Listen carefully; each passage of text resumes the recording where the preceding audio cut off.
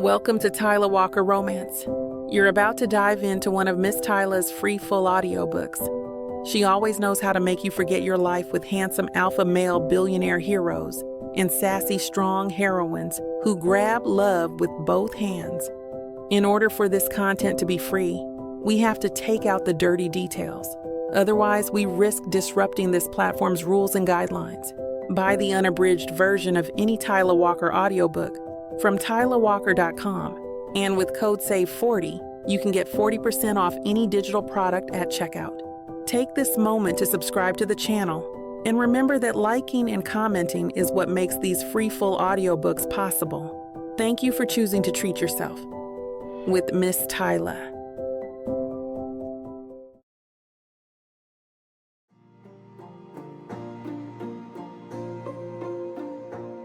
Chapter 1. Bryce. It's hard not to notice the rousing cheers from inside the arena. Everyone in the locker room seems to be basking in its energy and the adrenaline it brings. And this is only for a practice game, a rare chance to see us get ready for the upcoming weeks.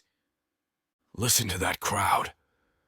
Coach Carr smirks at us, hands on his waist, feet apart in a proud stance. You gotta show them why we're the best.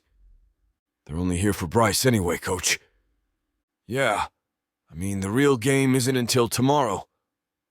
It's the end of the season championship game for every sport at the school, and all of them are spending most of their time practicing. The swimmers are spending hours in the pool. The tennis team is under the sun the whole day, and we are almost buffing out all the balls with endless practice. Maybe we should just have Bryce do a dance number in the middle of the court. My teammates laugh. I know they're saying all of it in jest. I can't even deny how much I hear my name standing out from the screams. Sometimes I think it's weird. The girls come up to me during practice sessions with gifts I don't even know what to do with. It's great when it's food. I usually just give them to the rest of the team. It's the stuffed toys and flowers I have a hard time disposing of.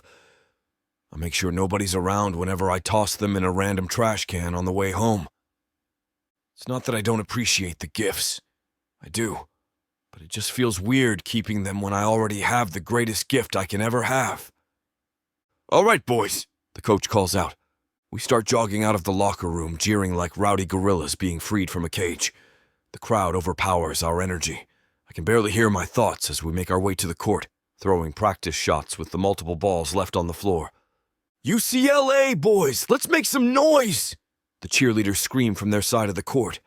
They're practicing too, adding to the deafening noise echoing all around the auditorium. I see Stacy throw some casual looks at the team. As team captain, she knows all about how to get the crowd even more riled up. She leads the squad into a complicated pyramid. Then the guys throw the girls almost 20 feet up into the air before safely catching them in between linked arms.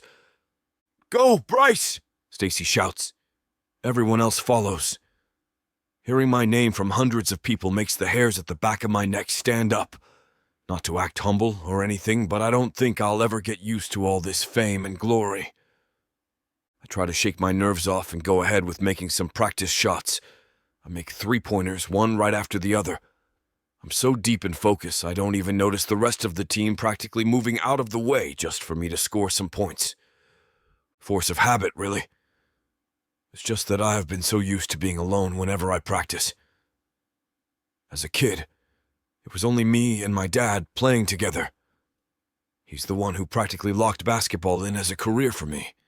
My father used to be UCLA's premier coach, winning 5 straight seasons. That's why I knew I was going to head in the same direction. The practice goes by in a breeze. Everyone else in the arena heads out as soon as the basketball team does. A couple of screaming freshmen try to push their way into the locker rooms. Luckily, our coach gets to them first and gets them out of our way. He comes back in with a few notes, more words of encouragement, and a couple of boxes of chocolate. Gifts from the girls. All of the notes say for Bryce. Everyone laughs good-heartedly. Matt interrupts them, trying to stifle his own chuckles. Stop teasing, you guys. He's probably the closest friend on the team I have, and I'm lucky he doesn't take the whole thing seriously, too. You gonna eat all of that? He asks, reminding me of how much he likes candy after a good practice session. You guys can have it. I'm headed off. Science lab? I get no chance to respond as I quickly head out the door, only waving goodbye back to them. He knows me probably more than anyone else in the school. Next to Tori, of course. I'm headed to where she is, as Matt correctly guessed. With me being extremely busy for the week and Tori having her own stuff to prepare for, we didn't have much time together. As a chemistry major, Tori practically lives in the science lab. At the end of the year, the chemistry department hosts a showcase for undergraduate research. I don't know much about it. Sucky boyfriend move, I know, but since we're always busy this time of the school year, I never really got the chance to ask her about it. All I know is that this year it's that much more critical for her. She's been working for the same lab since she was a freshman, and now that she's graduating, she's presenting 4 years' worth of research that will hopefully get her into grad school on a free ride. I peek into the lab through the top of the half-frosted glass windows and see Tori delicately doing something over a set of glass jars and test tubes. Her dark skin glows under the fluorescence, a testament to her beauty, and her hair is tied back. Poking my head stealthily through the window, I let out a loud, "Hey, Tori!" She screams in terror, almost letting a flask slip from her hands. "Bryce, get out of here!" She laughs, turning to me. I raise up my hands in surrender and quickly run to her, hugging her from behind and completely ignoring her, telling me it would be dangerous if I caused an accident. "I just need a hug," I say. "Wait for me outside." She giggles as she pushes me away. "Okay." I give her a kiss on the cheek. She meets me out the hall after only a couple more minutes. "How was practice?" "Great. Wish you could have been there, though. I think everyone else cheering your name would have sufficed for me not watching one practice game." "Who told you?" "That happens every open practice you guys have, Bryce." She chuckles. I wrap my arms around her waist and pull her in closer. "I wish I could have just watched you do your experiments here," I reply. "Or whatever science stuff you do." "No, you don't." She laughs and tiptoes to kiss my chin. "This stuff bores you." "Hey," I pout. "Not always." She only buries her head into my arms. "Oh, by the way," I suddenly remember and dig for something in my bag. "What do you think?" I proudly show off a shirt I got made for the occasion. "You can't spell laboratory without Tori." She slowly reads off the shirt. "Pretty cool, huh?" "Bryce," she giggles, "but Tori has an eye." "That's the joke." "Okay then, if you say so." She kisses me on the lips. "Thank you." Chapter 2. Tori. I can't believe you dragged me to your house on a sunny Saturday. Kira groans as she looks out of the window. Look at how lovely it is. And here we are locked up in your room, practicing for the decathlon. I have to be ready, Kira. You know how nervous I get. The two of us have been friends since we were in diapers, and we've been inseparable ever since. She knows how much this means to me. Sure, I've done this showcase before and breezed through it my whole college career, but I don't know. I just don't want to get too cocky about it. The stakes are higher this time. I just think it's crazy how you know you're going to knock it out of the park, as usual, but here you are, getting your panties all bundled up instead of enjoying the nice day we have outside. You're right, she concedes after seeing my face. A sad smile slowly grows on her face. I'm going to miss you, you know, she adds. I put up a cheerful look and say through chuckles, Not now, Kira. It's still a long way away. Okay. She takes a couple of deep breaths. Now, next question. We continue our back and forth for another hour. She is convinced we've been at it for 5 more. She quizzes me on grueling questions that I've written out for my research. Most of them I'm sure the professors won't ask, but I want to be ready for them just in case. Please, she says. I'm begging you. We have to take a break. You know this research in and out, and I'm already running out of questions to ask you. I'm pretty sure there are more. Tori, stop. She cuts me off and pushes me down on the bed before I can get my hands on my laptop. She presses my cheeks together with her palms and puts our foreheads together. I grow cross-eyed, trying to look straight at her. You are going to crush this, she says, emphasizing every word. I am going to lose my mind. We have to take a break. Okay. I laugh, conceding to her demands. Thank God. She kneels in prayer. Thank you, Lord, for knocking some sense into my friend. Cut it out, I giggle. You want milkshakes? Are you a mind reader? We make our way to the best spot in town, a pre-final favorite that's been run by the same old man since the 70s. Unfortunately, even my usual order of double chocolate with cookies and cream does nothing to satiate my nerves. Tori? Kira calls me out begrudgingly as she takes notice of me endlessly stirring the drink with my straw, not taking a single sip of it just yet. Her tall glass is already half empty. I'm sorry, I reply with a chuckle. I'm chill now. You sure? Promise. Okay then. She pushes her glass aside and leans forward at me with her hands together. Now tell me about Chicago. I try to act uninterested, scooping my already watery milkshake into my mouth with a flimsy straw. What do you mean? What's there to say? Don't be stupid. She hits my hand lightly, causing some of the drink to spill on my top. Does Bryce know? I suddenly feel a lump in my throat. No, I reply. He doesn't. Are you going to tell him? Of course I will. Well, when? It's no use. I know I'm going to have to do it sooner or later, but I'm just so scared of how he will react to the news of us spending the next couple of years 1,000 miles apart. Hey, I try to perk myself up. You don't even know what Bryce's plans for after college are yet. Who knows? Maybe the two of you can still see each other often. But that's also part of the problem, isn't it? I ask myself. I don't know what he has planned after college just yet. Yes?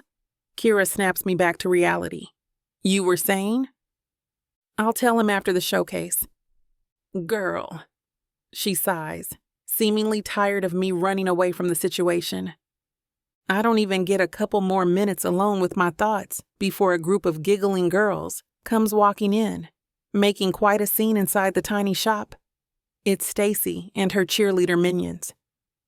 Nasty tramps, Kira says under her breath, but Stacy appears to have heard as she glances at us, with furrowed brows. Stacy seems over it, silently grabbing her tall glass of Rocky Road ice cream milkshake with an assortment of syrups and sprinkles on top of the extra layer of whipped cream. But as she makes her way to our table, I immediately sense terror. She stands in front of us, towering over our table as she looks at me and Kira, with disdain evident in her eyes.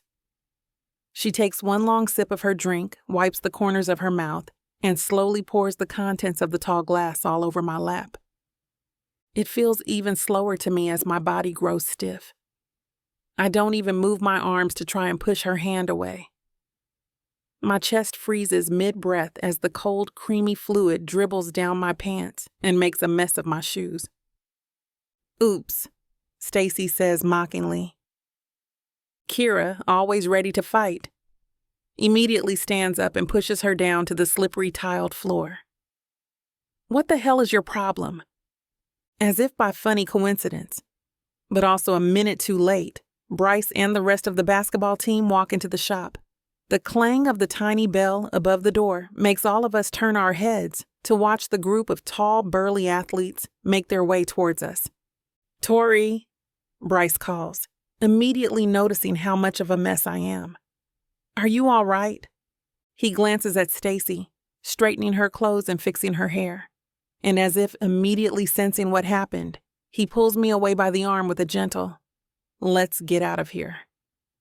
But I'm determined to keep things fair. Wait, I call out to Bryce, who's already halfway out the door. I grab what's left of my drink and violently throw it across Stacy's face. She stands with an open mouth, seemingly dumbfounded as she wipes the milkshake off her eyes. Now we can go. Chapter 3. Bryce. A few two-pointers ought to soothe my nerves. At least that was the plan. I don't know why the hell I'm so jumpy. It's not like this is my first time out on the court. Heck, this is my last game. For UCLA, anyway. The final game of the championship. If we win this, we become heroes. Part of the long line of legends that goes all the way back to when my dad was coach. The school hasn't lost a championship game in years, and I don't think any one of us on the team wants to break that streak. But it feels like I'm the only one with extra pressure on my shoulders. I look out into the crowd, hoping to catch a glimpse of Tori somewhere, but my eyes land on my dad in the bleachers. I almost stop dead in my tracks. He gives me a warm, encouraging smile. I only nod nervously in return. "You all right, bro?" Matt nudges me. "Yeah, just nerves." "What for?" He laughs. And he's right. What for? We're going to win this. I call the team for a final huddle before they start the game. As uneasy as I still am, I know how much everything falls on each one of us doing our part. "Remember," I tell them, "we're a team, and nothing can break that. This is it, boys. This is what we've been playing for the last year. Let's make it count. And let's have fun," Matt adds and cheers. Everyone else follows. At first, the first half goes by smoothly. Almost too smooth, I tell myself. But the looks on my teammates' faces, all smiles as they scream in premature victory, force me to let go of my worries and focus on the rest of the game. The home crowd does their best to keep our spirits up. Stacy leads the cheerleading team through different cheers, all building up to one final, "UCLA, boys! Let's make some noise," that echoes through the arena. But the other half of the crowd, there for the opposing team, is not one to idly sit by as they do their own thing, matching our energy with their own cheers as cheerleaders from their side try and one-up Stacy's complex choreographies. The mixing of cheers with drums and lyres on opposite edges of the court almost feels like an earthquake. My worries from the start of the game appear to be materializing as the other team catches up as we approach the end of the first half. And by the time the scoreboard reads 24-47, with us lagging far behind, the buzzer sounds for halftime. There's an awkward air in the locker room. No one seems to want to bring up the huge elephant in the room. The huge lead we have to recover going into the next half of the game. But somebody has to, and after Coach Carr reminds us of our plays, he leaves the heavy pep talk to us.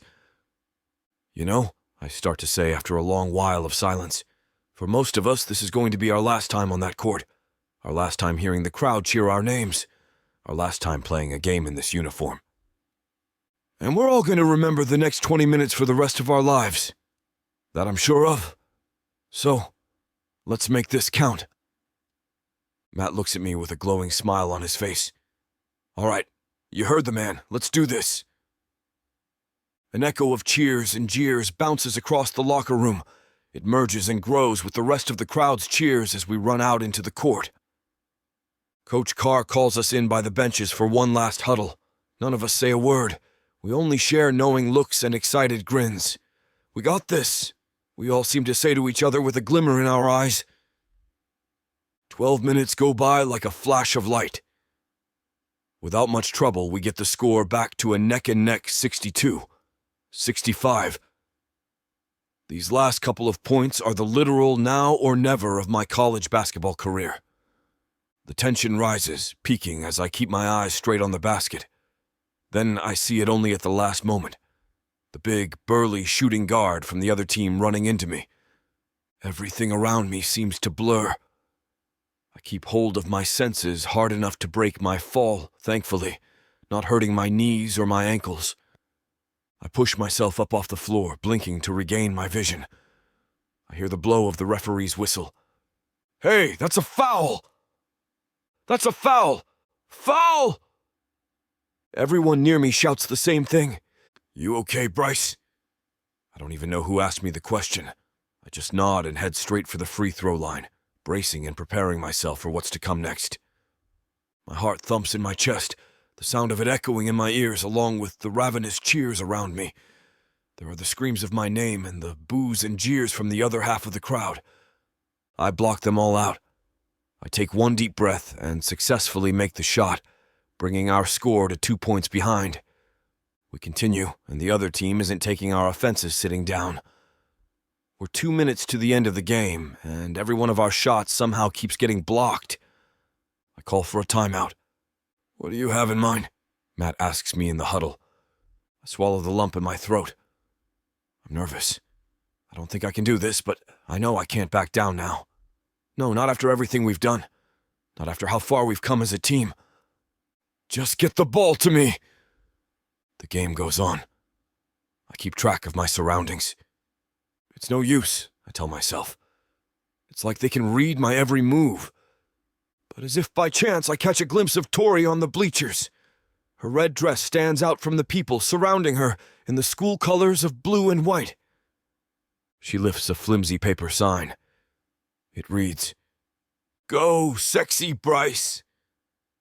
I can't help but laugh, but it feels like all the encouragement I need. It's like a tiger in me becomes unleashed, and I power through the other team. They don't even get a chance to grab the ball from me. I don't think I've ever played with this much fire in my life. But now I am. And just like that, the buzzer goes off. It's the end of the half. The end of the game. We win. UCLA continues to be undefeated national champions. The crowd goes wild. People from the bleachers start pouring down into the court. The team lifts me on their shoulders. Somebody hands me a shiny gold trophy. It all feels so surreal. And still in her seat, I see Tori waving at me with both arms high up in the air. I lift the trophy so she can see. Chapter 4. Tori. We're backstage at the auditorium, before it's my turn to present my research. A thick velvet curtain stands between us and the small stage. I peek my head out and see the crew making final preparations for the stage.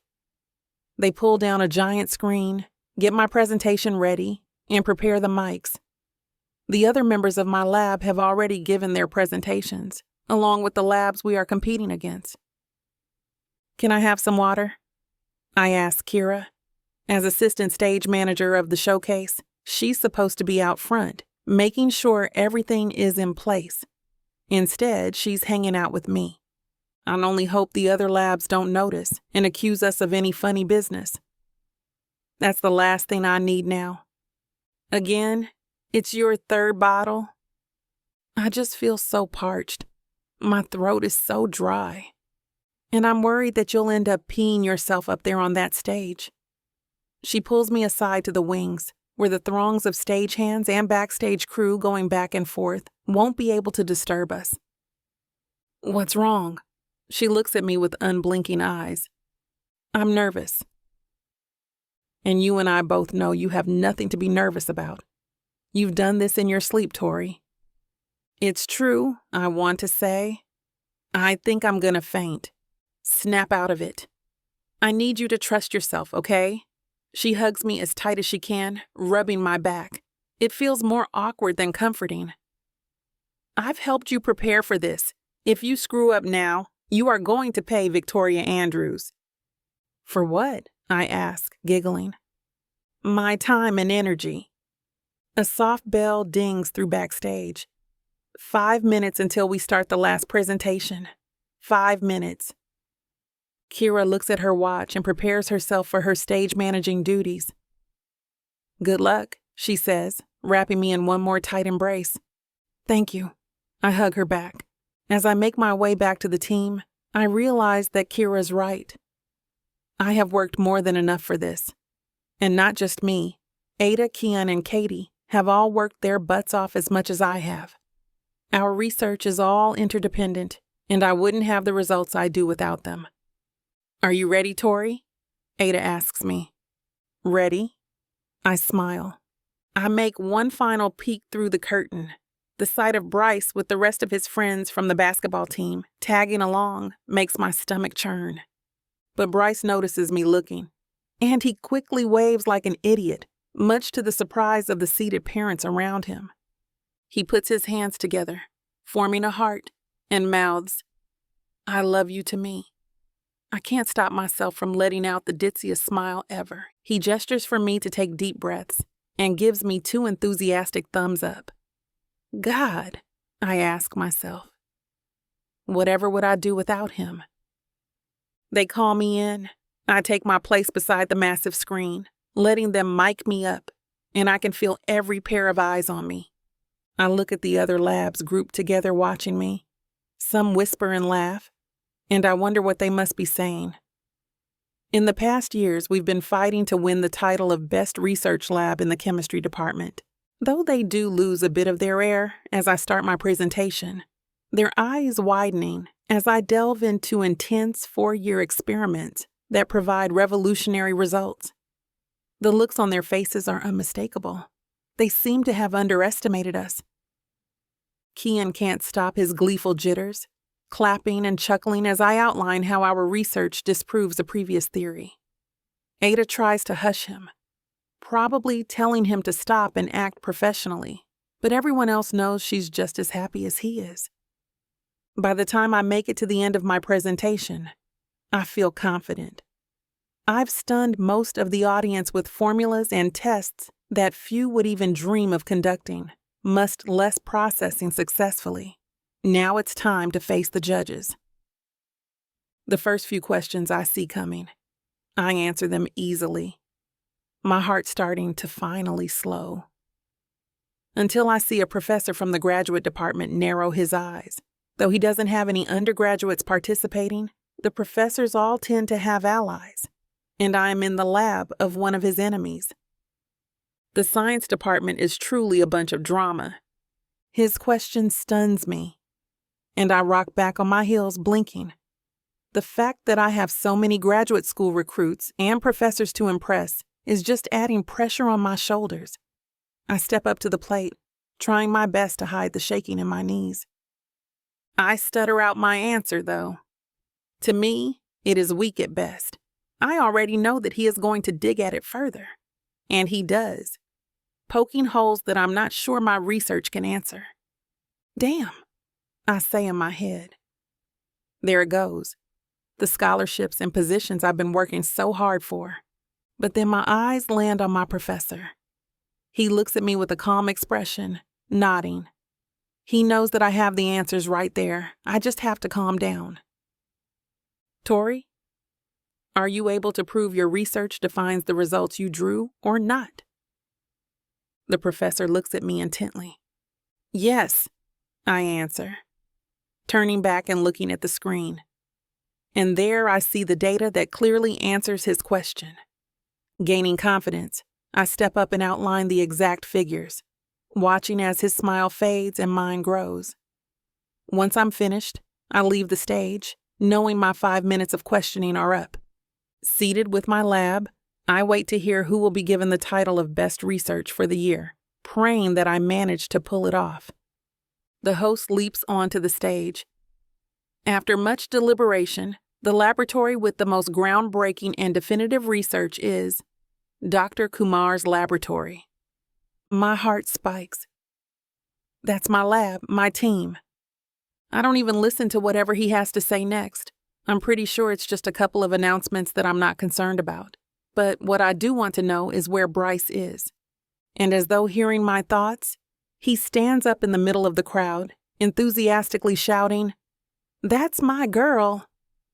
We climb up onto the stage to accept the award and take a picture for the local paper. "What a way to go, Tori," Ada says to me after we finish.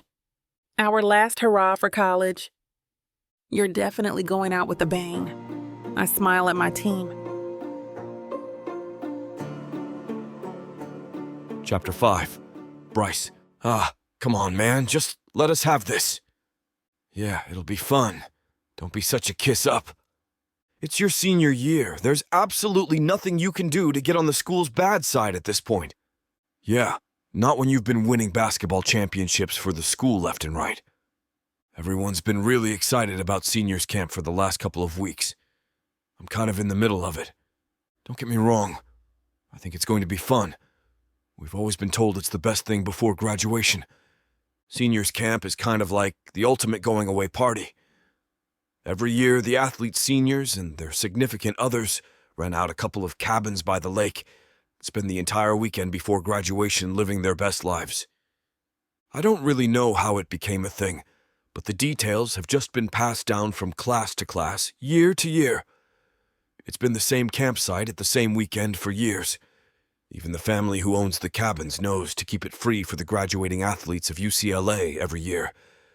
Word has gotten to the coaching staff, of course, and as much as they want to keep one eye closed, they try to force some sense of responsibility by assigning a committee in charge of the whole thing.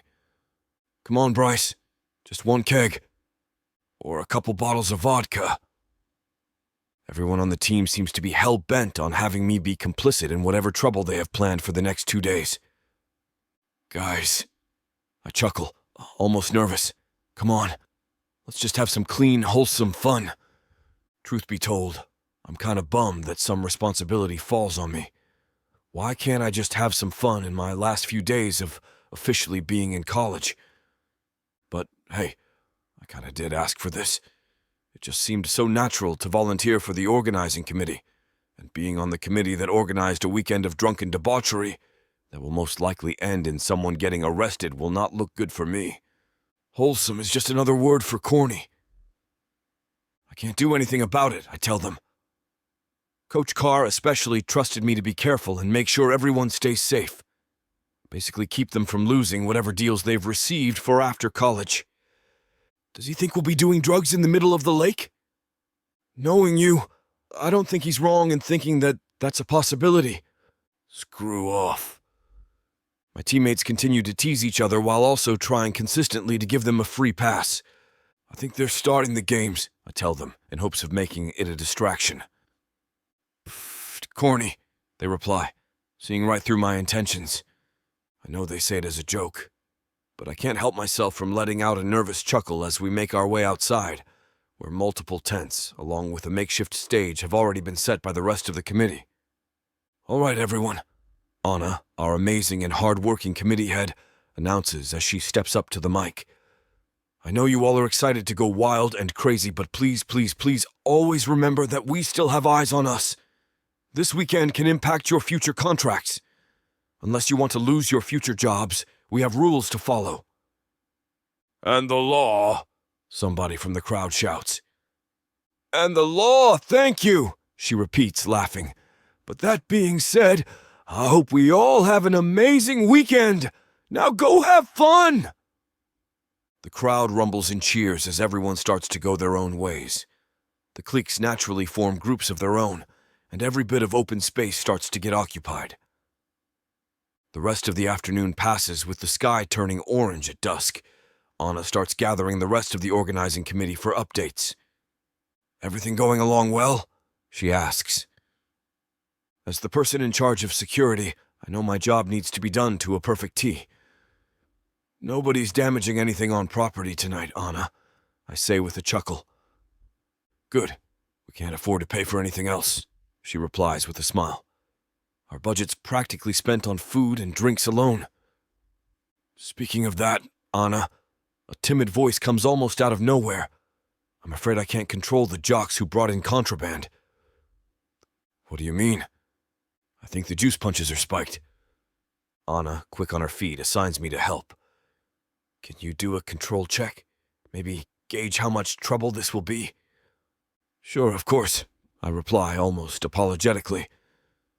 As I head on into the rowdy crowd dancing in the middle of the grounds, it immediately becomes clear that everyone here is at least buzzed.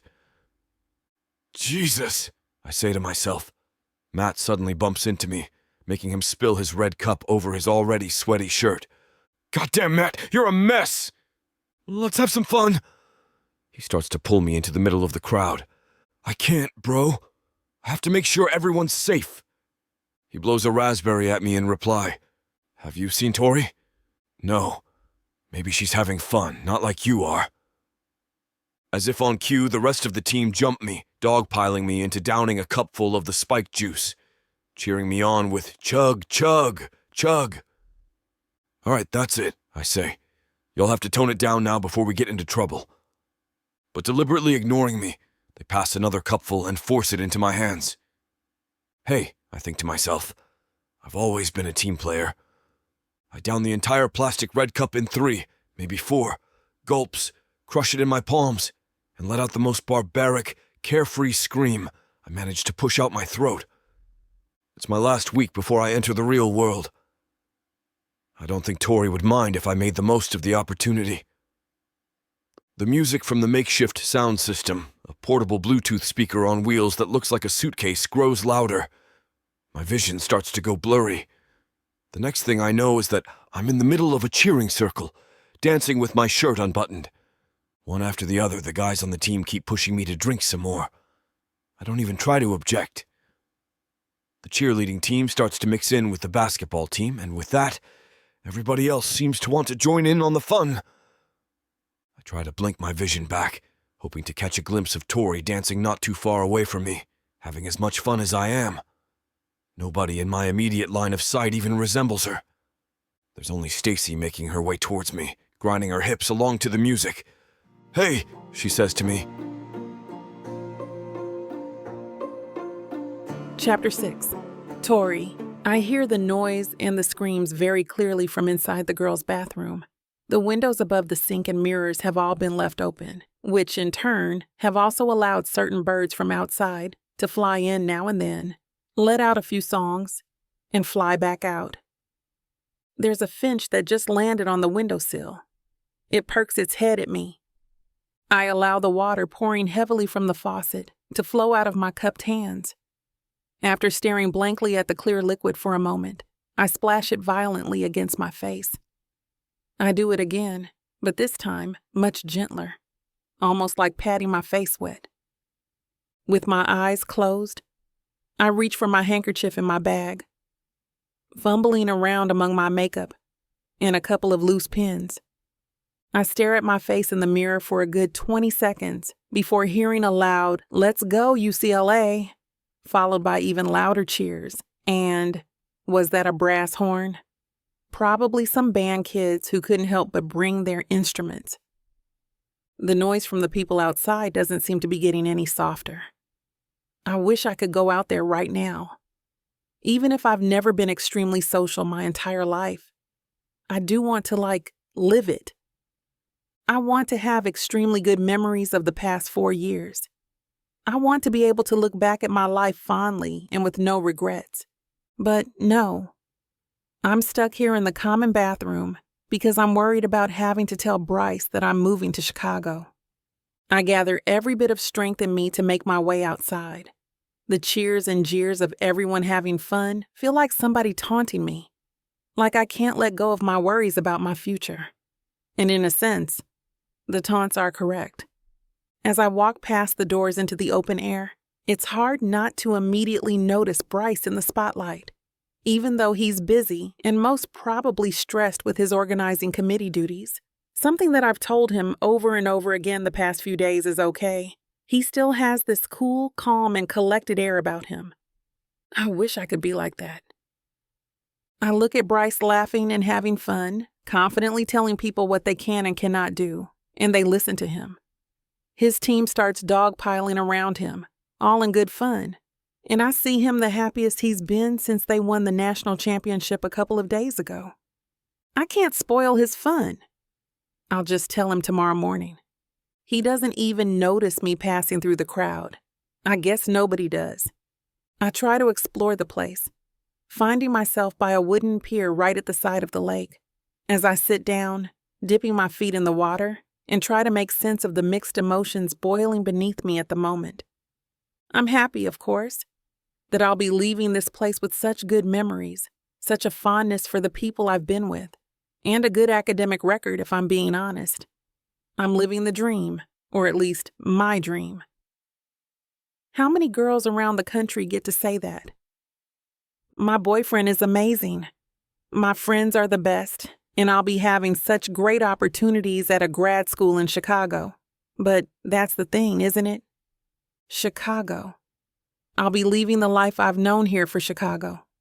I'll be leaving my friends. I'll be leaving Bryce, 2,000 miles away. And the worst part, I think, is that I haven't even told him about it yet. I feel like nothing I do can make things right. I should have told him earlier, I tell myself. Now it's just a game of avoiding telling him and keeping on finding excuses not to. I let out a large sigh. And at the same moment, a pair of hands pull my arms behind my back. Another pair quickly ties a piece of fabric around my eyes before I could even turn around to see what the hell is going on. I start to scream, but not before a large hand cups my mouth. I hear a shush from my left ear. "We're not gonna hurt you." It's unmistakable. "Kira? What the hell? What the hell are you doing?" "I told you we shouldn't speak. She knows our voices too well." "Ken?" I screech. "Jesus Christ! Have you all gone crazy?" "Just walk, Tori," Kira says with a heavy sigh. "Where are you taking me?" "Just keep walking," she answers, sounding a bit annoyed as she continues to push me along.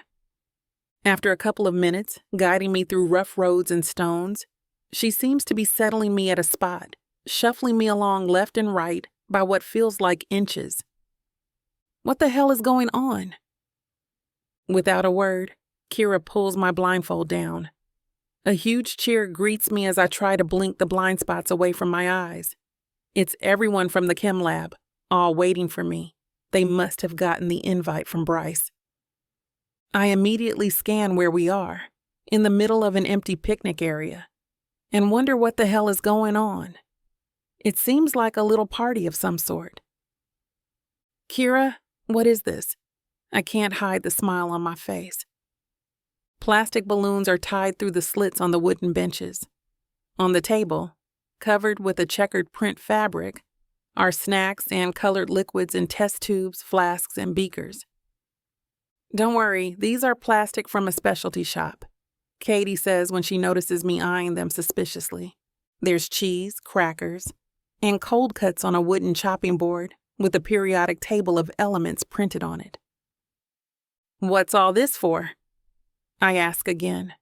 And even before anybody answers, I realize I know a going-away party when I see one. "A science-themed one?" I ask with a chuckle, tears starting to form in the corners of my eyes. My heart sinks. I'll be leaving LA for Chicago in, what? A couple of days? I'm too scared to even count. I'm going to miss all of you, especially you. I look at Kira, who's obviously better at hiding her emotions than I am. No amount of forcing myself can stop the tears from falling down my eyes. It's almost a breakdown, really. My friends all around me convince me to look at things differently. "How?" I ask, snot almost pouring from my nostrils. "I don't know," Kira answers with a chuckle. "But remember that I'll always be here for you whenever you need me. We'll always be here for you." Okay. I wipe away my tears and let out one final sniff. Ada leads us into one tight group hug. Now let's eat some cheese. Chapter 7. Bryce. "Ah, hell," I say out loud. I feel my balance start to grow wobbly, like I'm a faulty skyscraper swaying against a strong wind. In fact, I do almost fall to the ground belly down and flat on my face. But I still have the quick reflexes down, allowing me to shuffle my feet and letting me gain just the right amount of balance I need to keep standing. "Jesus, man, are you okay?" "I'm fine." I try to force a smile until the guy who asks, I can't even remember who he is, turns his back to me and gets going with his own fun. I'm having fun, really. No joke. I just wish I have a slower pace with my drink. I don't think my body can handle another ounce of alcohol if somebody forced it down my throat. Even the smell of vodka staining my hands from all the punch that I spilled starts to make me gag. My shirt, now entirely unbuttoned, save for the last one at the bottom, latching the whole thing together for dear life, is also completely drenched. I'd probably catch a cold if I kept wearing it for the rest of the night. But catching a cold is also the last thing on my mind right now.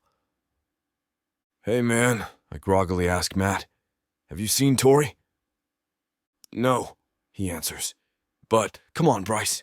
You're always with her. Stay with us for a bit.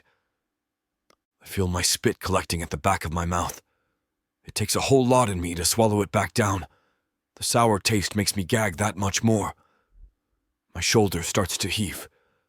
I bend down instinctively, my hands on my knees, gripping on for dear life. Jesus, bro, are you all right? I don't even know who asked. I keep my eyes open, afraid that closing them for even 1 second will send me tumbling down. I keep my composure. I'm okay, I'm able to say with a deep sigh and a smile, a genuine one at that. Let's go, Bryce! The rest of the team pulls me into the dancing crowd. I don't waste my time fighting them off. I know it's no use. Besides, I don't really have the energy anyway. I look around me, trying hard not to whip my head too fast in case I cause myself another dizzy spell.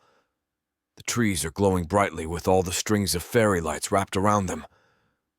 The people in charge of the music seem to have no plan of slowing the vibe down even for 1 minute. It's just one hyperdance track right after the other. I want to sit down, I say to Matt, who's right beside me.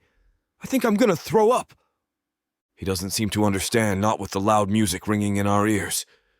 He only smiles and nods. Yeah, let's go, UCLA! I keep getting pushed deeper and deeper into the circle. It feels like a mosh pit at a rock festival. Realizing nobody can help me but myself, I claw my way through the crowd, dodging sweaty chests and necks. I end up crawling the last few feet out of the crowd, and even though my palms and knees are rough and sore with dirt and pebbles, at least I'm out of that mess. I find myself a spot to rest at an empty picnic table. Leaning against it with my shoulders, I take a couple of deep breaths, slowly teaching myself to do it normally as if I hadn't almost killed myself from an alcohol poisoning 10 minutes ago. I'm back to normal, I think. But my thoughts are still plaguing me about finding Tori. I can't help it. It feels like forever since I last saw her. For Pete's sake, Bryce, you saw her just this morning, I tell myself. Yeah, but that was just for a short while, and then I had to run off to do my job as part of the organizing committee. A cold breeze blows on the back of my neck. I'm starting to feel the semblance of sobriety, but it doesn't last long.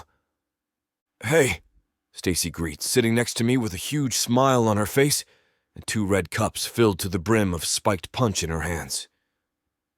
Drink, she tells me, handing me the lemon-flavored one. I really shouldn't, I reply.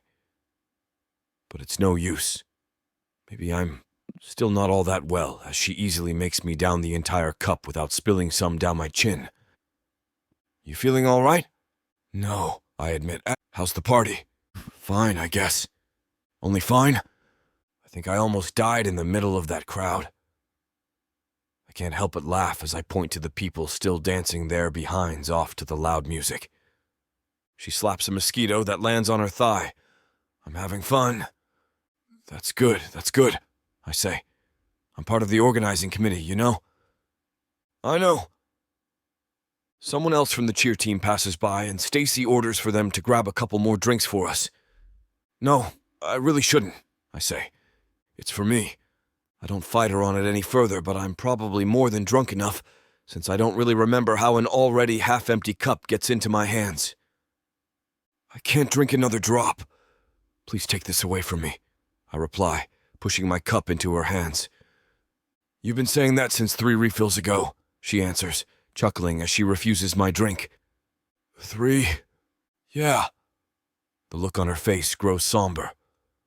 Her smile turns into a deep, blank expression.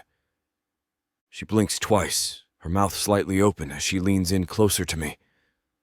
I can almost feel her hot breath on my nose. It smells of strawberry punch and vodka. The next thing I know, Matt is pulling me away, but not before I've already reciprocated Stacy's kiss.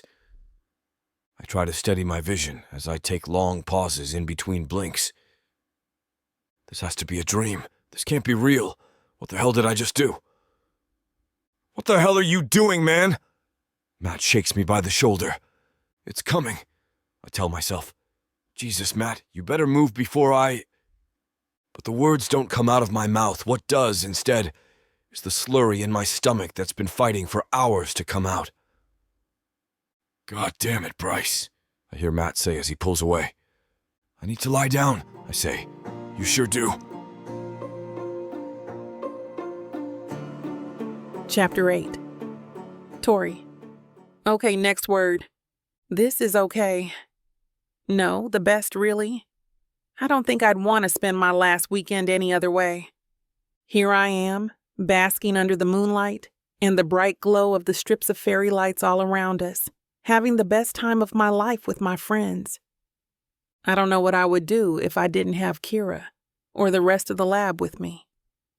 They've really been like a family to me. I remember when Katie attended orientation. She was literally a wallflower at the back of the crowd, making herself small and unnoticeable. But she was so determined to get in that it took her absolutely no time at all to get comfortable. And now, she's one of my closest and loudest friends in school. Kira picks a word from the hat. We've been playing charades for at least an hour, I think. They brought out the spiked juice punches after we devoured most of the cheese and crackers.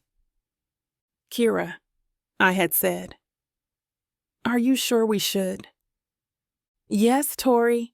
Look at the jocks and cheerleaders over there, she'd replied, pointing to the still rowdy crowd of teenagers visible from where we are. I don't think we're the ones who will get blamed if something goes wrong. Well, I don't want to get in over my head, period. We won't. I'd only wish I could tell the Tori from 2 hours ago to not be such a stuck-up prude and to just enjoy the time she has with her friends. God knows when we'll all be together like this again. I'm now on my 5th cup of punch, and I can definitely feel my brain working only about half how it usually does. It's surprising, though. I had thought I would manage only about 3 before I would pass out completely in my tent. Kira thinks about her word for a moment before starting. I think that she's as buzzed as I am, since nobody can figure out what the hell she's acting out. Her time runs out, and she reveals it to be the periodic table of elements. Tramp! I scream. That's so easy. How could you screw that up? I was pretending I was a table, and none of you could get it. No, you weren't, the rest of the group berates her. You know what? Just forget it. Who's next? This is fun, I tell myself for what feels like the 1,000th time. My turn comes, and I pick the word atom from the hat. Good Lord, I say to myself, wondering how the hell I'm going to pull this off. I start to signal, and they get my hints for 1 word and 2 syllables. I do my best to curl myself into a tiny ball, alternating between motions expressing tininess and infinity. Small. Element. It's 2 syllables, idiot. They keep guessing, and I ultimately get tired of doing the same things again and again. With 20 seconds on the clock, somebody says out loud, molecule. I point at my nose, motioning for the word to be something smaller. Atom, Ada finally shouts. She jumps around, dancing playfully as she adds a point to her name on the board. I laugh as I head back to the table, off to grab some crackers and refill my punch. I notice everyone else grabbing their phones at the same time. They furrow their brows at each other, the expression on their faces reading the same, as though all life has been taken away from them. A grim air suddenly crowds over them, and I immediately make my way back to the benches. What's going on? Is everything all right? But they all only stare at me with blinking eyes, and before anybody could say something, my phone buzzes in my pocket. Hold that thought, I say, raising a finger at them. It must be Bryce, but it's not. On my screen is just an alert of someone wanting to send me a video. Whoever it is, they're not in my contacts, and I, for the life of me, can't recall somebody named Ashley with the same insane spelling. Do you all know an Ashley? I ask the rest of the group. They continue staring at me in silence. I don't think you should, Ada finally says after a beat. Why? The one-worded question, as it comes out of my mouth almost feels rhetorical. It's like I already know that I'm supposed to brace myself for something awful, something stomach-churning, something gut-wrenching. I click on the accept button anyway, like a glutton for punishment. The thing is, I had thought I could deal with whatever it was going to be. Never in a million years did I think I'd see Bryce and Stacy kissing, going at it for a good 30 seconds before Matt comes along to pull them apart. The video just stops dead, and I'm forced to look at the horror on my face through my phone's black screen. I feel my heart sink into my stomach. My fingers tremble as they tighten their grip around my phone, but it's too much to take and I lose control of myself, hands and fingers included. Suddenly, I'm on the ground, on my knees, face almost to the rough grass and dirt. My mouth is open and I keep heaving, but only dry air escapes my mouth. I can't seem to scream as much as I force myself to. I feel it coming, the tears. They fall down from my eyes, trickling down my cheeks, and staining the dry dirt below me. I have never felt so helpless before in my life. For the first time that I can remember, I feel so betrayed. And by Bryce, no less. By the man whom I've trusted and loved with everything that I have. Was that not enough? Was I not enough? How could he do this to me? And Stacy. God damn, that tramp. What a tramp. I hate her. I can feel my emotions grow clearer by the second. What fills me up, what's taking over me, is anger. I can't be the nice girl anymore. Apparently, it doesn't take you far. The nasty tramps will always find a way to one-up you. I have to go, I say to my friends. To where? Home? How, Tori? We're in the middle of the woods. I stop, unmoving, standing like a dumb kid. The only thing I can do is fall to my knees and let it all out. I have never cried so hard before in my life. My friends all gather around to comfort me. It's only slightly cathartic. Nobody else seems to notice our group. The music from the crowd dancing is still going strong. I wonder who else has that video been sent to. Chapter 9. Bryce. Yo, dude! I can feel my body getting absolutely manhandled. Somebody is shaking the life out of me, and I'm definitely awake enough to know what's happening, but I can't force my eyes open. God damn it, man, wake up! It's time to go. I'm able to force a groan out. Yes, the voice answers me as if understanding. I packed your stuff already. Just get up and get in the car. With my eyes still closed, I lift my arms and wait to get pulled up. I hear a sigh, and then a swift tug that almost pulls my shoulders out of place. Well, that's enough to get my eyes open, but not before I groan in pain and see Matt going around the room checking every corner to make sure we don't leave anything behind. To add insult to injury, he immediately slaps me across the face once he sees me fully awake. Damn it, I hiss. I'm up. What the hell was that for? Why don't you try and remember? He sounds pissed, and definitely serious. I furrow my brows and try to think of any situation that could have gotten Matt this angry at me. Surely I wouldn't do anything that bad. He hasn't gotten this upset since I ate his ice cream when we were 8. Nothing, man, I say, rubbing my temples. Jesus, my head hurts. Do you have any painkillers? He only sighs and replies before leaving the cabin. I'll get you some on the way home. I'll wait for you in the car. I stretch to get some movement back in my limbs. My phone suddenly vibrates in my pocket. As soon as I check, I see the hundreds of notifications from last night alone. What the hell? I say to myself. Going through the multitudes of messages and missed calls, then I see it. I almost faint back into oblivion. I can definitely feel the color drain from my face. That can't be me, I say in my head. I would never do that. I would never. But then I see Matt pulling me away from Stacy. What are you doing, man? Yo, Bryce. Say hi to the camera. The people all around, all with phones in their hands and cameras pointed at me, keep hounding me. Matt tried his best to push them away, taking me back to the cabin to rest. I almost dropped my phone as soon as the screen turns black. I run outside, which, in hindsight, probably isn't a good idea. Everyone is looking at me. I feel everyone judging as they stop whatever they are doing to look at me. It's a mix of expressions, mostly shameful and disappointed looks. Some jerks smile at me and give me a thumbs up. I flip them off. Screw off. But what finally sinks into my tiny brain is how Tori has probably already seen the video. There's no doubt she has.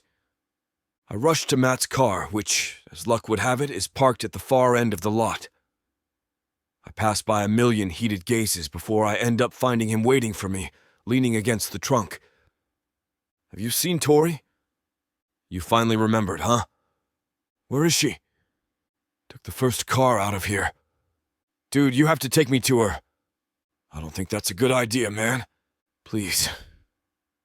I can hear myself sounding absolutely desperate, absolutely broken at the thought that I could have done something to hurt Tori. Tori, who's been nothing but loving, caring, and supportive. How could I have been such an idiot to do this to her? The drive to Tori's house feels like forever. Matt tries his best to get me there as fast as possible, but he and I both know we're already too late to make amends. Still, my heart starts pounding in my chest like crazy as soon as we turn the corner to her street. He stops the car directly in front of their lawn. I don't know why I suddenly start getting cold feet. Do you want to go home? He asks. But I know the answer. I can't go home. I shouldn't go home. Tori deserves to hear from me. She deserves to know how right she is for whatever hate she has in her heart right now. The least I can do is be a decent human being and apologize. I don't even care if she doesn't accept it. I mean, I hope she does, but I'm not about to get too ahead of myself. I get out of the passenger seat without a word. The walk from the curb to their front door feels like an uphill climb. The peak of the mountain, finally pushing the doorbell, is more of an agonizing weight than an exhilarating reward. Tori's roommate, the same one she's had since freshman year, answers the door. I can't quite make up my mind on whether or not this is a good thing that it's not Tori in front of me right now. The truth is, I don't know what to say. Not without probably making the whole thing worse anyway. How the hell am I going to explain to Tori that I don't even remember kissing Stacy? Just thinking about it already makes me sound like that much more of a jerk. The amount of alcohol I consumed in one sitting is no excuse for what I did. I know that, and even Rachel seems like she knows that, judging from the sour expression on her face. I don't even get a chance to speak before she cuts me off. Tori doesn't want to see you, Bryce. I'm sorry. I'm able to block the door with my hand before she slams it shut. The adrenaline doing most of the job and keeping me unaware of how much it hurts. Rachel, please, I have to speak with her. You don't have to, Bryce. And Tori doesn't even want to. I'm sorry, Rachel. She has to know how sorry I am. And that won't change a thing. I hear her sigh behind the door before ultimately keeping it open for the two of us to talk. She's been through a lot, Bryce. We've been through a lot. And I'm not going to let anyone near Tori that is as selfish and thoughtless as someone like you. I refuse to let anyone hurt my friend. Her words strike me like a knife, and the worst part is I know she's not saying anything wrong. Now, if you'll excuse me, she continues, I have errands to run. I'm unable to say anything else. I feel like such an idiot just standing there as I hear the door lock. Matt greets me by the curb, watching the whole confrontation occur. He looks at me, and I can read his thoughts without much problem. It sucks, but you're just going to have to accept it. I screwed up, Matt, I say out loud. I know, he replies matter-of-factly. I know. Chapter 10. Tori, my roommate.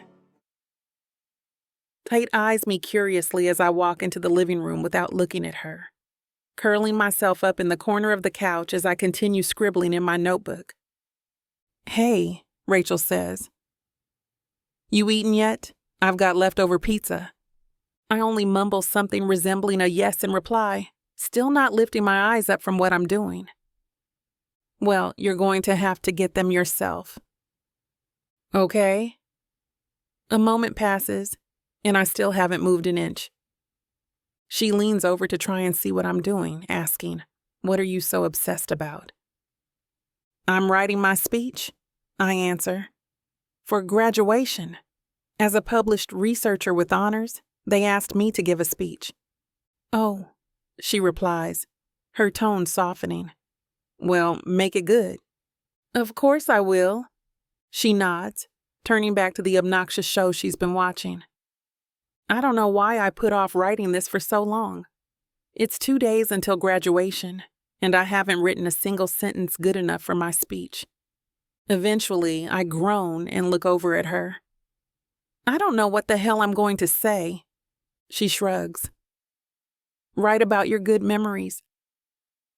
"They're all ruined," I mumble under my breath. "What?" She raises his eyebrows, but doesn't mention what happened at the cabins. "Nothing," I reply.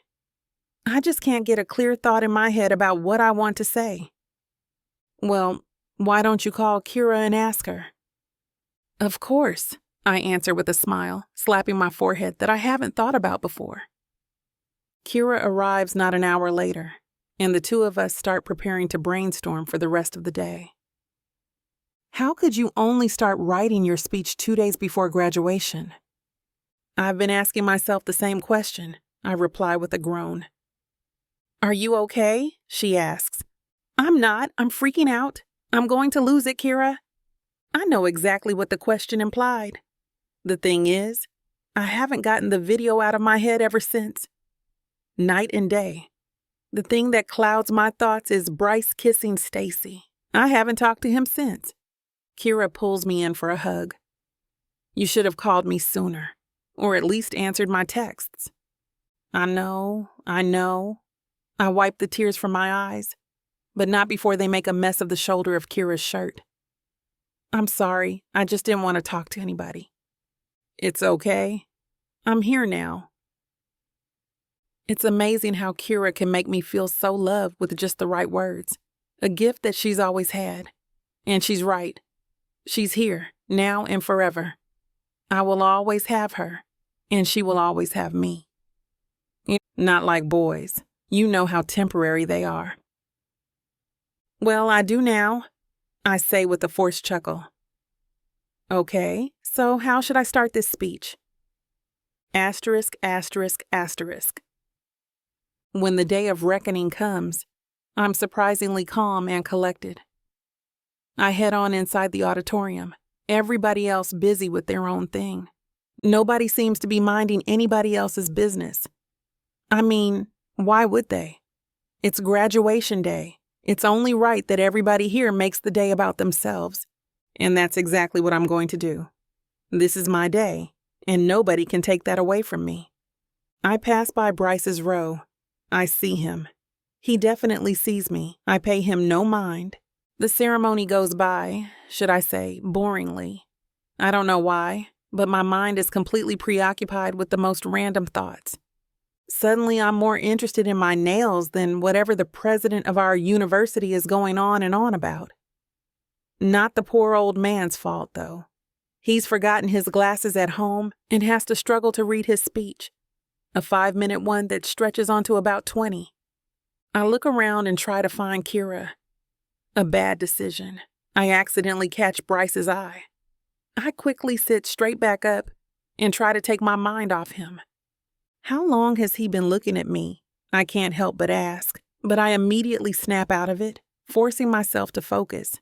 And I do it quickly enough that by the time they call my name to get up the stage and make my speech, I'm back to being calm and collected as I was when I walked in through the auditorium doors. Now, when I have to speak in public, my brain just completely goes into autopilot, and I don't really have much control over what I do. Nor do I even remember what happens exactly. The same thing can be said for my speech.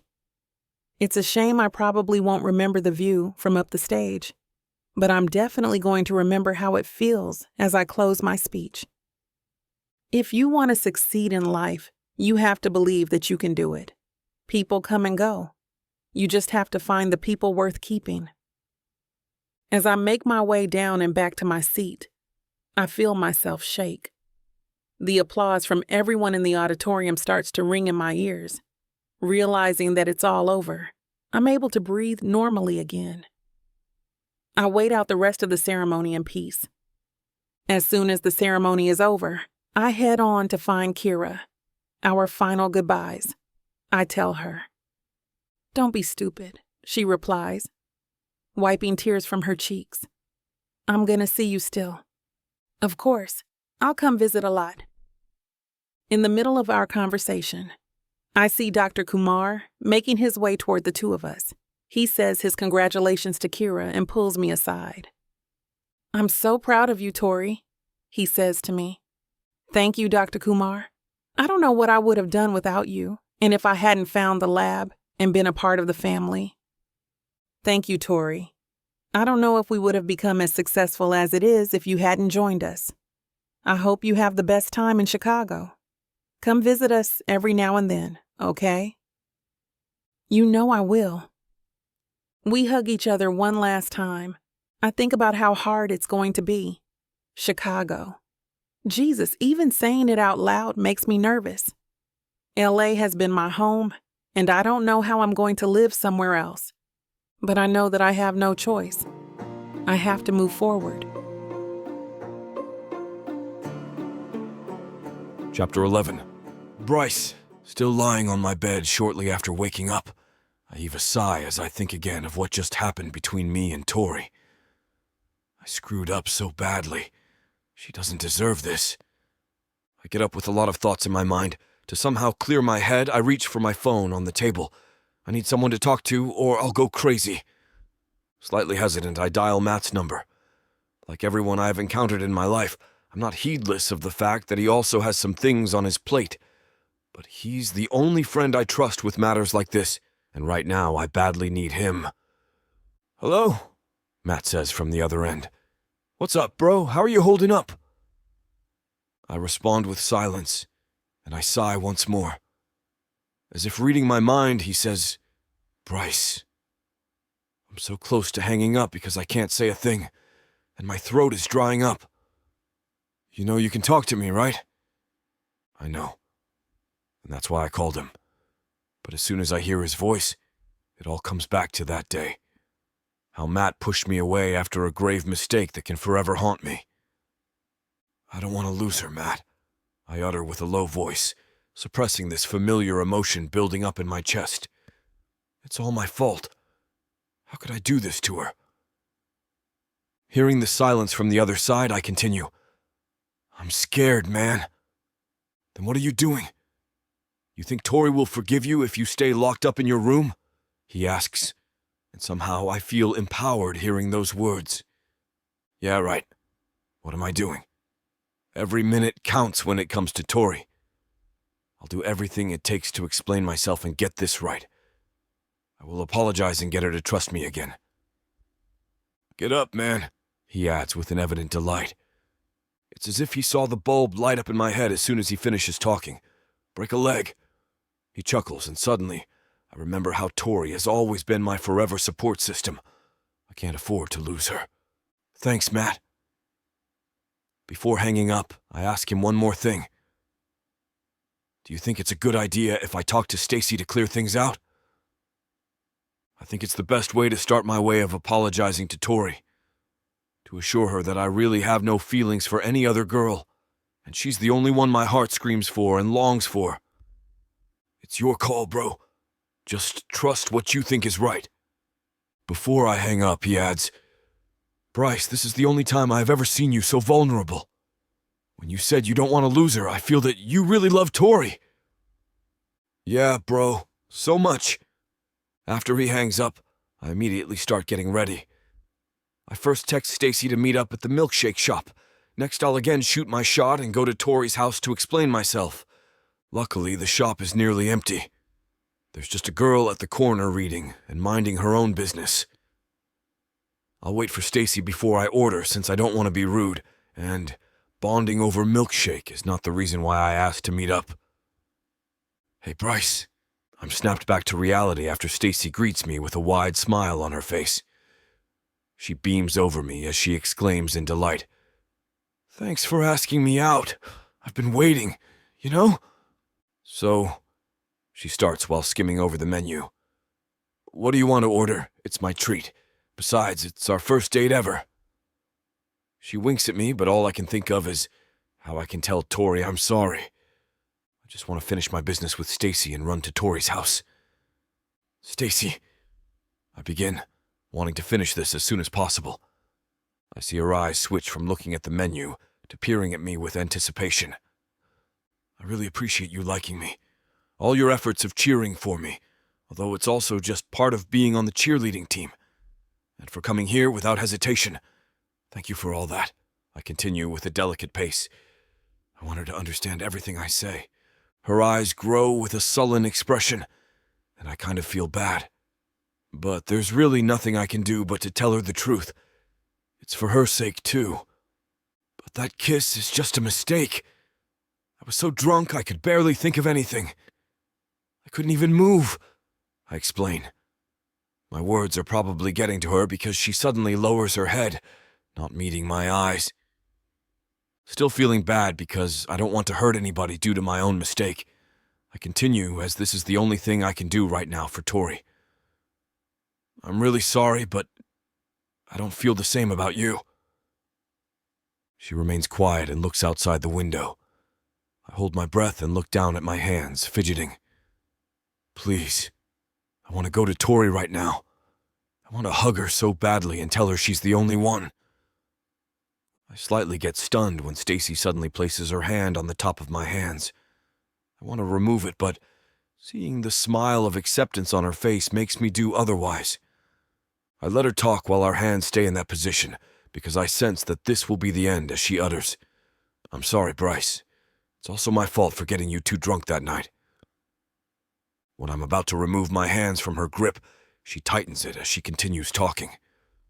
"I promise that this will be the end."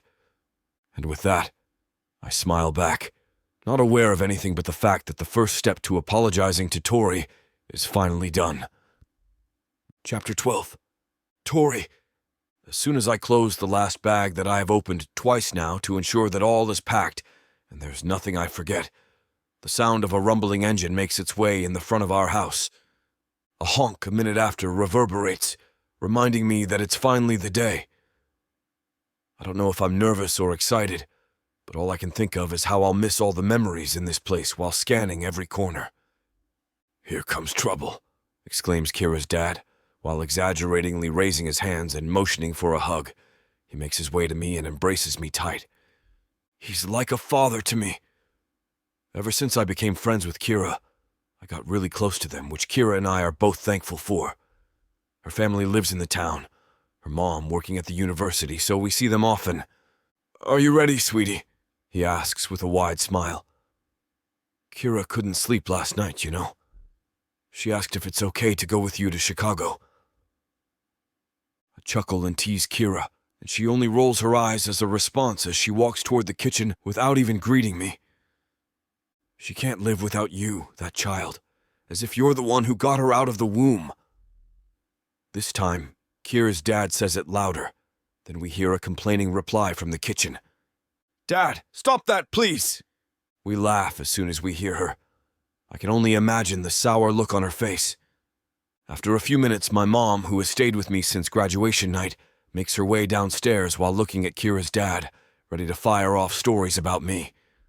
I'm accustomed to that look. If you could have seen Tori earlier double-checking the bags, as if she had ever forgotten a thing all her life, she starts. Her nerves are acting up again. I'm getting more stressed by the way she's counting things packed inside. I was right. Ugh, she never fails to expose me. The two are now engulfed in telling stories about Kira and me, so I immediately exit the living room to get away from their non-stop chatter. "What are you doing?" I ask Kira, even though I see her eating her favorite chocolate cake. "You really do have your priorities, don't you? You didn't even greet me." I pinch the arm she uses to eat. "I totally regret that I asked Mom to bake that for you." She glares at me and continues eating the cake as if there's no tomorrow. This is my first meal of the day, you know? Dad made me rush. She rolls her eyes. Noticing my sudden silence, she puts down the fork and asks, "Hey, are you okay?" "No, I'm not, Kira. I miss Bryce so bad. I want to tell her these things, but instead, I pick up the phone from my pocket and start typing a message. Should I tell Bryce that I'm moving to Chicago? You know, I just feel bad. I think it's unfair on his part that he doesn't have a single clue about this." Not hearing a response from Kira, I look up and see her blank expression. She stares at me as she steps forward. "Tori," she utters while holding both of my shoulders tight. She's making me nervous. "You should not feel guilty, okay?" With her firm voice, I know something's up, so I ask her what it is. "Give me your phone." Still clueless and confused, I hand it over to her. She keeps on tapping while I stay there, waiting for her to finish whatever she's doing. "There, I deleted Bryce's contact. Don't text him or else." I know Bryce's number from memory, so it's no problem. What concerns me now is how serious Kira is about this. "Just tell me now, Kira. What happened?" She sighs and shows me a picture that totally shatters my already breaking heart. And here I am thinking that a simple apology from Bryce will make it whole again. But I haven't heard from him since that day, and now, this.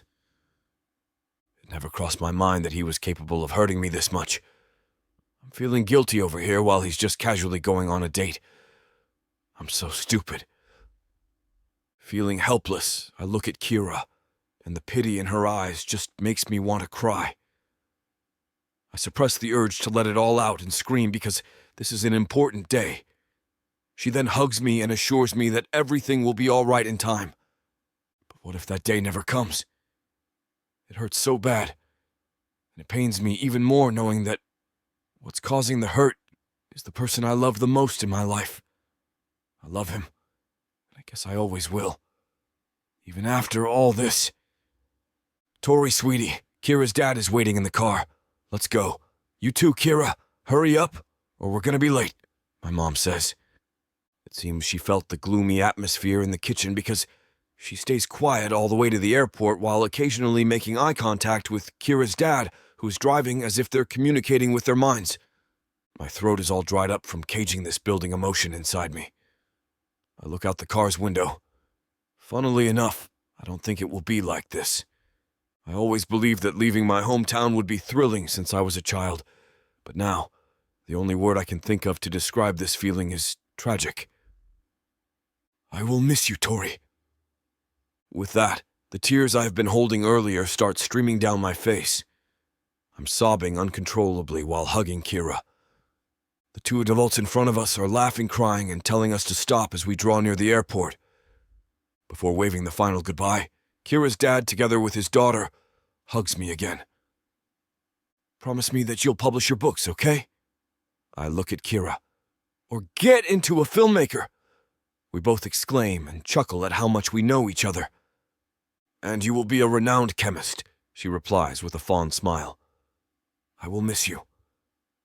"I will miss you too, Kira. Take care of yourself." We board the plane. My mom and I are now sitting beside each other looking at the skies. This is it.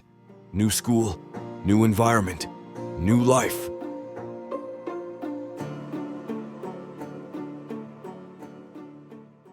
This is it, baby. This is what you can get me that'll make me happy. You know I'll get you whatever you want. All you need to do is ask me and I'll give it to you. This ain't just it. This is everything I could ever want. Now I'm curious. What does a strong, sassy woman like yourself want so badly? Baby, you know what I want? I can't wait to hear. The Big Baddie Bundle from Tyler Walker. It has everything I need. 20 ebooks with over 1 million words of sassy romance and spice that'll keep you on your toes. 10 audiobooks containing over 60 hours of that seductive voice telling me naughty things all night long. You don't need an audiobook for that, baby. Right here. You may be fine and all, but no one tells it like the way Miss Tyler does. And I need her in my life. The Big Baddie Bundle is everything you need. You can get it for 80% off. Go to TylerWalker.com to browse the bundles that earn you the best deals. It's time you treat yourself, because you deserve it. Escape your life with Miss Tyler.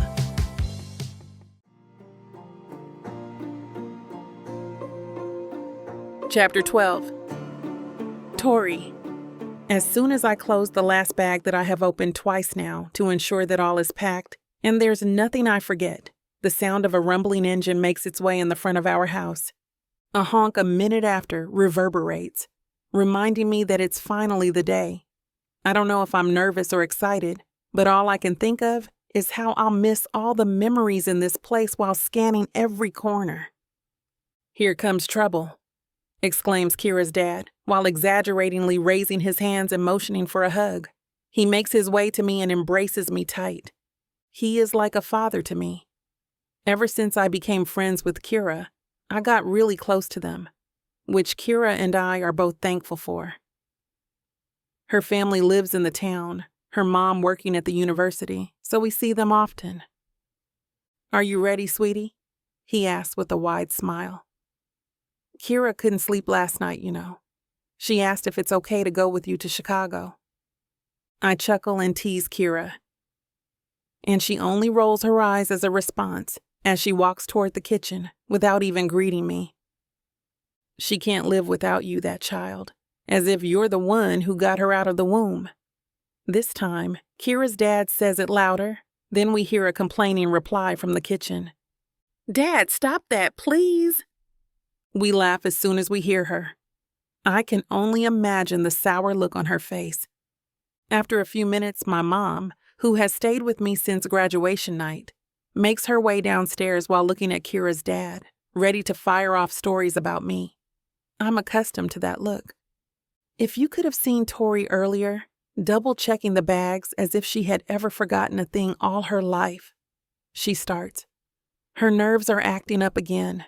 I'm getting more stressed by the way she's counting things packed inside. I was right. She never fails to expose me. The two are now engulfed in telling stories about Kira and me, so I immediately exit the living room to get away from their nonstop chatter. "What are you doing?" I ask Kira, even though I see her eating her favorite chocolate cake. "You really do have your priorities, don't you? You didn't even greet me." I pinch the arm she uses to eat. "I totally regret that I asked Mom to bake that for you." She glares at me and continues eating the cake as if there's no tomorrow. "This is my first meal of the day, you know. Dad made me rush." She rolls her eyes. Noticing my sudden silence, she puts down the fork and asks, "Hey, are you okay?" "No, I'm not, Kira. I miss Bryce so bad." I want to tell her these things, but instead I pick up the phone from my pocket and start typing a message. "Should I tell Bryce that I'm moving to Chicago? You know, I just feel bad. I think it's unfair on his part that he doesn't have a single clue about this." Not hearing a response from Kira, I look up and see her blank expression. She stares at me as she steps forward. "Tori," she utters while holding both of my shoulders tight. She's making me nervous. "You should not feel guilty, okay?" With her firm voice, I know something's up, so I ask her what it is. "Give me your phone." Still clueless and confused, I hand it over to her. She keeps on tapping while I stay there, waiting for her to finish whatever she's doing. There, I deleted Bryce's contact. Don't text him, or else. I know Bryce's number from memory, so it's no problem. What concerns me now is how serious Kira is about this. "Just tell me now, Kira. What happened?" She sighs and shows me a picture that totally shatters my already breaking heart. And here I am, thinking that a simple apology from Bryce will make it whole again. But I haven't heard from him since that day. And now, this. It never crossed my mind that he was capable of hurting me this much. I'm feeling guilty over here while he's just casually going on a date. I'm so stupid. Feeling helpless, I look at Kira, and the pity in her eyes just makes me want to cry. I suppress the urge to let it all out and scream because this is an important day. She then hugs me and assures me that everything will be all right in time. But what if that day never comes? It hurts so bad, and it pains me even more knowing that what's causing the hurt is the person I love the most in my life. I love him, and I guess I always will, even after all of this. Tori, sweetie, Kira's dad is waiting in the car. Let's go. You too, Kira. Hurry up or we're gonna be late, my mom says. It seems she felt the gloomy atmosphere in the kitchen because she stays quiet all the way to the airport, while occasionally making eye contact with Kira's dad, who is driving as if they're communicating with their minds. My throat is all dried up from caging this building emotion inside me. I look out the car's window. Funnily enough, I don't think it will be like this. I always believed that leaving my hometown would be thrilling since I was a child, but now, the only word I can think of to describe this feeling is tragic. I will miss you, Tori. With that, the tears I have been holding earlier start streaming down my face. I'm sobbing uncontrollably while hugging Kira. The two adults in front of us are laughing, crying, and telling us to stop as we draw near the airport. Before waving the final goodbye, Kira's dad, together with his daughter, hugs me again. Promise me that you'll publish your books, okay? I look at Kira. Or get into a filmmaker. We both exclaim and chuckle at how much we know each other. And you will be a renowned chemist, she replies with a fond smile. I will miss you. I will miss you too, Kira. Take care of yourself. We board the plane. My mom and I are now sitting beside each other looking at the skies. This is it. New school, new environment, new life. Chapter 13. Bryce. Fixing my tie in front of the mirror, I can't help but leisurely reminisce about the things that happened during the 2 years of pursuing my passion as a coach at my dream university. No, our dream school. I sigh as I realize that I never really forget Tori, especially during important events like today. Suddenly I recall a memory. I see her smiling as she walks toward me. Bryce, you're so good at basketball, yet you can't even fix your tie. She laughs while fixing my tie. The girls will not be impressed. You're the only girl I want to impress, Tori, I state while playfully leaning toward her. Don't move. Her brows are now furrowed. I pretend that I don't hear her and bury my head on her neck. Bryce! She pats my head. I want to tell her that I intentionally don't fix the tie the way it should be, because this is one of the precious moments I love. Her teasing me and showing me affection even in little things like this. Bryce! The pictures in my head slowly fade as I hear Matt calling me. Finally, you snap out of it. I've been calling you for a while now. We're gonna be late. Hurry up, he adds. I have a car now, but I insist on riding with Matt. I just miss the old times, I guess. Besides, it's our last day together at the university, and we're going on separate paths after this. I decided to stay on the coaching staff, and I'll be joining a new team after the end of the school year. I get in the passenger seat. I should really thank your girlfriend. She's willing to give up her seat for his boyfriend's best friend. Matt throws the cap with the tassel at me after hearing my corny remark. He went to grad school after graduation, and I'm proud of him for getting his master's. Stupid. She'll go with her family. Starting the engine, he opens his mouth, and I know he will ask me the same thing again. What about you? When will you get a girlfriend, coach? He teases, emphasizing the last two words with a giggle. I lightly punch his arm and compose myself after. You know the answer, man. I still love her. Always will, I declare with all seriousness. Get out, he jokingly utters. This car has no room for cheesiness, dude. I laugh at his remark. He always knows how to lighten a heavy atmosphere. He never changes, and it's one of the things I'm thankful for. On the way to the university, I spend the entire time looking out the window. I remember rushing out of the milkshake shop after clearing things with Stacy. I was so nervous knocking at Tori's house door. No one was answering, and I thought that they just knew it was me bothering them again. I sighed as I waited by the door, sitting on the front porch. After a few hours, a car arrived and my face brightened, assuming that it was Tori and her mom. Kira stepped out of the vehicle and looked sourly at me. I heard her best friend. It was a normal reaction. "What are you doing here?" she said with a cold voice. Her eyes were piercing me. "I just came to talk and apologize to Tori. I think she's not yet ready. I've been waiting for 4 hours now, but no one is answering." I gathered my courage to ask, "Can you tell Tori I'm here?" Her expression softened as soon as I was finished talking. She avoided eye contact and uttered something that left me speechless. "Tori moved to Chicago. My dad and I drove her earlier to the airport. I'm sorry, Bryce, but it's too late." I fell down, completely helpless. I had no idea she planned on moving to another state. Why hadn't she said a thing? But I wouldn't even have the right to blame her for not telling me beforehand. It was all my fault. I lost her trust. At that time, I didn't know what I would do with my life without Tori, without the geek who seems to care only about her science stuff, but never fails to support me, without the soothing voice that tells me everything I need to hear.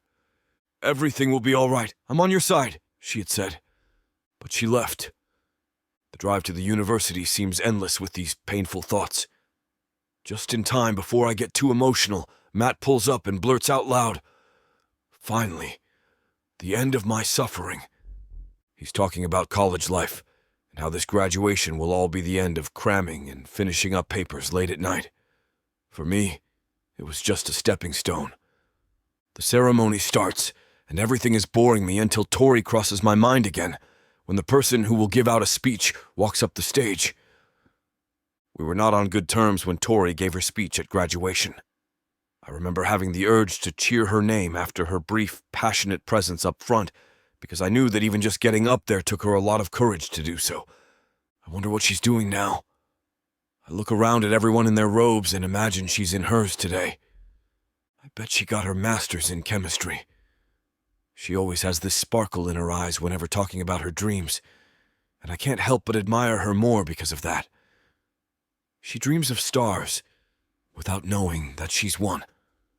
By the time the ceremony ends, the basketball team invites me to take pictures with them. I've spent my time building up a career at the university after graduating with my teaching degree. I decided to coach for a while before I was offered a great opportunity. I didn't think I could make it, to be honest. But I learned from Tori how to enjoy life without being careless. She said that sometimes spontaneity is good, and I remember laughing because she's the type to plan out things and be ready for everything. So for now, I'll move forward. I'm planning to go back to where our memories happened, and now I'll apply as a basketball coach and a PE teacher at a high school, where I first met the love of my life. I'll go back with the hope that maybe halfway achieving my dreams, I'll then again meet her, the only love of my life, Tori. Chapter 14. Tori. Facing my laptop today is probably the best and worst thing to ever happen since I moved to Chicago. It's been a year since I graduated from the University of Chicago, and I'm now working on my part of the book we will be publishing for high school students. After seeing my progress, I want to jump in glee. Although I really don't have the energy to do that right now. I sigh as I stand up groggily to look at the mirror. My hair looks terrible, and my clothes are crumpled. But who cares what I look like? You look like you're about to snap, Miss Summa Cum Laude. I look behind and see Adam with his usual teasing smile. Get some sleep, will you? Your work's not going to run away from you. Stop calling me that. I roll my eyes and sit to face my laptop again. I never imagined that working as a part-time academic researcher would be satisfying yet this tiring. I didn't get tired at school, you know. Matter of fact, I got to sleep soundly back then. Oh, how time flies. It feels like it was just yesterday when I gave my college graduation speech. I remember being surprised how my nerves were getting better before I went on stage, although my hands were totally shaking after I was done talking. Now I'm here, one step closer to reaching my dreams. It's probably the best I can ever ask for. Then why don't you just focus on studying for your doctorate degree? Adam asks. Why aren't I? I try to find the reasons why I'm working very hard, and I come to the conclusion that I want to gain experience as early as possible. But who am I kidding? I just want to keep myself busy. Noticing my silence, he shifts the topic and excitedly pulls me from my seat. Where are we going? I ask, while letting him drag me outside the campus to go to his car. The usual, my treat. With that, I smile and shift on the passenger seat comfortably. He shoots me an accusing stare, and I giggle. Wow, the mood suddenly changes, huh? He shakes his head, and I can't help but laugh. My exhaustion is finally wearing off. He knows exactly how to make me feel better, just like Kira. Looking back, I didn't actually expect that we'd be this close. He was a senior back from university, so I could only imagine having the type of bond as casual colleagues. But then we immediately clicked as if I found a long-lost brother, and I'm very thankful for that until now. After dinner with Adam, I ask him to bring me home instead of driving me back to the university. He sighs in relief and begs me to rest and not to do anything related to work for the night. He knows how I tend to overwork myself even when at home. Thanks, Adam. I bring my hand to my lips and let out a flying kiss. He laughs while closing the door he opened for me, and then reminds me once more to get some rest. Take care.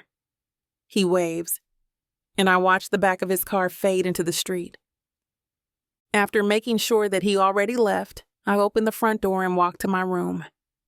After I finish taking a shower, I lie on the bed and avoid looking at the papers on the table, waiting for me to get my pen up and start working on them. No, I will rest today, I say to myself while shaking my head. My day is not going to be complete without having to talk to Kira. I video call her, and she instantly answers with a tired look on her face. I bet she came from a long shoot. She is now working as a filmmaker, and I can't be prouder. I can't wait to see her masterpiece and tell her that it's the best thing I have ever seen in my life. Because if anyone ever asks me who is the most passionate person I know, I won't be hesitant to say that it's Kira. I will even scream her name. Hey, I miss you. She smiles at my remark and rolls her eyes after. If you miss me that much, then why don't you go home to LA? She exclaims while pointing her index finger at the screen. She always responds like that whenever I tell her I miss her. It's been roughly 5 years since I last saw her in person, and I'm grateful that nothing really changed between us. We just became more mature as an individual and are now both fighting for our dreams. We talk and complain about how our day went. It's our everyday routine now. Feels refreshing afterward, to be honest. Like we're blowing off steam to each other. So, how's dinner with Mr. Colleague? She asks with a teasing look. She knows how close I am to Adam, but she doesn't believe that we're actually just friends. There you go again, I utter with a sigh. We're just friends, Kira. Besides, I pause when I realize that someone crosses my mind again. Okay, Tori, if you say so, she replies with still lingering suspicion. And besides what? I hear someone call her from the other side, so I tell her it's nothing. I'll call you again tomorrow. She puckers her lips and leans to the camera to give me a kiss. I do the same and laugh before hanging up. How I miss that woman. I sigh and look up at the ceiling and suddenly remember that the team I'm rooting for has a game tonight. I reach for the remote on the bedside table and switch on the channel to the sports one. I'm glad to see the game is still ongoing. Watching these games has been one of my escapes from the real world since I moved here. I don't know why, but it reminds me of my hometown, and seeing the ball on the screen just now makes me certain that I do miss LA and the people living there, especially him. I wonder what he's doing now. Chapter 15. Bryce. Are you finally leaving the cage? I pause what I'm doing when I hear my mom's voice from the entryway of my bedroom. I look at her and notice that she's wearing an apron. It looks like she's baking something based on the oven mitt she's now removing from her left hand. "Mom, you're making it sound like I don't leave the house," I complain, and return my gaze to the paper on top of the pile. I'm organizing documents I was asked to bring when I started processing my transfer to LHS last week. "Didn't you say you're gonna rest forever? Well, it's only just been a year, my dear." I laugh at her response because she's clearly exaggerating. I know she's just going to miss me when I become busy. I'm only back home for a few weeks while I look for a house. We hear a loud beep, and the aroma of butter fills my nose. My mom shakes her head and returns to the kitchen immediately. Well, I'm just glad that she didn't question why I decided to have some rest between these jobs. One last time, I look in the mirror and recheck the papers before going out of my room. My mom invites me for breakfast, and I gladly join her. After all, this may be the last time I'll be having a proper meal. While eating, I remember them having a discourse over dinner about me getting a wife. They keep on insisting that I should find a nice woman and give them a grandchild. I don't even know if my future partner will want kids. And most importantly, I still don't have a single clue about her. I wonder what she's doing now, although I can totally imagine how she's still geeking over science stuff. I bet she's smiling while looking at what she's already achieved by now. I sigh once again, and it seems my mom notices that my mind is preoccupied based on how she's staring at me intently. I look at her and utter, "What?" She says nothing. She's now getting used to my occasional getting lost in my thoughts. After eating, I kiss my mom's cheek and wave goodbye. I drive to LAHS, the place that holds so many precious memories of my youth. When I step my foot outside, my mind is suddenly filled with loud cheers and screams from distinct voices. This is home. The pictures in my mind suddenly become vivid when I enter the gymnasium. All I know is that I miss the competitive spirits drenched in the sweats of teamwork, all for the name of the ball. While looking around and somehow reliving all the memories, I suddenly remember the main reason why I'm back here again. Enough with the reminiscing. I exit the place and go straight to the faculty room.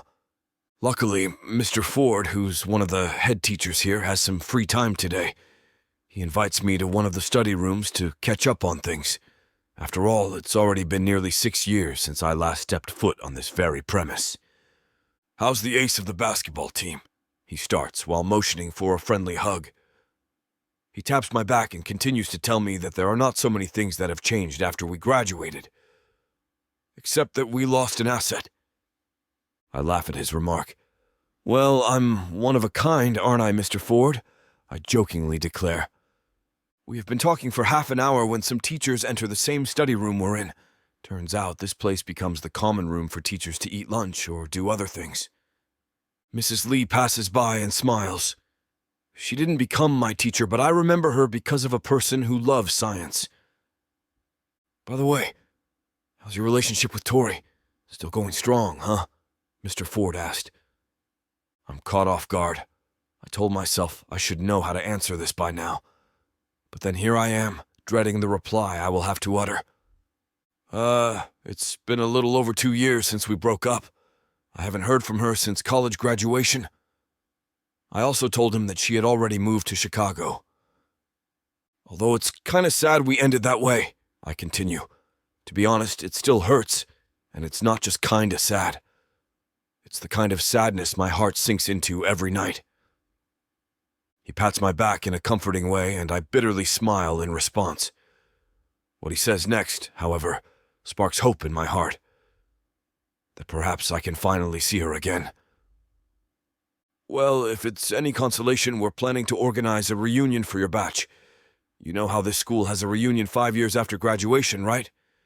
You might see her again." He shrugs and gives me a knowing look. I can feel my grin growing wider. But then I suddenly remember how Tori despises gatherings. It's already been 5 years. Maybe something has changed? I don't know, but my mind is now filled with the thought of seeing her face and hearing her voice again. "Actually, you're the first person in your batch that I told this about, so don't spill a thing. It will be announced later." He continues telling me about the plan, so I decide to volunteer to help in organizing the whole event. The talk continues for another hour, but I admit that I can't fully comprehend the whole thing. My mind is now full of Tori. All I know is that I have something to look forward to that will give me a chance to reconnect with her or see her for even just a second. And that's it. I have to go back now. Still have some tasks to do at the office, he states while checking his watch. We wave at each other, and I thank him for his time. He nods and hugs me to pat my back again. See you around, Coach. Chapter 16. Tori, my days lately working as an academic researcher is typically just like clockwork, but I'm enjoying my job, so I don't mind having my days on routine. I've also completed my master's, and the previous semester ended a few days ago, so I'm less busy in school and have more time for work. It'll be nice to take a load off my shoulders and concentrate solely on my book. I'm working on a book to be published and used by secondary schoolers with one of my colleagues, Adam. He's the older brother of my friend Ada from Dr. Kumar's lab back in my undergrad. No wonder when I first saw him, I thought he looked familiar, and we immediately clicked. I think this one needs a few revisions. And this one too, I say to Adam, pointing out some errors in the chapter we're working on. I also circled and underlined the data that needs to be edited. He just listens to my suggestions and nods without questions. He always looks forward to the end of the shift. He has a lot of extracurricular activities, especially during his day off, and today was no different. He even has an alarm for it. He's so excited as we head out of the office. He's even humming a happy tune. But as we approach the building door, he stops midway and looks at me. "Hey, want to grab some dinner with me?" he asks. "Oh, I can't tonight. My best friend's in town and I already made plans with her." As soon as I said that, I see Kira standing beside her car and waving at me in front of our office. "Oh, there she is," I mention to him. I run toward her and I tell Adam to follow. "Hey, gorgeous." I give her a hug and a kiss on both cheeks. "I'll introduce you to someone. This is my colleague Adam," I continue, pointing my head in his direction. I look at Adam and say, "And Adam, this is my best friend Kira." I smile from ear to ear as I introduce them to each other. He stretches his hand to shake hers, and she does the same. I can immediately sense that she's into Adam, and I'm right because she can't stop smiling and tucks her hair back into her ear, which she always does when she finds someone attractive. I snap my fingers in front of her face and add, "Adam invited me to eat dinner, but I just declined since I already made plans with you." I grab my ponytail to make a small bun on my head. "Is that so?" She pouts. "How about you join us, Adam?" she asks. "Well, I would be delighted to join you." He accepts without hesitation and laughs. I shake my head at the sight of them, and I can't help but think that they would make a good couple. We decided to just use Kira's car, but let Adam drive. Since I'd like this ship to sail, I offered to sit in the back so that they can be closer. We head to Kira's favorite Japanese restaurant, and they look cute together as she gives him directions on how to get there. We reach our destination within 15 minutes, and as we enter the place, a waiter approaches us. He brings us to our area, an exclusive room that Kira reserved beforehand. It's a semi-conference room that could fit up to 10 people. Considering that she also ordered our food beforehand, we didn't wait that long. We eat and discuss a lot of things, and it appears that Adam is quite interested in Kira too. "So, what brings you into town, Kira?" he inquires. "Oh, I have a shoot just around here, so I decided to visit Tori as well. Honestly, I frequently visit so that we won't miss each other that much since this girl," she nods in my direction, "hasn't come home for the past 2 years. I just raise my eyebrows and shrug my shoulders in agreement and continue eating my sushi.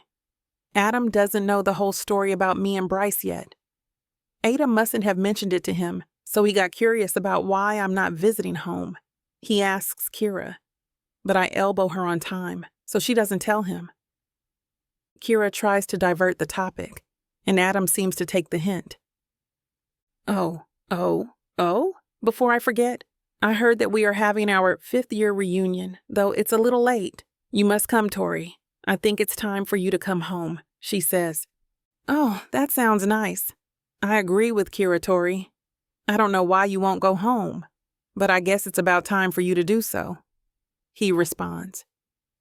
No, I don't want to come, I reply, shaking my head and continue eating. I admit that part of me wants to go back to LAHS. Of course, I want to see my friends and teachers, but I don't want to see Bryce. At least, not yet. I guess nearly 2 years isn't enough for me to forget my first heartbreak. I shake the thought and focus on Adam and Kira. They are still persuading me and keep on insisting that I should go. They are both adamant about me saying yes, especially Kira. She even mentions that my parents miss me already. I just smirk at her. After several minutes of them pestering me to go, I say, all right. I'll think about it. I can't promise that I'll come, but I'll think about it. I'll let you know once I've made up my mind. I take a deep sigh and drink some juice. Now, can we just focus on eating? Tonight is all about us. Let's not talk about other things, shall we? They just laugh at my reaction, and we continue to indulge in our meal. When we're done, we head back to the office to get our own cars. We bid Adam goodbye, and Kira decided to sleep at my place. As we settle in bed, we reminisce about our high school days, and after I contemplate whether I should go to the reunion or not. Chapter 17. Bryce. Teaching at LAHS has had a huge impact on my professional growth. I knew that I would be teaching someday, yet never expected it to be so soon, and to be here at LAHS, where I experienced most of my firsts. First championship, first high school party, first hangover, first relationship, first kiss, first love. When I saw the announcement for the opening post, I was actually hesitant to submit my application. I'd scored a dream job on a collegiate team, but this felt right. I've been teaching for several months now and have been enjoying it so far. Creating bonds with the students is the most fulfilling feeling there is. When I'm at school, I tend to forget all of my personal problems. My typical day would start with a daily jog for 15 to 30 minutes. Sometimes I'll bring Toto, my golden retriever, on my daily runs too. And when that happens, I wake up extra early because it takes time to get him home once he's out. Then I'll rest for another 10 minutes before hopping in the shower. Afterward, I usually grab a light breakfast, which I prepared the previous night, and just reheat it in the morning before pulling out of the driveway to go to school. I only have 3 days of early morning classes, so I normally go to school around 9:45 a.m. I have 3 vehicles that I alternately use when driving to school: a black sedan, a red Ducati monster motorcycle, and a decathlon mountain bike that I have had since high school. Today, I don't have an early class, so I decide to use my mountain bike so I can think longer while traveling to school. The days have gone by so fast. It feels as if it was only yesterday when Mr. Ford informed me about our high school reunion. Now, we only have roughly 6 months of preparations left. Everybody in our batch is already excited and looking forward to all our activities, especially me. I've been wanting to see Tori. I really wish she would come, even though the thought of it makes me nervous. I still have a lot to talk about with her. And I also hope that she'll give me the chance to explain what happened 2 years ago. I didn't like how things ended between us. If only there was a rewind button, I would have pressed it several times. I may be excited to see her, but I'm so anxious, so I've been trying to keep myself preoccupied. Volunteering to be in charge of the program definitely helped me keep things at bay. In the past 3 months, I've been contacting some of our classmates for song numbers and dance performances. The cheerleaders unquestionably agreed to do several dance performances, and the Glee Club alums offered some song numbers. The drama club folks said they would like to do a short play for old time's sake. Truth be told, I was going to decline them as I can no longer squeeze them into the program, but I said that I'll try to see if we can still incorporate them. Furthermore, as a member of the faculty, I didn't have trouble convincing some of my previous teachers to participate in the program. I asked some of them if they could also do a simple performance, and they agreed without hesitation. Mr. Ford and Mrs. Lee agreed readily when I popped the question last week, and they presented themselves enthusiastically. They have been performing together for 3 consecutive reunions of the previous batches. For the last 2 reunions, they sang a duet and danced ballroom for last year's. I don't know what they will do this year, as they won't disclose it to me. They just said I should put them in the second to the last part of the program. It's Friday, and all have been looking forward to the weekend. Not just the students, but the faculty as well. After a week-long hustle, we can all take a rest at last. Right after our daily basketball practice, I dismiss all my players. I didn't keep them any longer. I know how much they want to rest and that there will be another party in one of the kids' houses. I head straight to the faculty office and check my reunion preparations checklist. Not to brag, but with my personal effort, we are 90% done with the preparations. Decorations, catering, sounds, and lights are all taken care of. But we still have one problem, which I've been trying to resolve within the past 2 weeks. I can't find someone worthy enough to do the opening remarks. I get hungry thinking about it again, so I grab a light snack in the cafeteria before heading to the records room to get a copy of our yearbook. I've been looking at my copy back home almost every day, yet I couldn't figure out who to pick, so I scanned the pages once more before giving up. Excuse me, teachers, just an update. We're almost done with the preparations for the reunion, but there's one problem, though. I hesitantly say, do you guys have any idea who I should pick to do the opening remarks? I continue. They all look at me as if I was out of my mind for asking that question. Are you for real, Mr. Wilson? Mrs. Lee asks. I shrug my shoulders in response and give them a smile. Mr. Wilson, opening remarks are always given by the class valedictorian, which in your batch was Miss Andrews, correct? Mr. Ford responds. Yes, she was, I reply. I gulp and freeze in my place. Well, it looks like I have another problem. I don't know if I'll be able to personally reach out to Tori. She totally cut me off after that incident. Even her parents and closest friends won't talk to me. I just hope they'll tell me how to contact her this time, or maybe at least pass on the message to her. You won't know what hit you, baby. I'm going to take you, break you, and make you mine. And when I'm done, you're... Now hold on just a minute. What? I got something to say.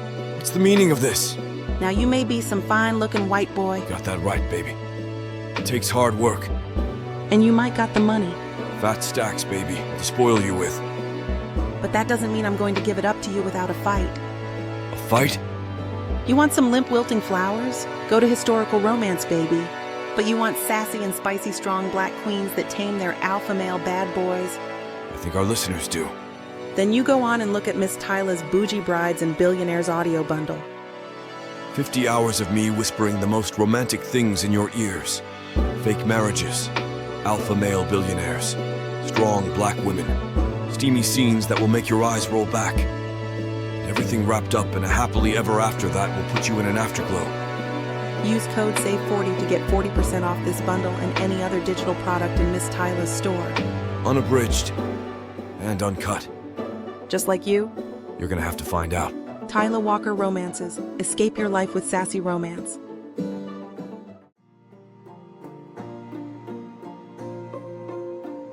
Chapter 18.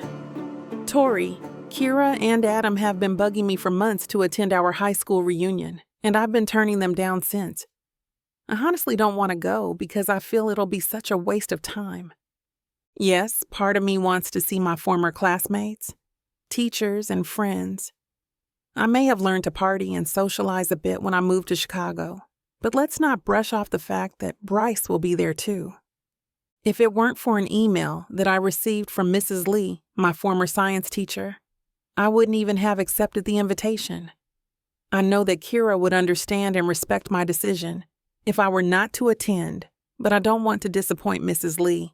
Besides, she was very adamant in inviting me in her emails, so I felt I had no choice but to simply give in.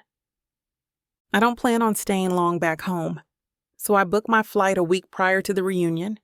Then I plan to head back to Chicago 2 days after. I'll be landing in a few minutes, and I didn't ask my parents to fetch me at the airport. I just texted Kira about my plans, and she's more than happy to fetch me. Upon arrival, I wait for my luggage at the baggage carousel. I don't have much to carry, so it doesn't take that long for me to get out of the arrival section. From afar, I can already see Kira as she is holding a big placard with my full name on it, a typical Kira welcome. I immediately approach her, and as I'm about to hug her, she pushes me aside and scans behind me, looking for someone. It seems she's checking for signs of Adam. Upon seeing that I'm alone, she frowns and puts the placard down.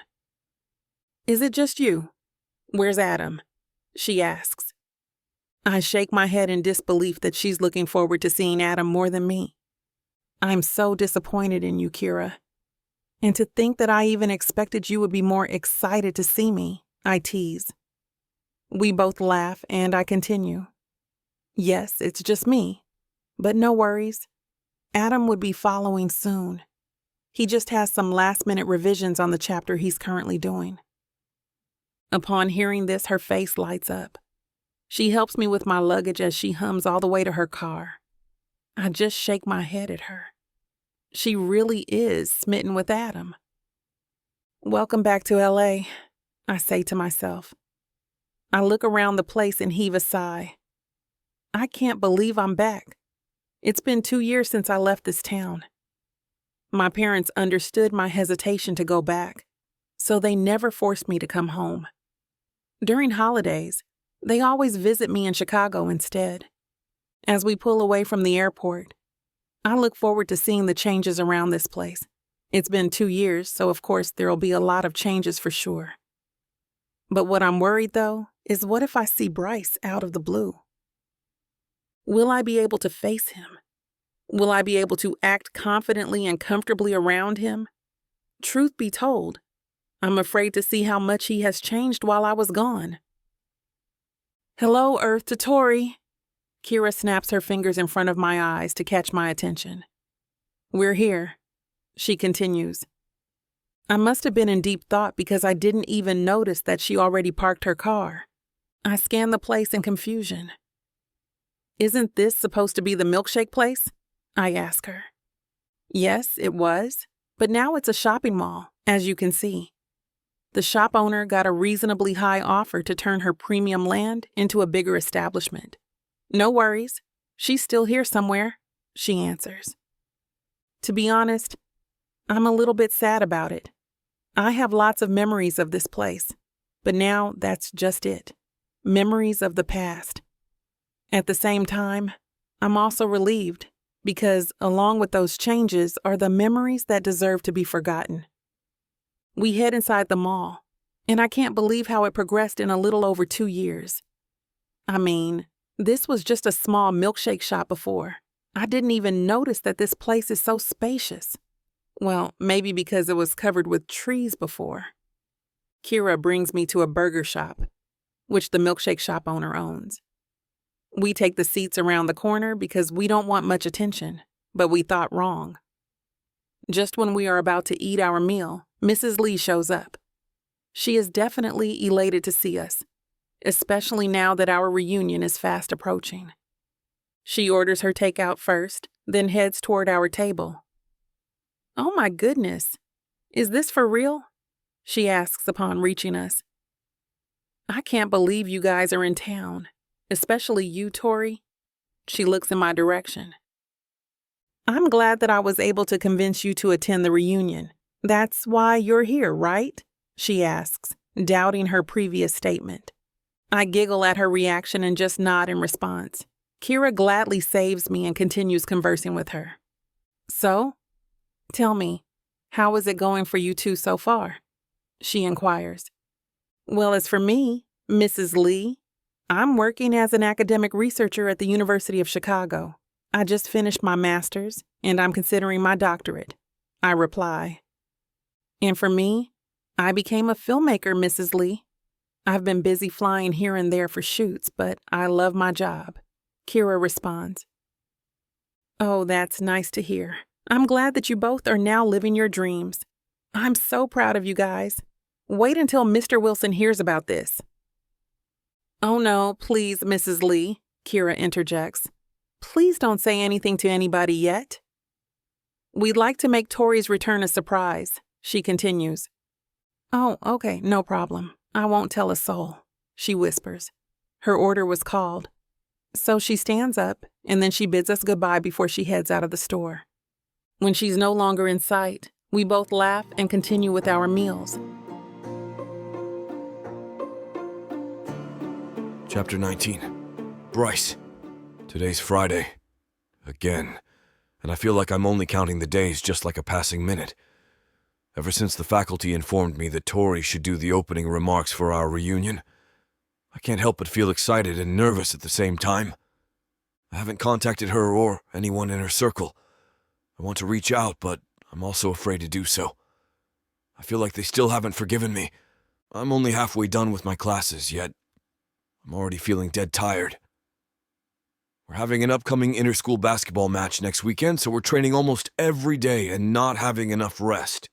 I know I need to prioritize the basketball team as a coach, but I also don't want to neglect my duties as a lecturer. To rest for a bit, I have given the kids some activities to work on while I'll try to take a nap. I'm about to close my eyes when the school bell suddenly rings, indicating that it's already lunch break. I let all the students leave the room before heading to the cafeteria. Faculties usually eat lunch together in our own area, so I head there immediately. I'm almost done with my lunch when Mrs. Lee came running to our table. She excitedly runs toward Mr. Ford and all the other female teachers. She's about to blurt out something when she sees me and immediately composes herself. She makes them form a circle to make sure that no one else hears what she's about to tell them. "Tori Andrews is back in town," is all I managed to hear. Mrs. Lee is really trying hard to keep her voice down. She must have been told to keep it from me. Maybe Tori wished to keep it a secret. Upon hearing the good news, I get energized. I still have 2 more classes left, so I excuse myself from the rest of the faculty and head to the restroom to freshen up. As I walk away, I'm thinking of asking the Andrews about Tori's whereabouts. But then I remember that they're currently not at home due to their house's renovation. Maybe I should contact Kira. That's it, I should call her later, I utter to myself. Asterisk, asterisk, asterisk. My last class went by so fast, then I decide to dial Kira's number, but it goes straight to voicemail. I call her one more time, but then again, she doesn't answer, so I leave a message. I drop by the faculty room to drop off some documents and pick up my things before heading to the parking area. Since I can't contact Kira via call, I'll go to her studio instead.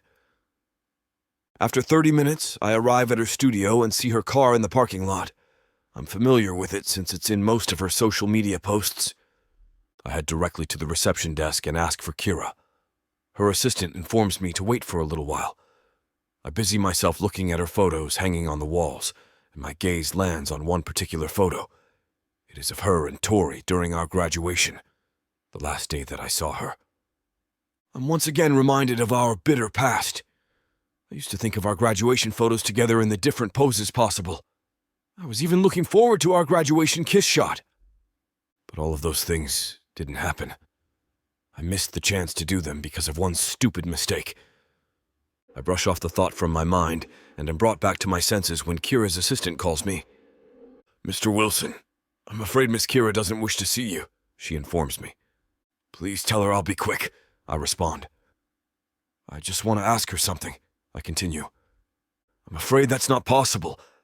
I can't let you in," she pauses. "But I can try to pass on your message to her." "Okay, please tell her to answer my calls. It's about our reunion, thank you," I reply. I leave the building, but I'm still determined to speak to Kira, so I go back to the parking area and sit in my car. I wait for the assistant to leave her post, and I swiftly enter her office. Kira shouts for her assistant, but I lock the door so she can't enter. Kira just gives me the eye and busies herself with her equipment without looking at me. "What do you want, Bryce?" She gives me a deadly gaze. "I want to talk about Tori," I respond, but she just ignores me. "How about we discuss this over a cup of coffee? There's a new cafe just down the street, my treat," I continue. Upon hearing the word coffee, she stops what she's doing and looks at me. I knew it. If there was any way to Kira's heart, it would be coffee and anything free. "Fine. Just so you know, I'm only talking to you because of the free coffee." She grabs her bag and exits her office. I follow her to the parking area and offer to take my car. She swiftly hops in the passenger seat, and she barely talks to me the whole drive to the cafe. After 10 minutes, we arrive at our destination, and I order 2 coffees for us. Our order is served within 10 minutes, and I start the conversation.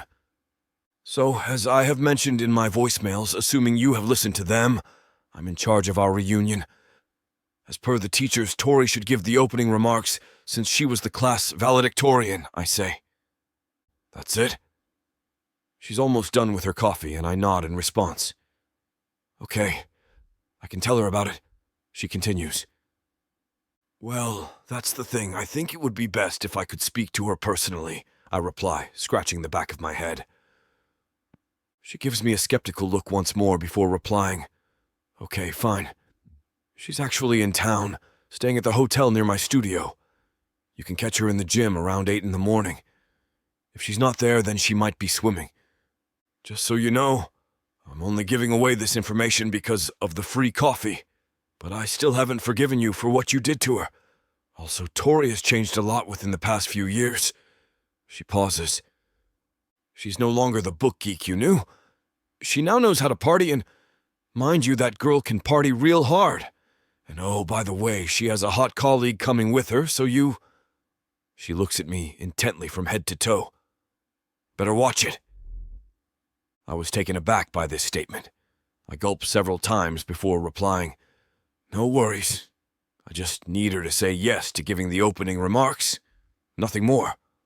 I excuse myself and head to the restroom. I splash my face with water and look in the mirror. I got what I wanted.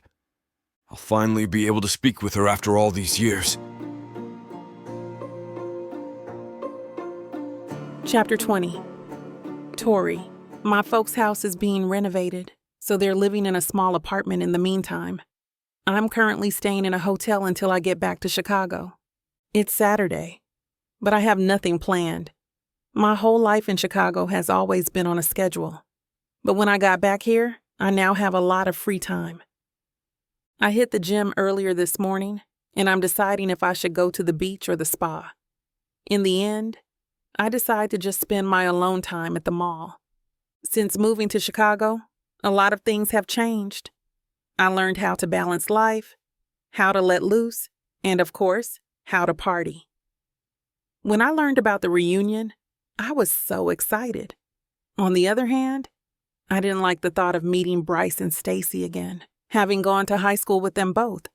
Thinking about the past still makes my blood boil. If only I could go back in time, I would definitely avoid being in a relationship with Bryce. That way, maybe I could have saved myself from such heartache. I wonder how Stacy is nowadays. Maybe she and Bryce got together? Well, the possibility is high. Even in high school, he was the basketball hottie, and she was the cheerleading queen bee. If they got together after college, they would definitely be an it couple. A sudden honk brings me back to my senses as I cross the street. I shout my apologies to the driver and head inside the shopping mall. As I rush inside, I almost trip on the stairs. Good thing no one notices. I look both ways and proceed with walking as if nothing happened. I no longer want to add another thing to my list of humiliating moments in this town. I decide to pamper myself today, which definitely includes shopping. I have brought several outfits with me, but I think I need a new one for the reunion. I want to look different from the Tori they knew 5 years ago. I enter a small boutique where I see a sale sign. "Welcome," says the sales lady with a wide smile. "How may I assist you today?" "I need a perfect dress for a high school reunion. Would you be so kind as to help me look for it?" I reply with my most convincing puppy smile. The sales lady just laughs at my response. "Well, you are in luck. Aside from being on sale, we have a lot of new pieces here as well," she says as she happily escorts me to the rack. She lets me try on several outfits. There's chic and business casual, and she even lets me try on bridesmaids and prom dresses. I also try on their other types of clothing, such as dungarees, sportswear, caftan skirts, and jackets. I'm enjoying myself, and the sales ladies are happy to assist me as well. Even though they're on sale, there are few people here today. Maybe it's still early. After several more outfits, I find the perfect dress. It's a sexy pink backless halter mini dress. I also buy a pair of 3 inches brown block heels and a diamond choker necklace. I contemplate buying a new purse but decide not to. After shopping for my outfit, I feel like there's still something missing. I think I also need a new haircut, a trim probably. I stop by a salon, and while I'm there I decide to have my nails done as well. I opt for gel nail polish so it'll look good until the reunion. After everything I did, I definitely feel so exhausted. I want to eat a home-cooked meal, but I no longer have the energy to cook, so I head to the burger place instead. I order my usual from back then. I savor every last bit of my meal, and it's so delicious. I missed this when I was in Chicago. I think I could even eat this every day. I'm about to finish my meal when I notice someone at the corner booth. People start to crowd there, so a celebrity must be dining. Being the curious cat that I am, I stand up to look at whoever it is. The world stops spinning and my jaw drops as I see a familiar face. It's the face of someone I don't want to see again, the girl who ruined my supposedly almost perfect life. Stacy Monroe? I roll my eyes in annoyance. There were people taking photos with her and asking for her autograph. After all these years, this annoying woman is still famous. I just don't know what for, but, well, I guess some things really don't change. I continue eating and quickly finish my meal. I must get out of this place as soon as possible. I was having such a good time, and I don't want someone from my past ruining my day. I didn't pamper myself today just to be stressed in the end. As much as possible, I want to end my day happily just like how it started. And I bid the shop owner good night and immediately head to the exit. Stacy must have seen and recognized me. Tori Andrews? Tori, hey! Tori, wait! She shouts and calls my name several times just to get my attention. She even tries to move past the crowd, but they block her, making it impossible for her to leave. Thank heavens the universe is helping me today. I'm able to leave the restaurant. Evading any contact with her. All this time I thought I was over it, that I would be able to face them, but I think it's just my wishful thinking after all. I leave the restaurant thinking about all the possibilities during our reunion. Will I be able to move freely with them around? Will I be able to really have a good time without souring everyone's mood? I brush off all my worries and decide to head home straight. Again, I want to end my day just like how it started. Chapter 21. Bryce. I wake up at the sound of my alarm and grunt as soon as I stretch my arms and legs to stand up. Remembering the reason I beat myself to waking up this early suddenly puts a smile on my face. Oh, this is the day. Although excited that I'll finally see her again, there's this nervousness I can't get rid of. My smile slowly fades when I remember how it was back then. Does she still smile the same way? Are her eyes still sparkling with dreams and hopes? Questions run through my mind while I'm preparing to shower. What should I say to her? Does she still remember me? Of course, Bryce, that's for sure. What's not certain is how she feels right now. Perhaps she's now happy with that hot colleague Kira was talking about. I just hope he's treating her right. Tori deserves all the greatness in the world. How I just wish I'm the one giving her that. After all the things I put her through, who am I to have the nerve to still wish, right? I sigh because this should not be how this day starts. I shrug off all the thoughts that have been bugging me for an agonizing 10 minutes now and quickly get out of the bath to dry my body with the towel. I asked Matt what I should wear to the gym, asking if I should wear that. He just laughed over the phone and told me to screw off. He thought I was joking, even when I used my most serious tone. Well, who wouldn't? Thinking about it, who would wear a tuxedo to exercise? I put on the clothes I finally chose last night, which are regular gym clothes, and look in the mirror to see how it fits. It's perfectly fine, but I just want to make sure that I'll look nice once she sees me again. After ensuring that I don't forget a thing, I get the car keys in my pocket and prepare to take off. The excitement comes stronger, and it feels like I'm on top of the world right now. Crap. I forgot to put on some cologne. I shouldn't just look nice, but smell nice too. I come back to my room to put some on and start my car soon after. This is it. I quickly get into the hotel's premises thanks to one of my students. I heard that it's quite hard to get in if you didn't book a room, so I'm just grateful that one of the kids I teach in PE class is an intern here. Now, I don't have to spend a dime. Of course, if the situation puts me otherwise, I'll be more than willing to pay.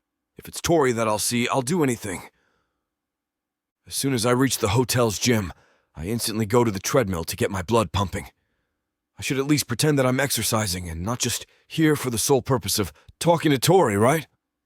I palm my face as soon as I remember that this is not a personal agenda since I still have my responsibility as the reunion's event organizer. I'll talk to her about being the speaker for the opening remarks. And maybe after, I'll invite her to dinner. I still don't know how I should approach her as I continue my treadmill exercise and ponder about myself. I'm still the same Bryce, and I want her to see that. I want her to see that I'm still the Bryce she used to know, and the Bryce she used to love. I stop in my tracks when I catch a glimpse of someone entering the gym. My heartbeat goes faster and louder, and I feel like it's about to burst any minute now. When I see her whole figure, only wearing a sports bra and tights, I feel my jaw dropping. I'm startled by the sound of someone falling down to the ground, and when pain registered in my system, I realize that I'm the one who fell. What I'm about to see as soon as I lift my face up shocks me more. It's Tori. The worried expression on her face shifts to a stunned and wide-eyed one. I reach for her hand to help me stand up, but she quickly steps away as soon as she sees who I am. I smile because she's still the same angel who's always willing to help anyone, but I'm just an exception for now. Still feeling the ache of the fall, I immediately get up and follow Tori. She steps on the treadmill far from mine, so I go beside hers. My anxiousness fades when I feel her presence again. It's as if her being here puts me in solace, and I can do everything I want. I stifle my laugh at how annoyed she's getting. I don't mind the occasional side eyes because all I can think about right now is how I miss receiving the slightest attention from her. Good times. I still remember everything back then, and I wonder if it's the same for her. Did she bury all our memories together, or does the thought of me still keep her at night the way my day brightens when thinking about her? I laugh at myself because I still keep this hope up to this day.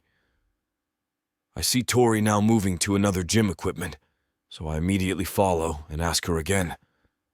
Can I talk to you over dinner, please? She didn't budge earlier, but as soon as I pleaded, she looks at me with the same annoyed face as before. Okay, fine. Meet me at the lobby after an hour, she replies, and leaves the room without hearing my response. Hearing her voice is like music to my ears, and I think I stood still for a minute or two, still processing that she agreed to my offer. I can't wait to finally talk to her. You're one lucky man, Bryce. After recovering from joy, I go to the men's bathroom and freshen up.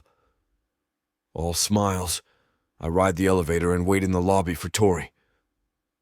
Yes! Feeling accomplished, I can't help but let out a shout of delight, not minding the staff who are now looking weirdly at me, and so close to kicking me out. Chapter 22. Tori.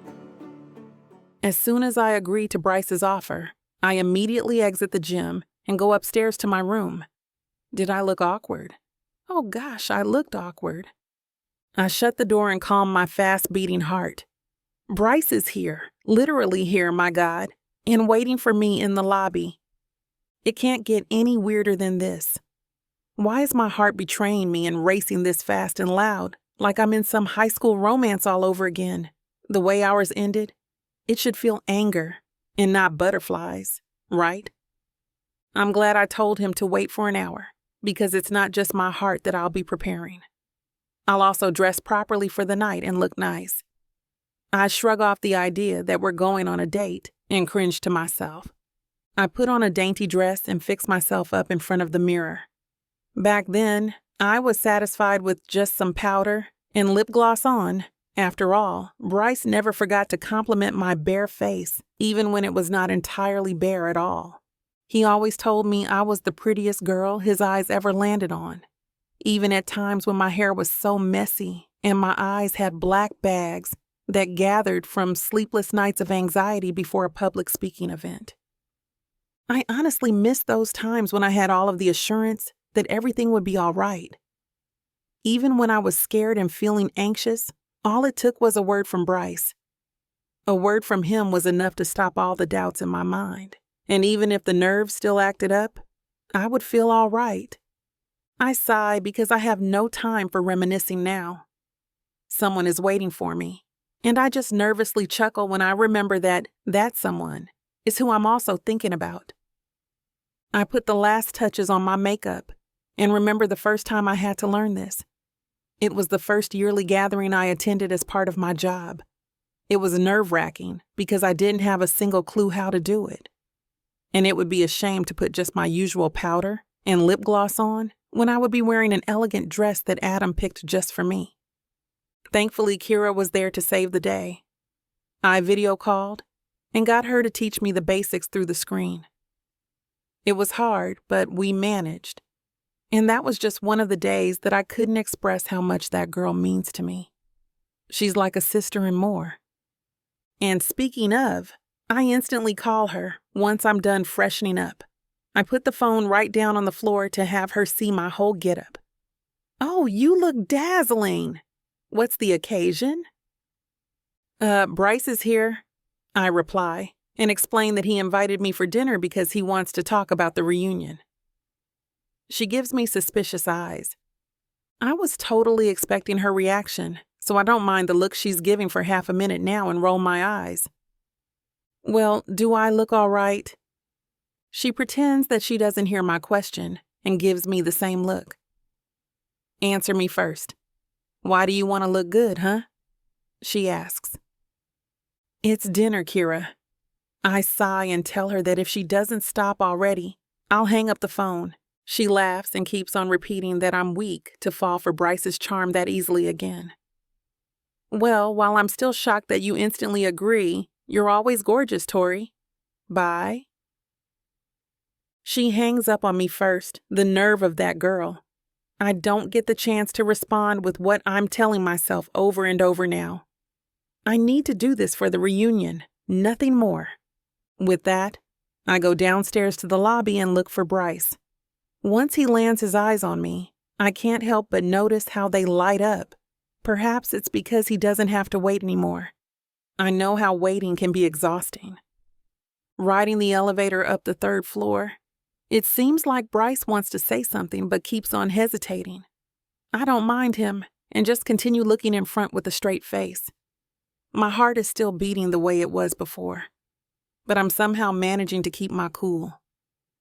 When we arrive at the hotel's restaurant, the aroma of food hits my nose, and my eyes immediately shift to the view outside. Wow, this place is nice and not so overwhelming. Why haven't I gone here to eat? Bryce escorts me to the table and pulls out the chair. He's as gentlemanly as he was before, but I don't let it faze me. We order some food, and he starts talking about high school life while we are waiting. "Do you remember Mr. Ford? He's the one who told me that they're going to organize a reunion for our batch," he asks, and keeps on going while I'm just nodding in response. And you know how I love getting involved with those kinds of things, right? "So you volunteer to help," I presume, while stifling my chuckle. He suddenly stops in his tracks and looks at me with the same eyes he's giving when he sees me laugh at his jokes back then. I avoid my gaze and shift my eyes to the busy streets that can be seen from our seats. This was not what I planned. This is not how it's supposed to be, stupid Tori. I should act as if I've already changed a lot. "So..." He hesitates and continues what he's saying when I look at him again. I'm thinking if you could do the opening remarks, like just to start off the ceremony. I just think you're the perfect person for that. It's fine to me, I reply without hesitation, wanting to impress him, so I can really imagine what he's thinking right now. It's also obvious on his face that he's flabbergasted because I agreed right away. No, Bryce, I'm not the perfect person for that. Just thinking of another public speaking again makes my stomach turn. If not for the facade that I'm a totally different person now, and I'm not the same Tori who gets anxious at a crowd of people, I'll gladly turn you down and insist on looking for someone else who better fits the role more than me. After eating, we bid each other goodbye, and that's how the night ends. Once I get to my hotel room, I gush on my bed and squeal like a 13-year-old seeing her crush for the first time. Chapter 23. Bryce. Okay, guys, that is all. Class is dismissed and you can leave now. My students quickly get up from their seats as soon as I signal them to leave the room. This is my last class for today, and I only lectured about the benefits of exercising and understanding healthy diets in the 3 classes I had, so I didn't get as tired as when we were actually doing on-site practical lessons. After they all depart from the room, I quickly fix my things and get myself ready to meet with the basketball team. Coach Bryce, can we get some rest now? After playing for some time, I can tell how tired these kids are. I remember our team back then, practicing non-stop when the competition is just a week away. No, you should play 5 more games, I reply, and the guys grunt but go back to their positions immediately. I'm just kidding, but these guys took me seriously, so I shake my head and laugh uncontrollably. They complain and lie on the court while kicking their feet like some child, throwing tantrums at their mother who didn't give them what they want. After they get some rest and play some more, I straight away dismiss them after I remember what I have to do later. I clap my hands in the air to call their attention. Guys, buckle up! Take a shower and get some rest, okay? I'll see you tomorrow. I hear them telling me their goodbyes once I set foot out of the court, and I just laugh because I also hear them howling out of joy as if this is the first time they get dismissed early. I shake my head once again and remember how I was all so excited after every practice back then, because that only meant I got to see Tori in her little lab gown, doing her little experiments. Tori. My eyes widen because of a thought that comes to mind. I have a reason to call her. I sprint toward the faculty like a child determined to get his favorite toy, and I just nod to all the students greeting me when I pass by them. After arriving in the faculty room, I calm myself because it will be weird to go inside as if I ran a marathon. Welcomed by the busy atmosphere, other teachers are so focused on their own endeavors that they don't seem to mind my presence. I make my way to the table assigned to me when I start working here and grab my phone that I forgot to bring outside earlier. I sit and dial Tori's number and wait for an agonizing minute. I shake my legs out of anxiety and hope that she'll answer the call. After a while, she answers, and I sigh in relief. I start, hesitating about what to say, but she encourages me to go on while telling me she doesn't mind.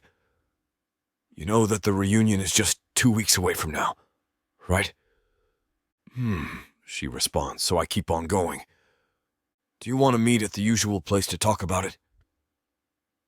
I close my eyes and fist, hoping for a good response. I excitedly stand up in my seat, forgetting that I'm still in the faculty room after she utters, Okay, meet me there in an hour. I just have to finish some errands. Thanks, Tori, I reply while resisting the urge to jump out of delight like some high school kid who got a girl to agree on their first date. After she hangs up the phone, I can feel myself smiling widely. I lift my gaze up and am startled by the looks the teachers are giving me. What happened to the busy workplace earlier? They're all giving me teasing smiles, and I just scratch my head in response. Wish me luck, my fellow teachers. I set off to go to the mall, and when I pass by a flower shop, I remember how Tori likes roses, so I get a long-stemmed one to give to her later. I then make my way to the Milkshake Now burger shop and wait for her while doing the script for the reunions program on my laptop. After a few minutes, she arrives and we order some food. I'm having the cheeseburger and she asks the same with no pickles or extra sauce, but they got her order wrong. She doesn't like to complain about it because she insists that perhaps the workers are just tired. I offer to scrape the extra sauce and ask her to give me the pickles.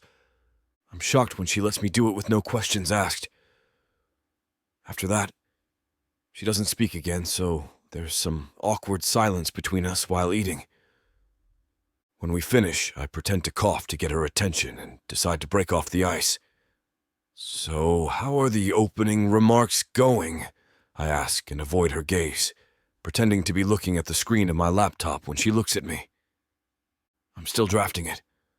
I nod in response and continue pretending to type on my laptop because I don't know what else to say.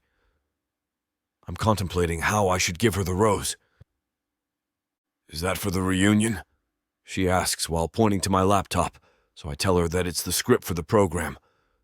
She offers to help, and while she's asking me about it, I gather my courage to get the rose in the back of my seat and give it to her. I don't know if it's the lighting in the shop, but I can see her fighting a smile. "Oh, I don't like roses anymore." I'm startled by this fact, but I want to shout with joy at what she adds next. But I'll still be happy to accept it. I look at her, and she has the same spark in her eyes that I loved to see before. I can feel my stomach turning from all the excitement I feel right now. This universe might be siding with me because now my hopes of winning back Tori again just skyrocketed, and I can't help but smile. Chapter 24. Tori.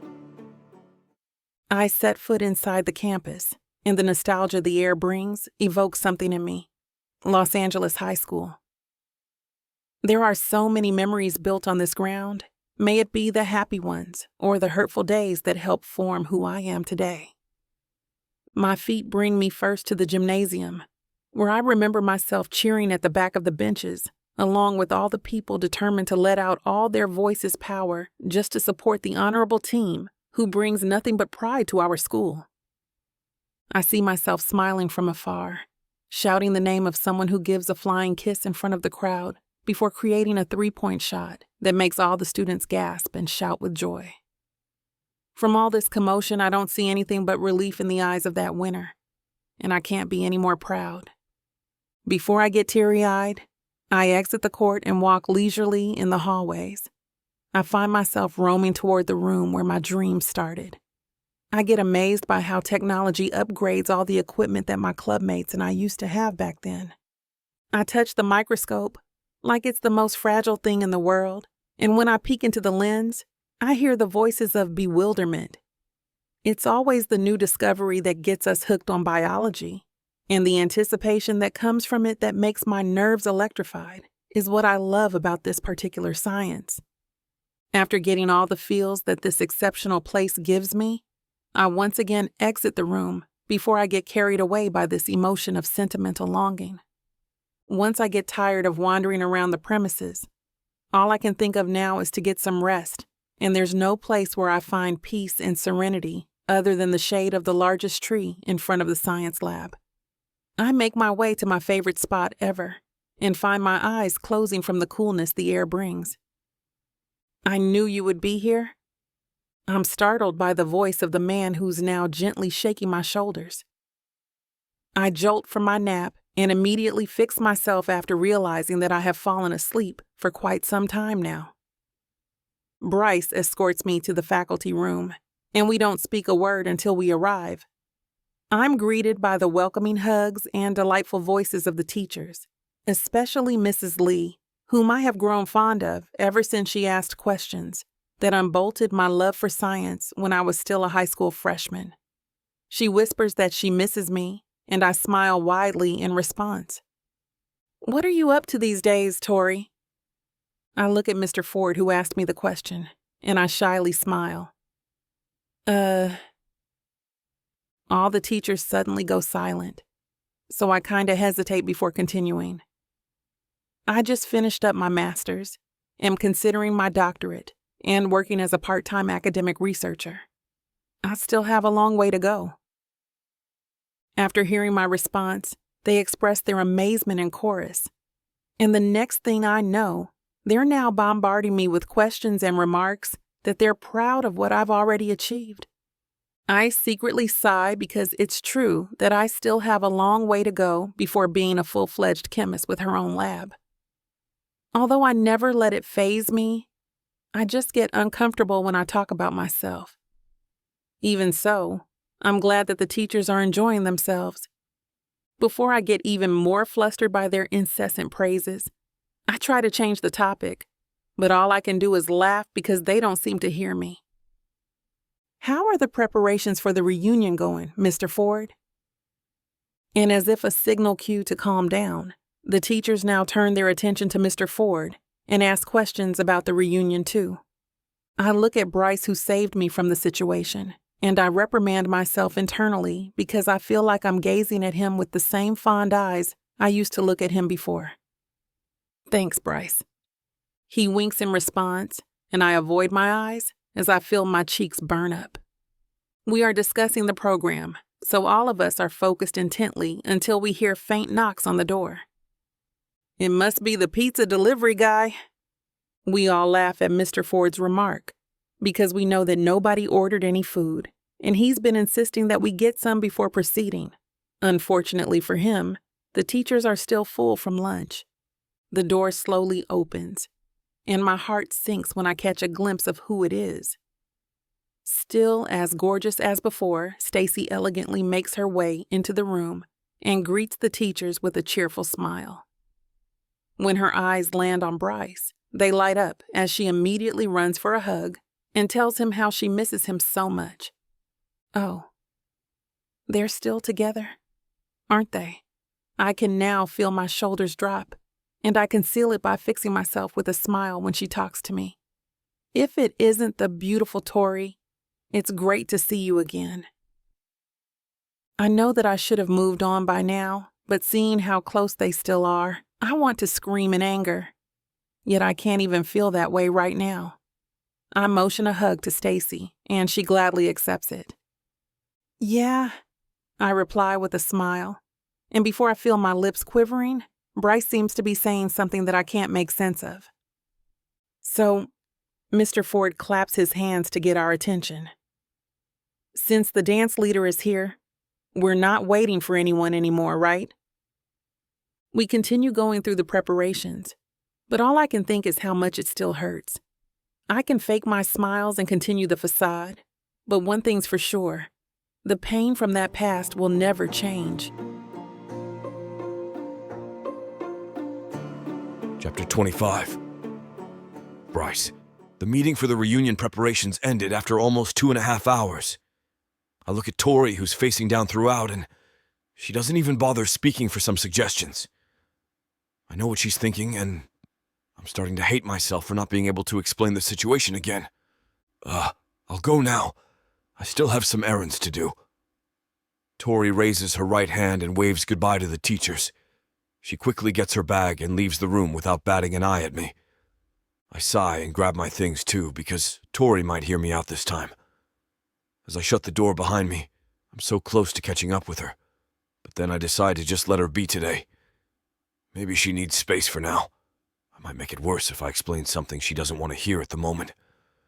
I go back to the faculty room and fix some papers on the table. I realize that I still have some backlog to work on. I have to finish them in order to focus solely on organizing the reunion event next week.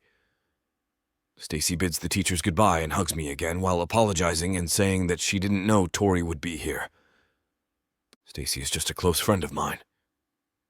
After I tell her that Tori's the only one in my heart, and that will never ever change, she gladly tells me she's willing to just be friends.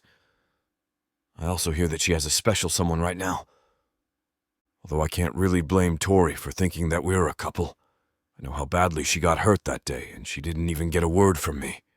I can't even blame the universe if someone is already making her feel special in ways I failed to do when we were in high school.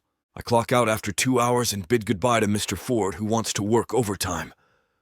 "Take care," he says, all eyes focused on the laptop, and I just chuckle in response because he doesn't seem to mind anything, just wanting to finish what he's doing urgently. I shake my head while looking for my car keys, and I realize that I should bring my car to the car wash because it hasn't been cleaned for a while now. I already forgot to bring it last week because of all the preparations for the reunion, and the fact that all I can ever think of is how to approach Tori when I see her again. Tori. I sigh as she crosses my mind again. Before starting the engine of my car, I dial Matt's number and tell him to bring my motorcycle to the car wash. I'm so exhausted that I haven't got the energy to tease him when he instantly agrees, which he only does when something good happens between him and his girlfriend. Even the smallest of things, like going to a coffee shop or talking for hours, make him like this. Man, is that what love does to people? Now I miss Tori more than ever. I just want to hug that angel and tell her that I'm by her side forever, loving only her. Matt arrives after a few minutes. Thanks, man, I reply while tapping his shoulder, and he just nods in response. On the way home, all I can think about is how I might lose this chance to win her back. The joy I felt back at the burger shop slowly vanishes as I drift into sleep, worried how things might go after the reunion and she leaves again. I wake up feeling energized, and I'm wondering what to do on a weekend like this. My body probably needs some exercise because all I did yesterday was get some paperwork done and not anything remotely physical. I also need to get a few things out of my head, and I know a perfect place for letting off some steam. I ride my motorcycle to an outdoor court I always visit when I feel annoyed with myself. After playing for some time, it's getting boring since I'm all alone, and I just feel even more exasperated. I wish I could call Matt, but then again I always bother him whenever I feel like this, so I should be ashamed now.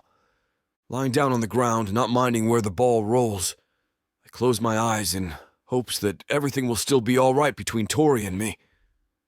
After a few minutes, I hear someone jumping, and judging by the sound after, that person is shooting some hoops. I open my eyes and peek at the stranger who's now grinning after he successfully shoots a 3-point shot. Woo-hoo! He shouts in delight, and when he looks over at me, he gets the ball and passes it forward. Let's play, man! I smirk at his invitation, and now I feel energized again. I miss playing one-on-one basketball, and this is the perfect time for such things.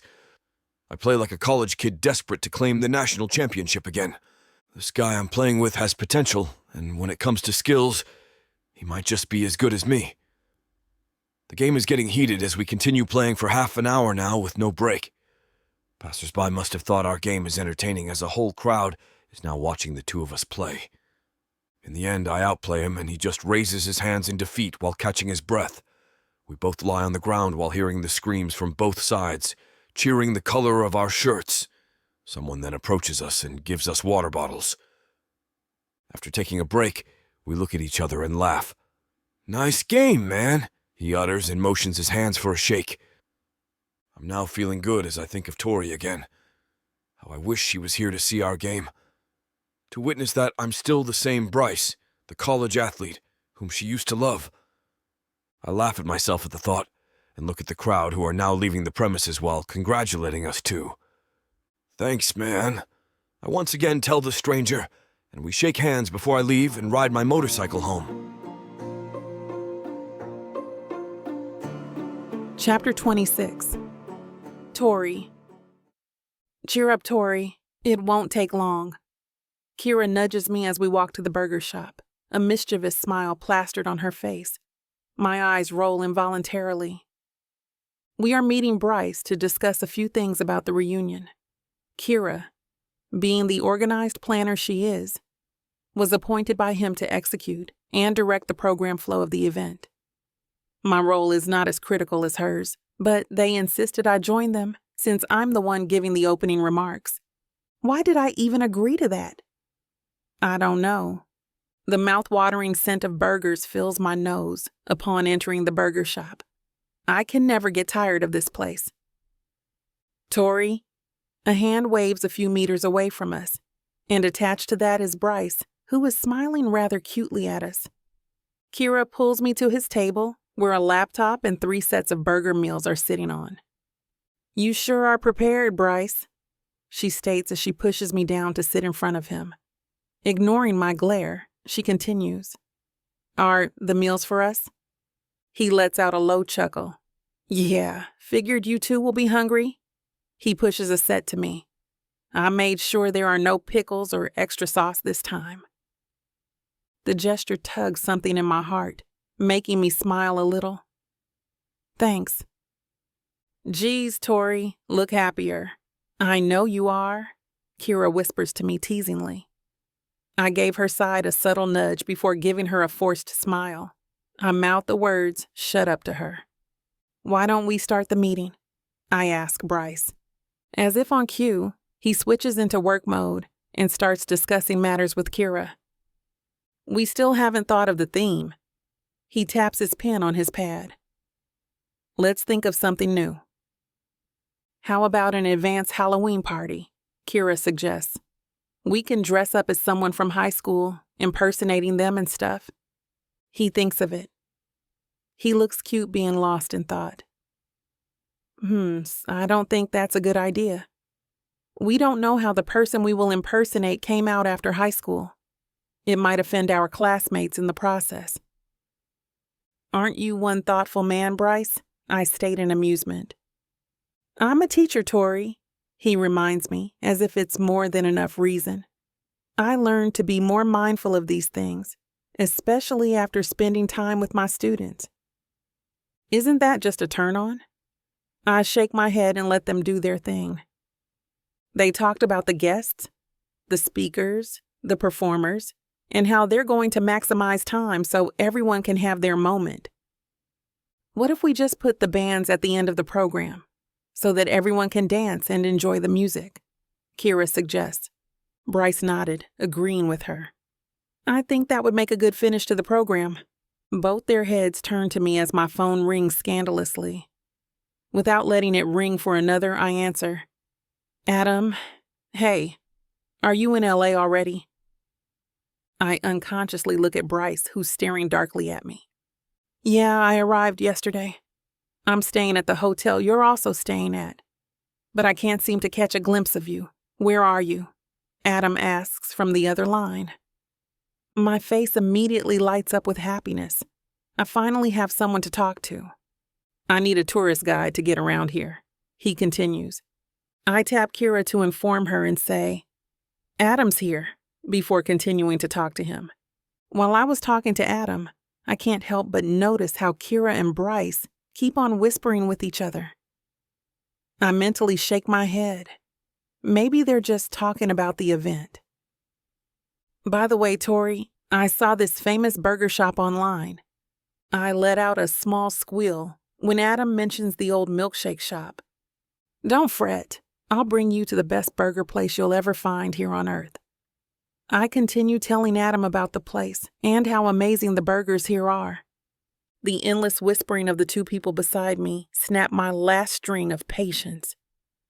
I'll catch up with you again later, Adam. I can't hear you because of some noisy kids beside me. With that, I end the call. Quickly snapping my head in Kira and Bryce's direction, I say, What are you two whispering about? Nothing, she sing-songs. I can see her trying her best to refrain from laughing. Well, that was my friend Adam, I announce, mostly to Bryce. Clearing my throat, I throw a quick side glance at him to see his reaction. No reaction? I scoff. What am I even expecting? He's with Stacy already. You have a friend other than me? Kira gasps exaggeratedly. And a guy? I glare daggers at her to silence her. What's with her acting like she doesn't know Adam? Ignore her, Bryce. I face him. It feels like I have to explain things, but I stop myself. Instead, I ask, Can I bring him as my +1? He stares at me for a few seconds before looking away. He mutters something, but I can't hear him clearly. Bryce, I ask to clarify. Yeah, sure, he answers shortly. Someone's sulking. Kira snickers beside me. I can't help but fully place my attention on her now. Kira, seriously, what is wrong with you today? Don't spoil my fun, Tori. Just eat. She hands me my burger. Eat. I ignore her and focus on the fact that Adam is already here, and I'm going to eat my favorite burger. I open my burger to remove the pickles and sauce out of habit. Just like me, Bryce opens his and waits for me to hand him the pickles. We look at each other and remember at the same time that he had already had them removed. I guess old habits die hard, especially if it's related to someone you love. Chapter 27. Bryce. With the ticking time, I have no second to waste sulking about whoever that Adam dude is. Tori said he's a friend. If she says so, then he is. I must carry on with my plan. It's sudden, but thank you all for coming here on short notice, I say through the mic. Matt led the cheers, holding his glass of beer in the air. Who won't come if it's you who calls to treat us to a night out? I laugh. I called everyone for a night out as an excuse to see Tori. Kira suggested it would be nice to do karaoke for a pregame before we proceed with bar hopping. As a condition for her assurance of Tori's attendance, I agreed, but not on the fact that Adam would be coming with them. Slender fingers suddenly snatched the mic off my hands. This mic won't sing by itself! Let's get the party started! Stacy screams through the mic, her hands busy inputting her song number on the machine. I laugh, stepping aside to give her the stage. The empty seat that Adam left beside Tori is tempting, so who am I to decline? You by the light is the greatest find? Stacy's heavenly voice fills the room as she sings her number. It's one of her God-given talents. Everyone seems immersed in her song, while Tori, on the other hand, keeps on drinking beer like it's water. Tori, you might want to slow down on that, I worriedly tell her. She glances at me. I'm fine, Bryce. I have a high tolerance. She continues to mind her own business like she's just here to observe. After a few songs and glasses of beer, I decided to sing. Matt, as he's always been, is the first to cheer, followed by Stacy. Go, Brycey! The prelude of the song is enough to get Tori's attention, and a few oohs from those who know the song. I found the love. I begin singing our theme song back when we were still together. Perfect, by Ed Sheeran. E for me. I smile at Tori as I continue with my song, dedicating it entirely to her, and hoping my message will reach her heart. She holds my gaze with an emotion I can't figure out. On the second pre-chorus, she breaks my gaze, looking anywhere but at me, drinking shot after shot of tequila. Now I know I have met an angel in person, and she looks perfect.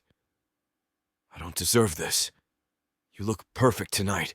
I finish the song, feeling satisfied and accomplished that I have set my part in Tori's life, a time Adam can never be part of. To my dismay, party rock anthem starts playing. I've yet to bask in the feeling of accomplishment, but here goes Adam singing to the said song. Further damaging my pride is Tori, standing up to sing and dance along with Adam.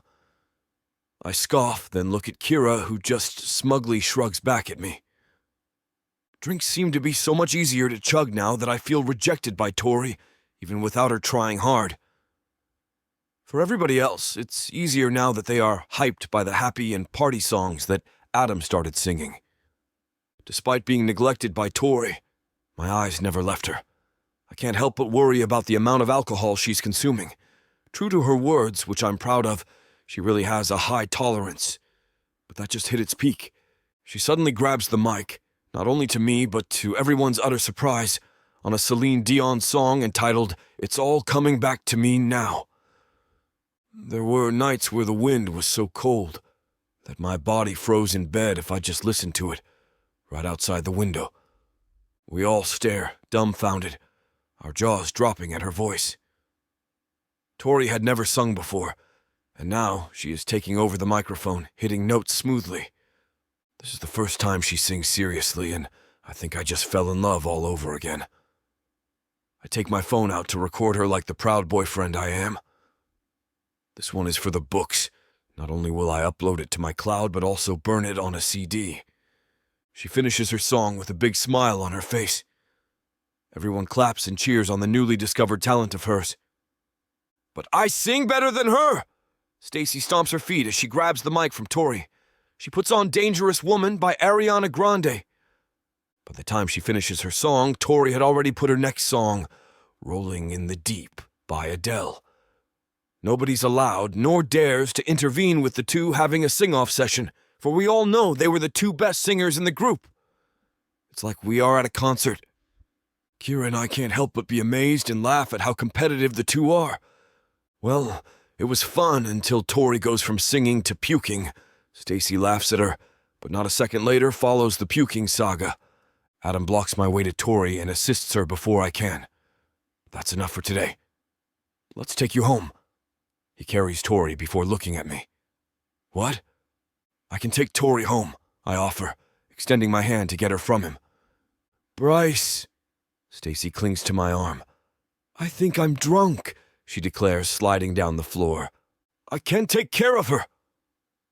Adam adjusts Tori in his arms, then looks down at Stacy. You still have someone to look after. We'll go first. He tells everyone goodnight as he walks out of the room. I massage my temples. I want to take Tori home, but Stacy... Bryce, she calls again, making me sigh in defeat. She looks so wasted, laughing and giggling unconsciously, leaving me no choice but to take care of her and watch Adam's back disappear into the shadows. I thought I was getting a fake marriage, but I didn't know my story was being told by Miss Tyler. This isn't just any fake marriage, now is it? No, you introduced me to the devil. Come on, girl, Jacob isn't that bad. Oh, I love Jacob. His family, on the other hand... Beggars can't be choosers, Nyla. You should be grateful I even let Jacob Stone look your way. I just wanted to save my granddaddy. Is that so bad? Why couldn't you let this be a normal fake marriage? Instead, you put me in a twisty story filled with money, betrayal, power, and lies. Let's not forget love. That's what keeps me going. But not gonna lie, Miss Tyler. This story you got me in ain't the simple fake marriage, happy ending I thought it would be. It's not. Because where would be the fun in that? Treat yourself to Say Less I Love You. Tuesdays and Thursdays. New seasons premiere every month. Or skip the wait and grab the full series bundle from TylerWalker.com. Treat yourself with Miss Tyler.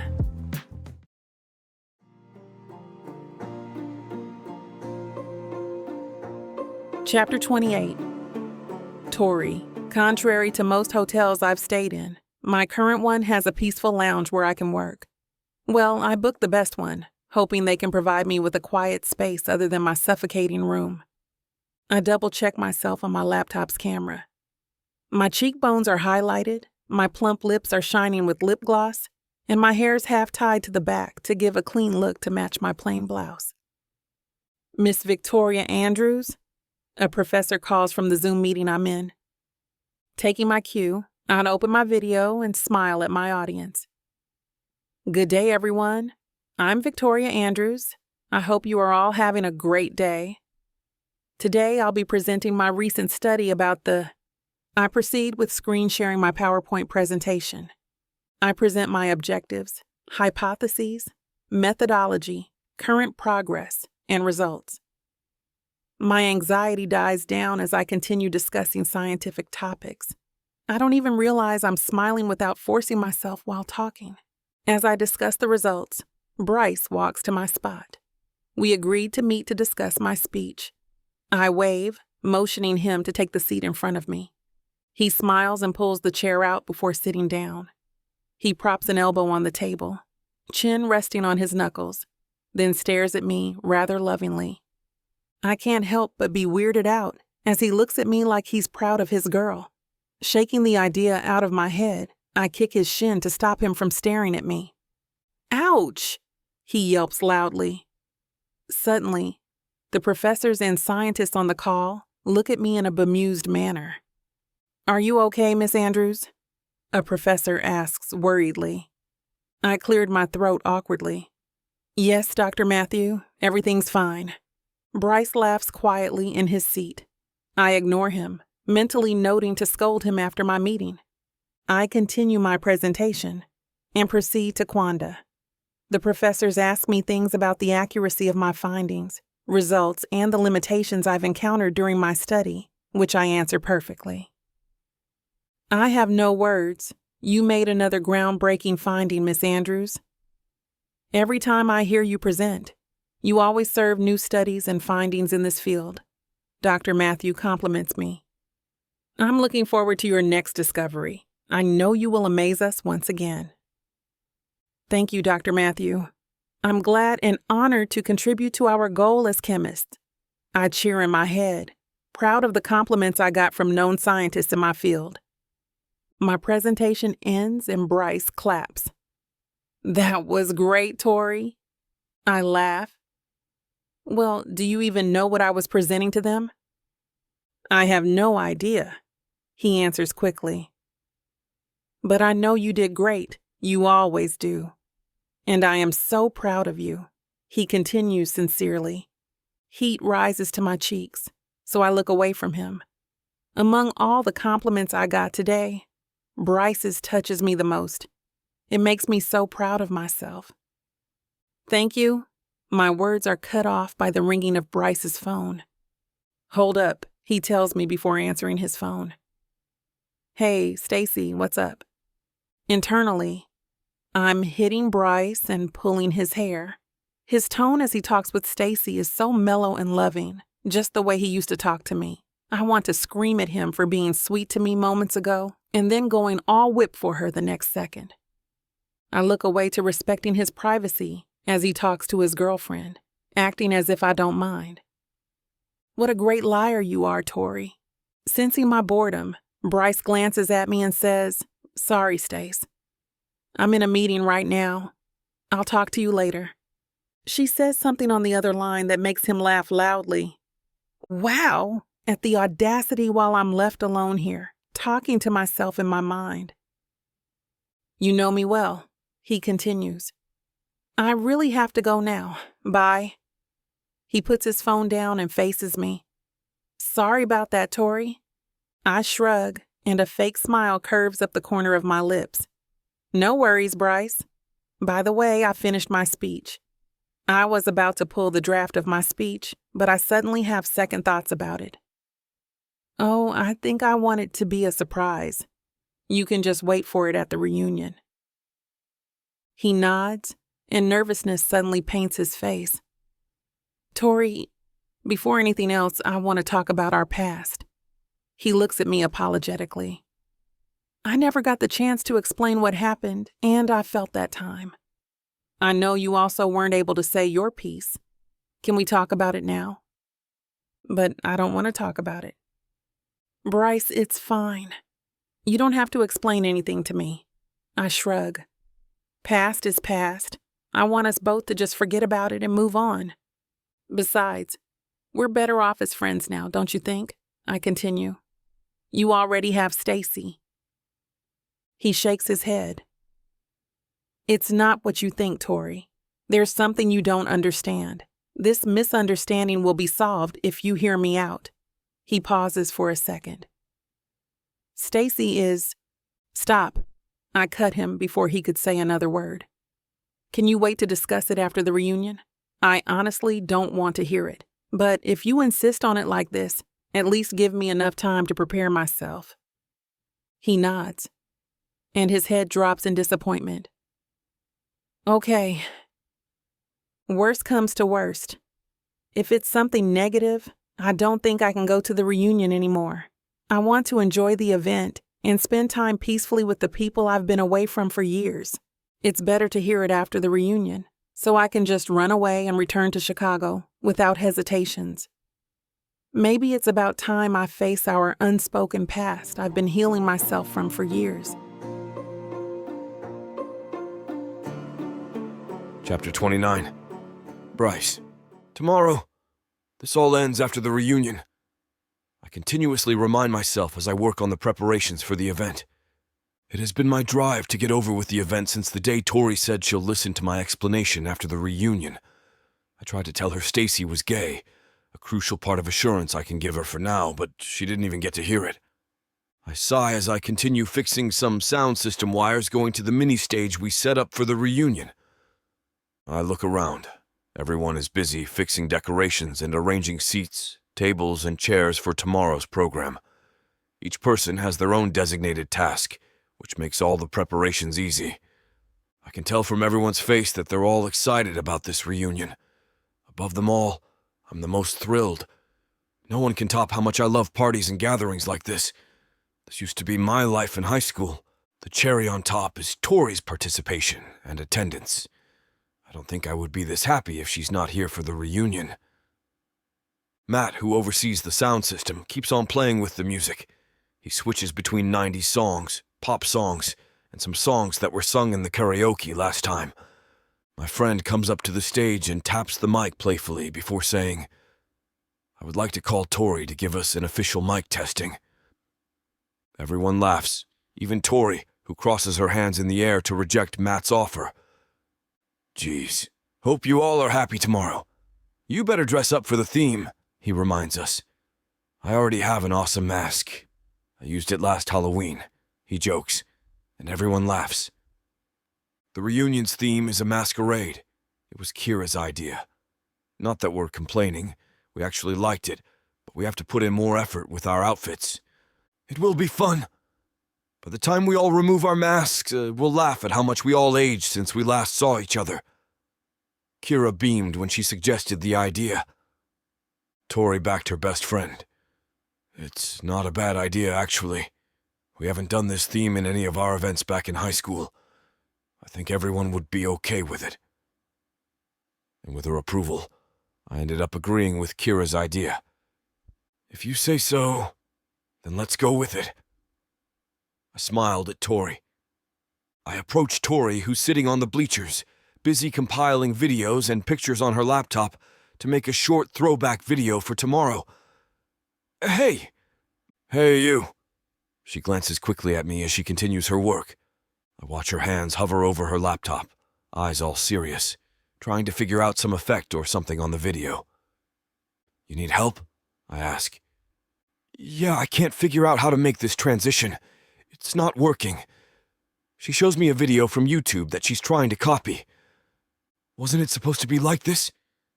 I point out the same button used in the tutorial. However, we both end up applying something else. This is harder than I thought.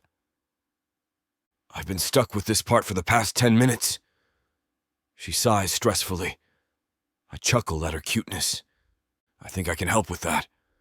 My smile fades when a man speaks behind me. It's Adam. "Adam!" she greets enthusiastically. "I told you, you don't have to come." He taps my shoulder coolly before taking the seat beside her. "Well, I thought I could be of help, since you promised to give me a quick tour of your school after you're done here." "We are all almost done, and I'm halfway finished with this video," she replies. The smoothness and unforced conversation between them are enough to show me how close they are. A pang of jealousy hits me. I clench my fist with furrowed brows, accepting defeat. "You're forgetting that I'm pretty techie and good with stuff like this." He chuckles as he snatches the laptop off her hands. She laughs and watches him do his magic on the video. He jokes about her slow progress, to which she retaliates with some inside joke. Feeling distant and out of place, I decide to help Kira's team. They're in charge of the decorations, so I just help in putting up some on the wall.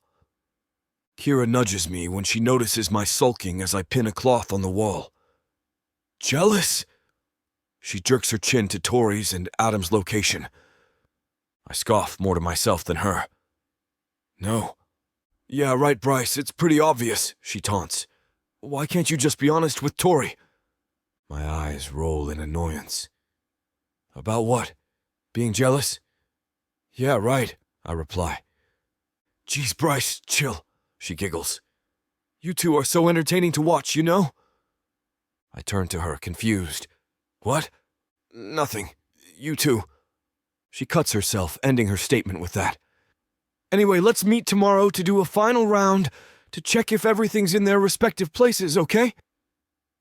She changes the topic. I shrug, letting her first statement die with her suggestion for tomorrow. Fine. Now stop bugging me. We still have a lot to put up today. I point at the bags of ribbon and clothing lying on the floor. She grabs a cloth and says, "You know, Bryce, I'm rooting for you. For hosting tomorrow, thanks." It was her turn to roll her eyes. "This is the reason why you're being ignored by Tori, just so you know," she informs me before walking away. "What the—" That hit home hard. "What do you mean by that? Kira!" She doesn't look back, so I just shake my head. There's no use overthinking what she just said. I still can't figure out how I can tell Tori everything without being interrupted by people tomorrow. Especially Adam, who keeps on showing up whenever I try to talk to Tori.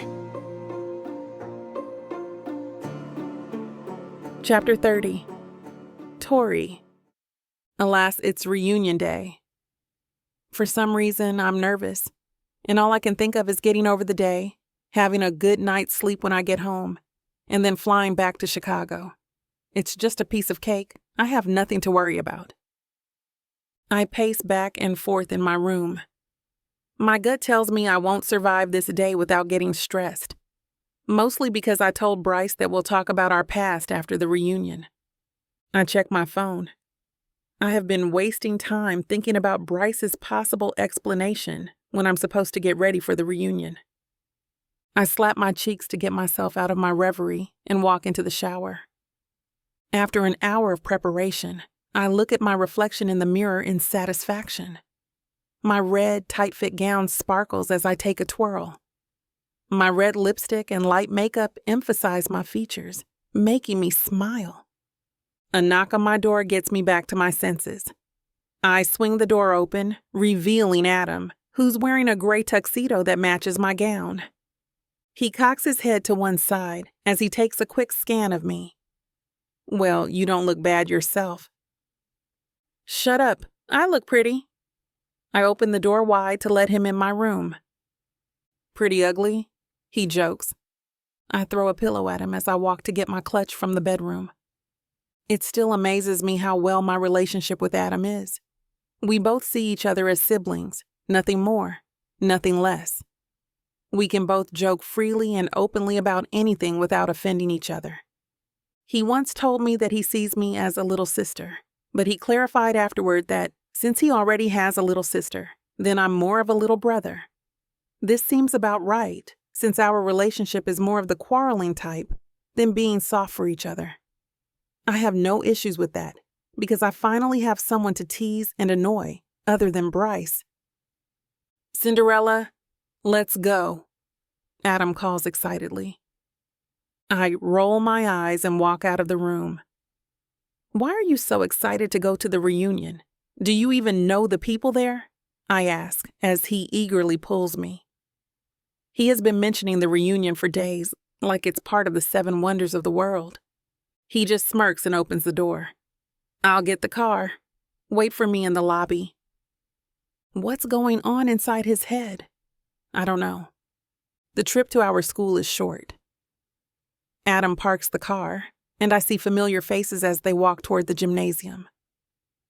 Everyone's really here, I mutter in fascination.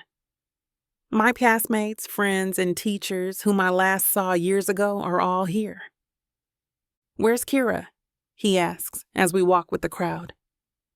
I think she told me she'll come here early to do some final preparations for the reunion.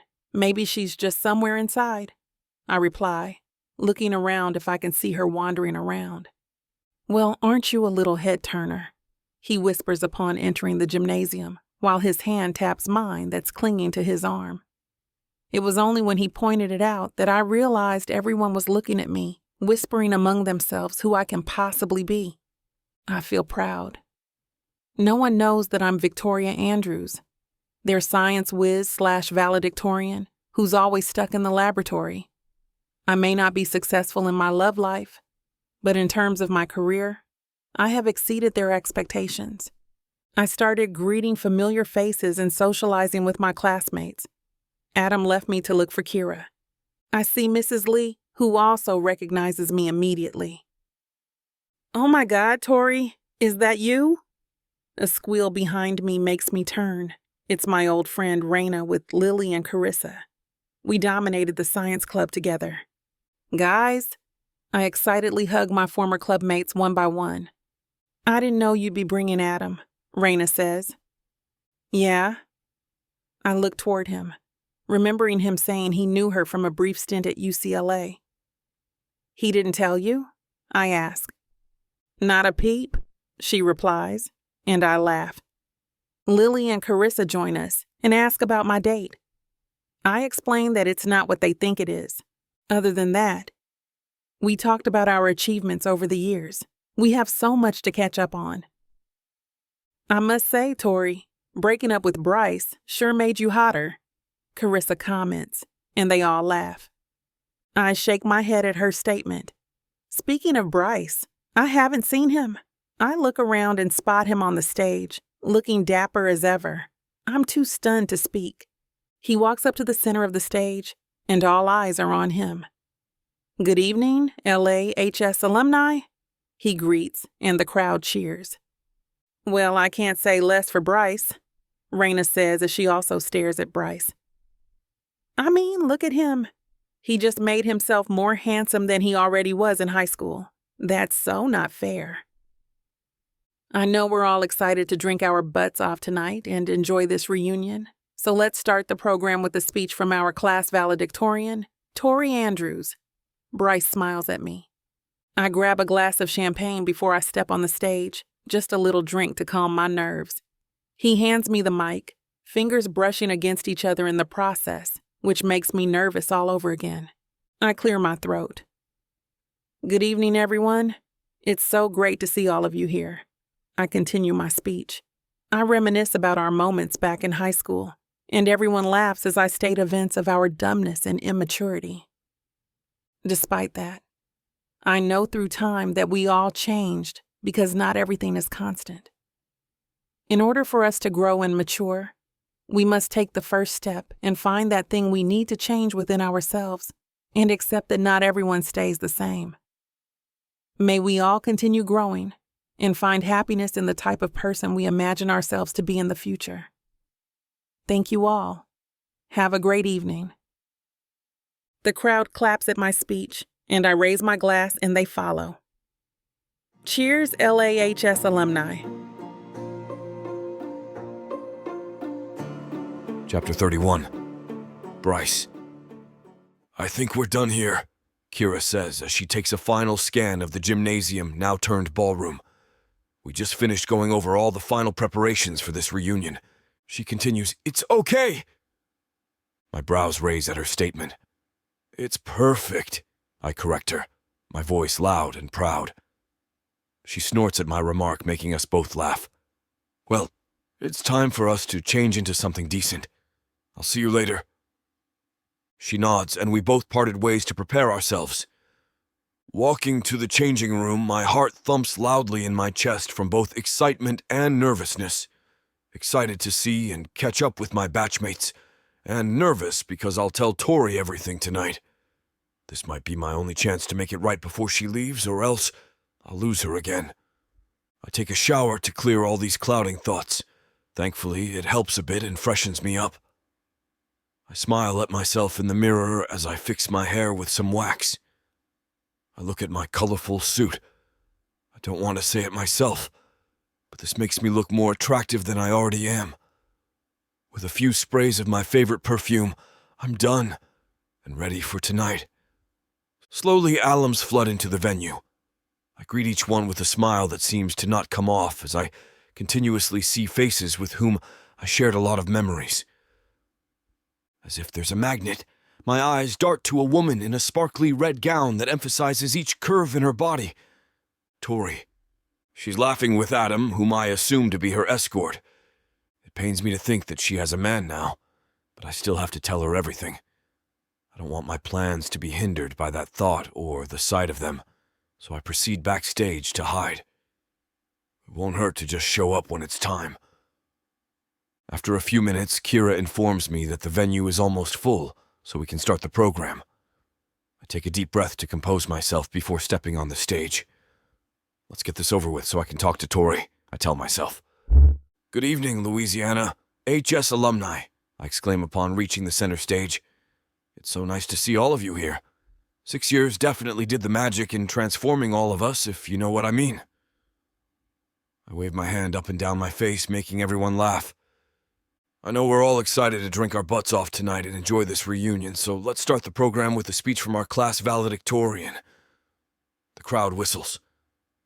I chuckle a little at their teasing. Tori Andrews! She walks gracefully up the stage.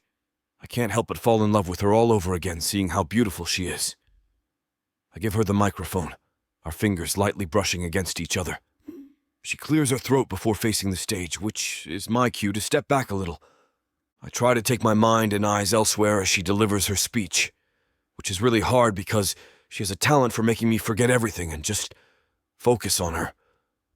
Her speech ends, and I proceed to the next part of the program. Everything goes smoothly as planned, and I didn't realize we were almost at the end of the program. You are all still young. I hope you enjoy your youth without having regrets about whatever you do. Thank you all for attending today. Remember, I'm proud of all of you and will forever be. Mr. Ford ends his speech. He pats my shoulder with a smile as he hands me the mic. Thank you for that wonderful message, Mr. Ford. We will be forever proud of being LA High School alumni. Everyone, I call, before I end this program and let you enjoy yourselves, there's a quick announcement. The LHS alumni basketball team will be playing against the current LHS basketball team tomorrow. Cheers from the crowd filled the gymnasium. Clearly everybody's as excited as I am about this event. We encourage everyone to watch, may it be here or on television. I emphasize the last word, earning a few oohs from the crowd. Yes, we are going to be televised. Let us thank Stacy for this opportunity. With that, let's get the party started. The band starts playing and everyone goes on chatting with each other. Bryce, you outdid yourself on stage. Congratulations on the success of the reunion. The crowd bombards me with compliments as soon as I step off the stage. Come on, I won't take all the credit for this. It's all thanks to the team that helped me to make this reunion happen, I tell them as I watch everyone dance to the music. Someone's really occupied tonight. Are you sure you'll be able to talk to Tori before the party ends? Kira says as she sips her wine on my side. I sigh. When you used to be a jock, it's hard to have alone time in reunions. So much for being an attention seeker in high school, huh? She teases me. Shut up, Kira. I was a basketball player. That's so different from being an attention seeker. Yeah, like if you weren't one, you wouldn't be surrounded by your fangirls back then. She then fake coughs in between saying Stacy's name. This is one of those moments when I don't like Kira. Tori's alone, Kira says as she points in her direction. I take it back. I like her. I take a sip of my wine before putting it down. Wish me luck. Show her your abs, it might help, she yells behind me. Ignoring her, I cut through the crowd to follow Tori. My heart hammers in my chest again and a lump forms in my throat from nervousness. It's now or never. I can't turn back now. Chapter 32. Tori. I smile to myself as I watch everybody have fun on the dance floor. Some are busy eating from the buffet while others are already tipsy from all the drinks. Going to the reunion was not a bad decision. Reminiscing memories and revisiting my favorite spots with the people I'd been with for years before I went to Chicago fills my heart with happiness. This is home. As if on cue, Bryce walks toward me. He used to be home. His coat is off now, and he looks so fine with only his shirt. I take a sip of my drink, and the mixture of sweet and bitter from the cocktail snaps me back to reality. I know a lot of people already complimented him, but I can't stop myself from saying, I must say you did a great job in organizing this. Congratulations, Bryce. He gives me his signature smile. Thanks. I would like to express my gratitude to our valedictorian who agreed to give the opening speech. You're welcome. May I? He points to the seat beside me, but he already settles down before I can even answer. Can't believe I redecorated the gymnasium since I only knew how to play ball in this court before. I giggle. Me too. Basketball, cheerleading, and science laboratories. We all used to just be in this small school. Now we all have our own lives, making our own names in our own fields. Yeah, like you used to stay holed up in your laboratory doing science stuff. Who knew you would still be doing that until now? He teases. Stop it. I nudge him a little. You used to run to that laboratory to meet me after your training. Well, the practice and training were exhausting. I have to recharge myself with your presence. He reminds me of his reasoning back then, like it's as normal as breathing. You smelled like sweat, you know? My sweat was my mark on you. I would immediately know it was you if you smelled like me. He laughs. We exchange more memories we shared in this school. Our classmates, teachers, and events we knew and went to together.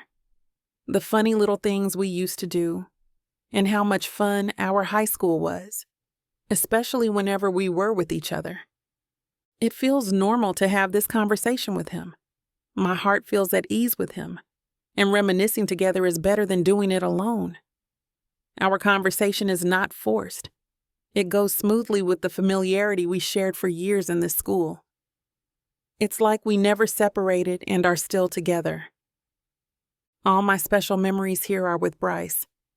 We supported, cheered, cried, failed, won, and loved each other together through the years. It could have been perfect, but Stacy happened. I still remember vividly how she expresses her dislike of me and how much she wants to be with Bryce. She must be sleeping soundly at night, knowing that she successfully got what she wanted. I have lost count of the cocktails I drank during our conversation, so I blurt out, "What happened to us?" He's stunned by my question, making me snort a little. "Tori?" He calls me in such an adoring manner, just like the way he calls my name back when we're still together. It's almost enough to break the walls I built around my heart, but not now, nor ever. He reaches for my hand and holds it. It's my fault, and I'm really sorry. I know you probably don't want to talk about this, but please, hear me out first. He chokes as if all the words he wants to say are about to come out at the same time. He probably has been wanting to tell me everything. Back then, I was drunk. I believe you can be drunk and still tell people apart from each other, Bryce. I want to tell him. Good thing I was able to stop myself. Instead, I listened to him. I think it's time I do. Listening to him means I can finally stop thinking that I have a part in why our relationship ended. I can stop blaming myself for all the things that I've done, so I can move on with my life. I know it's not a valid excuse. I was so drunk and came looking for you, but I ran into Stacy that night, he continues. I look at his face while he tells me his story. I was cornered by Stacy and ended up kissing her because I thought she was you. It was all a setup by Stacy. I never thought of kissing another woman except you. You know I would never do that, especially to the person I love. But you still did. Stacy's a changed person now. He adds, the question of why he's saying this to me when he's just going to clear Stacy's name pops up in my mind. Stacy wants to explain everything herself to you, but she's quite busy. I don't really care about what she wants to explain. I just want to hear his explanation. I'll be flying back to Chicago tomorrow. I won't see him again after this. I love you, Tori, he confesses. I still do, and I will always do. My eyes widen at his words. I was expecting an apology, not a love confession. My heart beats in so much anticipation, and also from happiness. I can't pinpoint which emotion I'm feeling more. His overwhelming confession makes me so confused that I can't think straight and give him a proper reply. He's still with Stacy, right? Why is he telling me this? After years, he still knows how to make me speechless. Tori, you don't have to give me a reply. Bryce, stop. I cut him off and get up. This is too much. Unconsciously, my feet bring me to my favorite spot. The cold night breeze hits my face as I sit down. I hope it will cool my head and digest everything Bryce has just told me. Chapter 33. Bryce, what a punk move, Bryce. Not only did you force Tori to listen to you, but you also managed to scare her off with your sudden confession. I bury my face in my hands as I contemplate what I have just done. For a teacher, I'm not so smart. Really, my way of doing things never fails to disappoint me. To further my sulking, I get a bottle of wine for myself to drink from. While I drown myself in wine, Kira approaches me, her brows furrow in confusion. "Why are you alone? Where's Tori?" she asks, eyeing the almost empty bottle I'm holding. "She left. I don't think she wants me back in her life." I let out a small chuckle. She holds up a freshly pedicured hand, the other on her waist. "And you gave up just like that?" "You don't understand, Kira. I explained everything to her, yet she just looked at me like she didn't care. I told her I love her." "Hold your horses there, mister," she cuts me off. "You told her you love her?" I roll my eyes. "Seriously, Kira, are you just going to ask me questions and not listen to me?" She crosses her arms over her chest.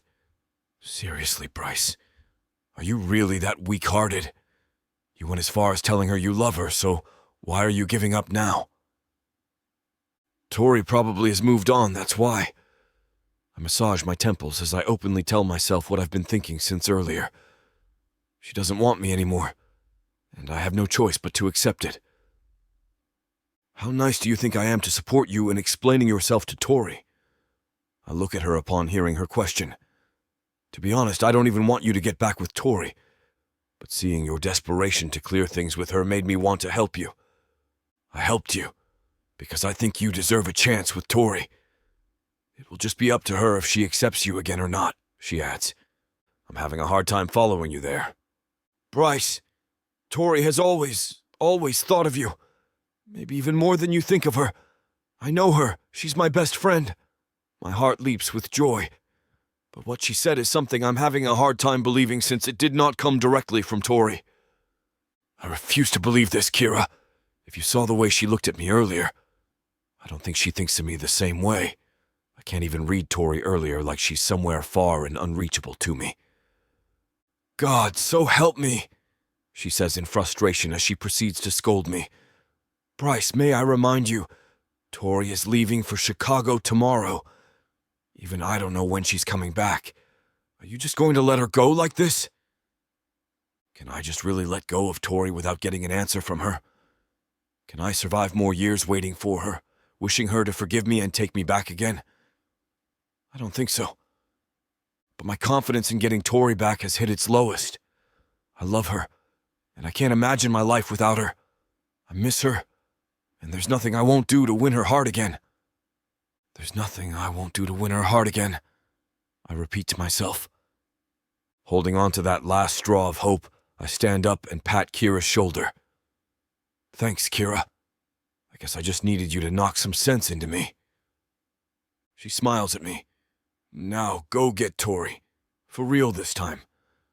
I nod as I walk to Tori's favorite spot. Whenever she's disturbed, it's the only place she goes to. I know because we shared a lot of memories there. As if in some funny twist of fate, Adam is on that spot with Tori. They're like a couple shooting a movie. Lamplight gives them a spotlight as he puts his coat on her shoulder. Tori, on the other hand, looks up at him with a loving smile. I feel like an outsider while I watch them sit side by side, talking and giggling with each other like they're the only people on Earth. They look so good together.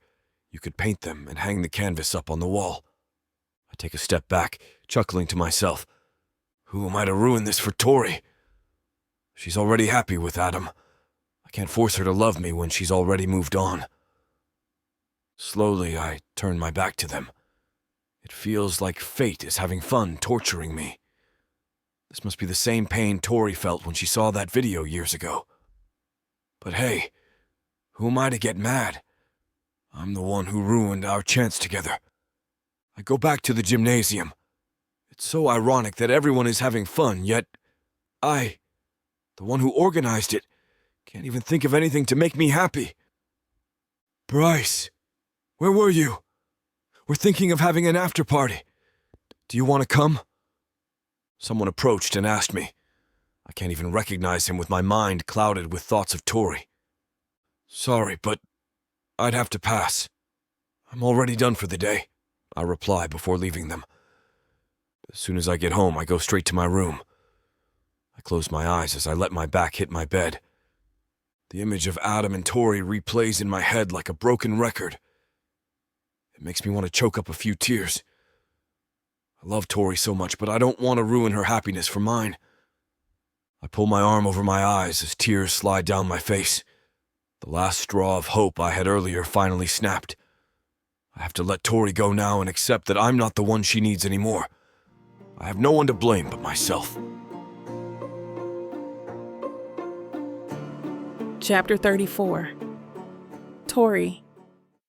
My stay in LA seems to be shorter than I initially wanted. Time flies fast and I'm already leaving for Chicago. Seems like someone doesn't want to go yet. Kira sings songs as we walk to the burger shop. It will be a long time since I'll be back in LA, so it won't hurt to have one last meal here before leaving. Worried about Bryce? I sigh. I can't deny that I'm worried about him. It just feels weird that he left early last night. You know him, he likes hanging out with people. And also, why hasn't he called or texted me? Is he okay? Did he get home safely last night? I hope nothing bad happened to him, Kira adds, pretending to be me. If you're that worried, why won't you message him instead? She asks, being herself this time. Yeah, why won't you? Adam chimes in. I swear these two have out-of-this-world chemistry, that even their thoughts are syncing with each other. Shut up, you two. I'm just worried. It means nothing else. I ignore their teasing and enter the burger shop. The smell of cooking meat fills my nose, making me sigh. We order some food and sit down. As if to remind me of my pain one last time, Stacy appears with a burger meal in her hand.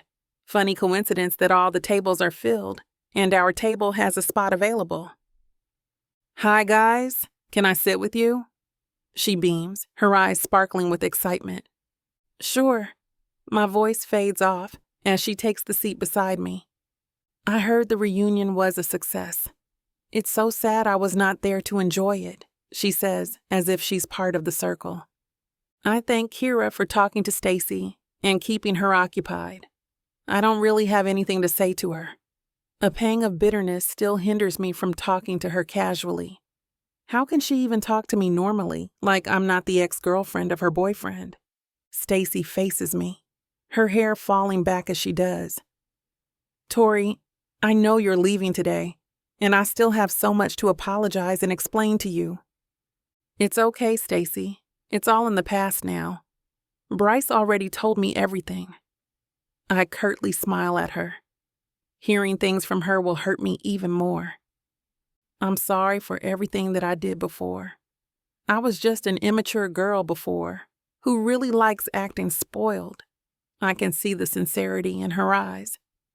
It makes me happy that she apologized and admitted her fault. Apology accepted. Thank you for that. Hey, I'm not finished yet. I do genuinely apologize for ruining things for you and Bryce. I swear on my grave that he had no part in the video or the kiss. It was all my plan, she confesses. Bryce is nothing but a big ball of love for you, Tori. It never changed. She seems to be sincere in her statement, but it's still hard for me to believe. Their closeness is not something you can call friends. Maybe she still likes him. Oh, shoot! She darts up, looking at her watch. I have to go now. Anyways, Tori, please be a doll and watch the game today on TV. I'll announce something important later, and I want you to hear it. Bye, she adds before running to the door. Did she just apologize to make me watch her game on TV? I mutter under my breath. It feels like she just wants me to watch her profess her love for Bryce on national television. "What did you say?" Kira asks when she notices me muttering. I shrug and continue eating. "We might miss the plane. Let's hurry up," I tell Adam and Kira. The trip to the airport was short. It feels like I'm back to when I first went here to fly to Chicago. My chest is clenching in nervousness. A part of me doesn't want to leave. Everything is the same, even the feeling that I'm leaving Bryce again. Dragging my luggage, I take a deep breath. Bryce is happy here, and I'll be happy in Chicago. It's time we part ways. Tori? Kira calls my attention. I give her a quizzical look as she stares at me with puppy eyes. "What's wrong, Kira?" She grunts and stomps her feet like a 5-year-old. "No! Adam might not be coming with you yet," she answers. I look at Adam, who's scratching the back of his head with one hand while the other is holding Kira's. I think Adam must come with me, though. I tilt my head to the side, teasing Kira. Adam looks sadly at Kira. Geez, these two. "I'm just kidding. Adam can stay here, but not permanently. He must go back to Chicago, okay?" She squeals and jumps to hug me. "You really are the best of all best friends. I love you so much, Tori." I laugh. "I think it's time for you to work on your love life, so be nice to Adam." She pulls back. "Hey, aren't you supposed to tell Adam that instead? The speech to be nice to me? Your best friend?" "Tori knows I'm nice enough to take care of you. That's why," he comments behind her, making her roll her eyes. Gosh, I feel like such a third wheel. I shake my head as I pull my plane ticket out of my bag. "Then I'll leave first. No need for tearful goodbyes," I continue. She pouts, her eyes welling up. "I'm going to miss you being here." "Me too." I swallow the forming lump in my throat. I don't want to cry here. "I'll go first. I'll message you once I'm in Chicago." I turn my back to them before they can reply. "Safe flight, Tori," she shouts. I wave my hands up as my chest continues to feel heavy and blink away the forming tears. Chapter 35. Bryce. Yesterday we were partying here, and now we're going to show these kids the legendary gameplay of the LAHS alumni basketball team. Matt Pep talks to our team. I chuckle as everyone cheers. They were so hyped upon the news that the team would be complete for the reunion, so they suggested playing against the current LAHS basketball team. It will be the perfect way to end the reunion before we all part ways again. I scan my eyes around. Matt's right. Yesterday the gymnasium was filled with lights and displays that made it look like a ballroom, and now it's back to being a normal gym. Stacy volunteered to be the courtside reporter for tonight's match. Through her job as a sportscaster and her connections, our reunion became more memorable. But my mind is elsewhere, on Tori, who's flying back to Chicago today. I know I have given up on her, but I wish I did better, not only last night, but also on the days before. Maybe I should have told her earlier and explained things sooner. Then maybe her mind would change and she would give us a chance. "You seem off," Matt comments. "Guess it didn't go well with Tori." "She's happy now. I don't want to ruin that." I smile painfully. "I heard she's leaving today." "Are you not going to go after her?" he asks. "I don't think she would be happy if I did that." I sigh. "Besides, we have a game today. I shouldn't miss this rare occasion, right?" He just shakes his head and pats my shoulder. "I'll respect your decision, Bryce. But I hope you won't regret this in the future." More what-ifs conjure in my head, but I ignore them. Now is not the time for that. I have to focus on the game. My players call me as I pass by them. "Coach, we will take you down." I laugh at them, though it feels weird I'll be playing against them. "You kids are forgetting I know your plays and strategies." "We will show you our own gameplay." Sense of pride gushes in me. My players are making their own tactics in basketball. That's something I'll look forward to in this game. Okay, but make sure no one gets hurt in this game. Just think of it as a practice game. They all nod, so I go back to my old team. Matt gathers us. Alum! Let's have fun as usual and take the win! He yells. The game starts, and my students are true to their words. They made their own gameplay, so I'm not familiar with it. They jumbled the roles of each other from point guard to center, making me focus on the game. They did a good job in their roles, but our team is not easy to beat. I score 3-pointers while Matt does a good job of passing me the balls to score. Our coordination is still as good as before. We fulfill our roles as if we didn't separate ways and as if we've been competing regularly. We exchange scoring from each other's baskets. By the end of the first quarter, we're leading. All the alums are excited to see their talents match those of younger players despite years of not playing. My mind drifts off to Tori again. Is she already at the airport? Did she already fly back to Chicago? I want to see her and fight for her one last time, but I know I can't do that. The second quarter starts, and all I can think of is Tori. I'm missing baskets consecutively, and frustration is taking over me. The gap is widening, and we're losing. Matt asks for a timeout so everybody can take a break, but I know it's mostly for me since my frustration clearly shows whenever I miss a shot. Bryce, what's happening to you? He asks, though he clearly knows what's going through my mind. You were doing fine in the first half. Sorry, I'm just getting distracted, I reason. I pour water on my head in hopes to help my thoughts clear up. But it doesn't. All I can think of is how I lost another chance to be with her. How she's flying with Adam right now, and how she'll be happy with him, not me. It's torturing me. Bryce, Matt calls when he sees me staring at the ground. Focus on the game. I already gave you a chance earlier. You can't back out now. I know. I'll sort myself before the game continues. Don't worry. I wave him off. I want to be alone for a few minutes to reboot my mind. He sighs. I saw this 5 years ago. I don't want history to repeat itself. I want to see Tori, I blurt out. You said she's happy now, Bryce, and you don't want to ruin that. Please focus on the game. You need to enjoy and forget, even just for a while, about Tori. I let out an empty chuckle. How can I enjoy it when the source of my joy is flying to Chicago, seated beside someone whom I desperately wish was me? Hey, stay with me. Matt snaps his fingers in front of me, getting my attention.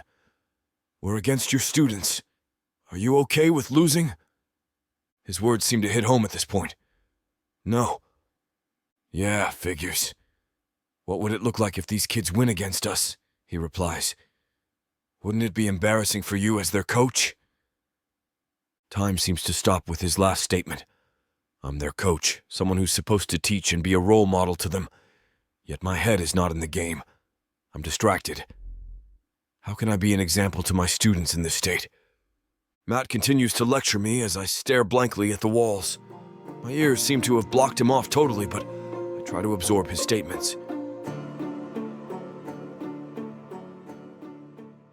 You think you can catch me? You think you can tame me? Oh, I know I can. And you know it too, baby. I gotta tell you, you're not the first to try. But don't worry, baby. I'll be the last. With sass like that, maybe I'll be the one that needs to tame you. Let's cut to the chase, big boy. What you selling me? Your appetite is big AF. I have just the thing that'll satisfy you. Oh, really? And what's that? Over 120 hours of romance audiobooks. Brought to you by Tyler Walker Romances in the Big AF Audio Bundle. 120 hours? That sounds amazing. Your knees won't work afterwards if I do my job right. Don't make promises you can't keep. Well, I can keep this promise. Because these audiobooks are unabridged with all the spicy scenes that will make you put your earbuds on. You know, Tyler can get freaky because she marked the bundle down by 69% for a limited time.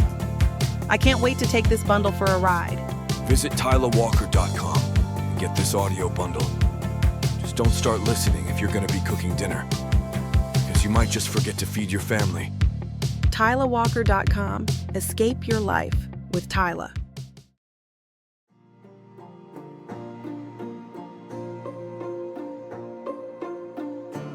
Chapter 36.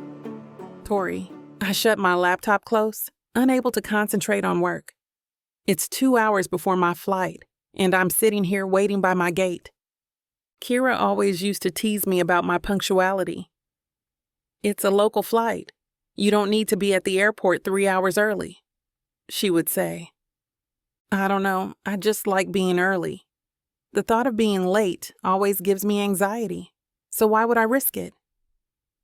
By the time I'm done with all the cues, I only have a couple of hours left anyway. Plus, I like the airport. I know it always feels like I'm in a weird twilight trance where time doesn't exist and prices have no basis. But underneath all that, I always find airports comforting.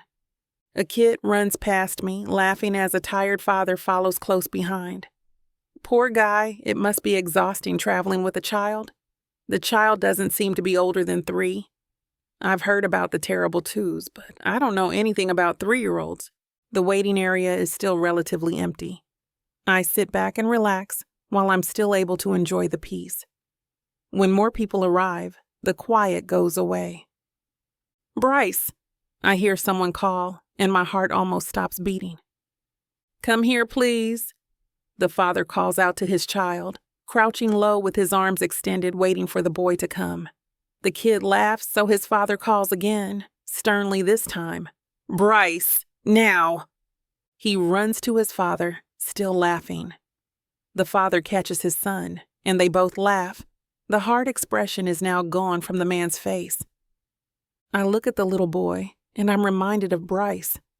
My Bryce, not Stacy's Bryce. Seeing him the past week has opened up so many feelings that I thought had been closed long ago. He still looked good. The same but different. He also still looked like that happy, carefree kid back in high school, but older and more mature now. He has this air of seriousness he didn't have before. It suits him well. I've been concentrating on work for the past 5 years, not bothering myself with romance. I told myself I just didn't have the time or the energy to even think about romance. But maybe the real reason is Bryce. It's still Bryce. A lump forms in my throat. He is with Stacy now. No matter how they started, they seem to be happy now. I wouldn't want to ruin what they have. I'm not that type of person. I wouldn't want to be. I still remember the hurt and betrayal I felt after what happened 5 years ago, and I wouldn't wish that on anyone, not even my worst enemy. They look good together anyway. They look happy, I tell myself, my voice barely audible. I open my laptop once again, and I tune into the game. Since I'm not there to support our team, the least I could do is watch it, adding to the number of views and all of that. Stacy has done a lot of campaigning and promoting over the past few days. And they score. The announcer's voice in the background is filled with excitement as the players run around the court. That's another 2 points for the current LA High team. I'm telling you, Bob, these kids are playing at another level tonight. "You're absolutely right, Jerry," the other announcer answers, as the camera pans to the announcer's table at the side of the court. The kids are up by 12 points, and the alumni are not happy. They show the players, and immediately I look for Bryce. He doesn't look happy, but he's still trying his best. He looks around the stands and seems disappointed. A part of me hopes that he's looking for me like he used to back when we were in college. I shake the thought out of my head. Why am I doing this to myself? There's no need for false hopes. Plus, I'm not even sure if I still feel anything for Bryce. It can just be nostalgia. After a few minutes, the bell rings, signaling the end of the first half. The players disperse and go back to their lockers. The kids are jumping around while the alumni are looking a bit down. Bryce is the last to leave the court. He glances once again out to the stands, but the camera cuts to Stacy, sitting beside the announcers from earlier. I can't help but roll my eyes. We're joined once again by Stacy Monroe of NBC Sports. "So, Stacy, that was an intense first half, huh?" Bob starts. "It really was. I was on the edge of my seat the whole time," she responds, laughing. "You're not the only one," Jerry comments, and the three continue to laugh. I can't help but watch her closely. She's still as beautiful as she was back then. Her makeup is flawless, and her hair falls around her face in tumbles and curls. She looks effortlessly perfect. And hello to all LA High alumni who couldn't be here today. Stacy is waving at the camera. I blink a few times, trying to focus. I was so occupied with watching her that I wasn't listening to what she was saying. We still appreciate you taking the time to stream and support our team, she continues. I'd also like to greet someone very special to me. Bryce. He's already in the stadium with you. No need to give him a shout out. My love, Leah Cho. Hey, sweetie, thanks for watching. I know you're not particularly fond of basketball. There's a moment of silence after Stacy makes her announcement. Even I need time to process what I heard. What a lucky woman. Jerry breaks the silence and gives a little laugh. Oh, I'm the lucky one, Stacy answers happily. She's been putting up with me for 3 years. I shut the laptop, not being able to hear anymore. I need to process everything. Is this the thing that Bryce couldn't tell me? He was waiting for Stacy to be the one to admit it. All this time, I thought Stacy and Bryce were together. I can't believe how wrong I've been. Quickly, I pack my laptop and rush out. I know what I have to do. Chapter 37. Bryce, 2 years ago. It's just that you were there, you know. You were there and you were a jock and handsome, so I thought, why the hell not? Stacy's words were slurring and her eyes were starting to shut. Every girl in our school had a crush on you, so I thought maybe I did too. Maybe I should have too. She gulped down the last of her beer before slamming it on the table. Hey, Dan, one more, please. She signaled to the bartender. Dan looked at me, and I shook my head no. One more drink and she was going to pass out. All right, Monroe, come on. Let's get you home. I try to get her to stand up, but she pushes me drunkenly. Dan chuckles behind the bar before turning to a new customer. Just another Saturday night for him. No, you don't understand, Wilson. I should have had a crush on you, but I didn't. That's the problem. She took a swig from her glass before realizing that it was empty. I didn't, because I had a crush on Sarah Marshall, she continued. For a moment, her words stopped me in my tracks. Sarah Marshall. She was a junior back when we were in our senior year, head of the debate team. I knew her because she used to look up to Tori, who gave her advice and helped her out with schoolwork from time to time. I've always liked girls, Bryce. That was the problem. But it's not anymore. I'm fine with it now. Stacy looked up at me, waiting for my reaction. I'm fine with it too. I smiled and helped her up again, and this time, she let me. Asterisk, asterisk, asterisk. It was just after graduation when Stacy came out to me. We were drinking at a bar. Well, I was busy making sure she didn't get into trouble. This became a little bit of a tradition for us, to meet once a month and catch up. For some reason, Stacy and I became close. It's weird because she was the reason for the end of my relationship with Tori. But Stacy is actually pretty cool. Turns out she just had a lot of stuff going on. Bryce, are you listening? Matt bumps me on the shoulder, dragging me away from my thoughts. We need you, man. I don't want to lose to a bunch of high schoolers, he jokes. Get your head in the game. The crowd cheers as both teams make their way once again to the court. Fans are screaming from all sides of the court, and the energy is just amazing. Out of the corner of my eyes, I see Adam walking up to the bleachers, and my mood sours. Isn't it enough that he already got Tori? Does he have to rub it in my face, too? What the hell is he doing here? I ask, my voice dripping with irritation. The crowd screams, and Matt moves closer so he can hear me. Who? Kira's boy toy? He is standing close, following my line of sight. He must have noticed the surprise on my face. You know, Tori's colleague, that Adam guy? Yesterday, Kira was asking for tips on how to seduce the guy. She wants to convince him to stay for a couple more days. Maybe I should warn the dude, huh? Of the two of us, Matt has always been the one in the loop. He knows everything going on with everyone, and I'm always amazed by all the information and dirt he has on people. We have a running joke in our team that he's Nardwar's secret son. Honestly, I don't think that's impossible. I think back to what I saw last night, and it doesn't make sense. Aren't Tori and Adam dating? You mean Adam and Tori aren't together? He laughs, and I can't help but get annoyed. This is a serious matter. I have no time to get laughed at. Dude, that guy is just Tori's colleague, like an older brother. I guess you didn't know that he is Ada's older brother, like her actual biological older brother. Ada. I racked my brain trying to remember who Ada is. The name sounds familiar, then it hits me. Tori's lab mate? She is one of Tori's friends back in high school.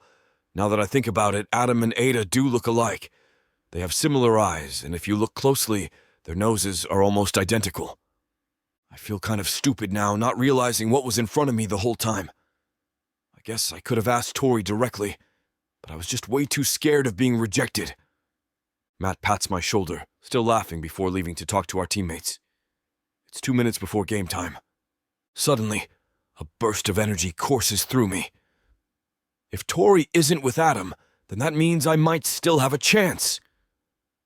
I run towards the announcer's table where Stacy is talking about the young players. She is telling them about the bright future of the kids and how they are on their way to greatness. Oh, hey, Bryce. We were just talking about how great the kids are playing today. Do you think there's still a chance for the alumni to catch up? She moves the microphone toward me, and I take it from her. I don't have much time, so I need to make this count. Hey, Stacy, yeah. I look at the camera, trying to find the right words. Thoughts of Tori fill my head, and I pour them out along with my feelings. I should have prepared a speech and practiced what to say, but I didn't. I just let out everything that I've been feeling for the past 5 years. Tori is the love of my life. There has never been anyone else, and there'll never be anyone else. The crowd cheers and screams as I profess my love for her in front of thousands of viewers. I know Tori is one of them. Matt high-fives me as I run to my position on the court, knowing that the second half is going to be more interesting. Chapter 38. Tori. My heart is pounding as I make my way out of the airport. This is crazy. This is crazy. This is crazy, I whisper to myself. Am I crazy? Should I do this? I shake my hands to calm myself, taking a deep breath as I stand outside. Just because Stacy isn't dating Bryce doesn't mean that he isn't seeing anyone. It could be someone else. Someone I don't know. I mean, it's been 5 years, of course, he's dating. Someone bumps into me, and I drop my bag, spilling its contents on the floor. Are you kidding me? Doesn't this kind of thing only happen in movies? The girl, who looks like she's in her early 20s, apologizes, and we bend down at the same time to start collecting my things. I'm really sorry. I was rushing and I didn't see you, she says again, handing me my stuff. After assuring her everything is fine, the girl continues running. This time, I hope she'll be more aware of her surroundings. I take a look inside the airport, debating whether to go back and just wait for my flight, as I'd originally planned. I can just sit down, watch the game, get on my plane, and go back to my life. It's the safer option, sure. But there's a big part of me that wants to do this. I need to go back and tell Bryce how I feel. I need to apologize and clear up the whole misunderstanding. Gathering my strength, I take a deep breath and start walking again. Each step took me further from home and closer to Bryce. I see Kira before she sees me. She is standing by her car, smiling at her phone. She finally looks up and sees me as I get closer to her. I've known you since we were little girls, Tori. I knew this would happen, she answers before I even get to voice out my question. This girl can read my face like an open book. Come on, let's get you the game. As I run to the passenger seat, the nerves come back, causing me to trip and almost fall on my face. Luckily, Kira is here to catch me. Tori, you need to calm down. You just broke a heel. She helps me up and points to my left shoe. This is just great. I feel like I'm living in a cheesy rom-com right now, where the lead is supposed to go through so many misfortunes before getting her happy ending. Or maybe before she realizes that the world is against her and she shouldn't continue with what she's doing. What were you smiling at on your phone earlier? Were you talking to Adam? I asked Kira to distract me. It's better for my nerves if I don't think about what I'm about to do. Yeah, he's at the game, and things are getting exciting over there. She gives me a knowing smile, and despite a smile tugging at the corner of my lips, I can't help but roll my eyes at her. Bryce's team was behind at the end of the first half, but knowing him, I'm sure he'll be able to turn the tables around. He always has that drive and resilience to keep fighting, and it always pays off during his games. Did the second half start? I find my phone so we can watch the game.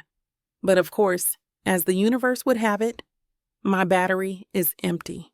Perfect. Just perfect. I've known you for more than 20 years, and this is the first time I've seen your phone empty. She comments, slowing down as we hit traffic. In traffic? Of course. It's like the perfect storm of bad luck in the last hour. I've never really believed in destiny. I don't believe that things are meant to be. I don't believe that the universe will conspire with or against you to lead you to something or someone. But I did always believe in karma. And if it's karma that's causing all my bad luck today, then I would want to know what I did to deserve it. She hands me her phone, but my hands are shaking. My anxiety is building and she notices. Could you believe Stacy's announcement? She starts. I always suspected it, but I couldn't really be sure, you know? What? How could she have suspected anything? All this time I thought Stacy and Bryce had been together. Well, she's never really been linked to any men before, despite her fame. Plus, she's always seen out with a female. I guess that's the girl. Now that I think about it, Kira is right. I haven't been keeping tabs on Stacy after graduation, but even before then, I think there were hints. She never showed any signs of interest in any of the guys at school. Of course, there's Bryce, but even the whole thing with him was pretty sudden, as if one day she woke up and decided to be obsessed with him after years of not caring. Sometimes, I can't help but feel incredibly stupid for missing things that are in front of me. I've always been clueless about the things happening around me. If it wasn't about school or work, I wouldn't know anything about it. Thinking about Stacy and college distracts me enough not to notice when we have arrived at the school. I tell Kira to go ahead because I want to make sure that I'm calm and collected before I face Bryce. I put on light makeup and grab a pair of sneakers in my luggage before making my way to the gym. There are whispers and pointed looks as I make my way to sit beside Bryce's team. I wonder if Kira already announced why I'm here and everyone is just waiting for me to do something. That would explain all the smiles I'm getting from the team, almost as if they're giddy to see me. My heart is pounding loudly once again, and I take deep breaths, trying to keep my cool in front of the onlookers. Seriously? What is up with these people? Do they know something I don't? Bryce makes another shot, and the crowd erupts into screams and cheers, and I see Matt bump him and signal toward me. Bryce looks, and his face lights up. He smiles at me, and I start to calm down. Suddenly, the noise from the crowd isn't as loud anymore. I smile back, and the game goes on. Chapter 39. Bryce. It feels like I never left, like I'm 18 again, playing my last game I'm ever going to play for LA High before going on to UCLA. Even the team is the same, well, most of the team. Some weren't able to make it to the reunion. My newfound energy boosts me as I play the best game I've ever had in years. The high of finally admitting my feelings to Tori and to everyone else will be the push I need to win this game. It's like the tiger in me once again becomes unleashed. I power through the other team. Every one of them is now on defense as their 12-point lead turns to 3, and then 0. The alumni are now up by 2 when one of the kids steals the ball from me. He looks up at me smiling, proud of himself, and I return the grin. It's nice to see the love for the game from young kids. A few more back and forths and they score, bringing their lead up to a meager point. The tension in the court is so thick you can almost run a knife through it. Almost everyone in the crowd is at the edge of their seats. This is no championship game. This has no bearing on the future of these kids, and absolutely nothing for the alumni. Yet today, we play like it's the most important game of our lives. Tori stays silent the whole time. She's sitting at the edge of her seat, fiddling with her fingers.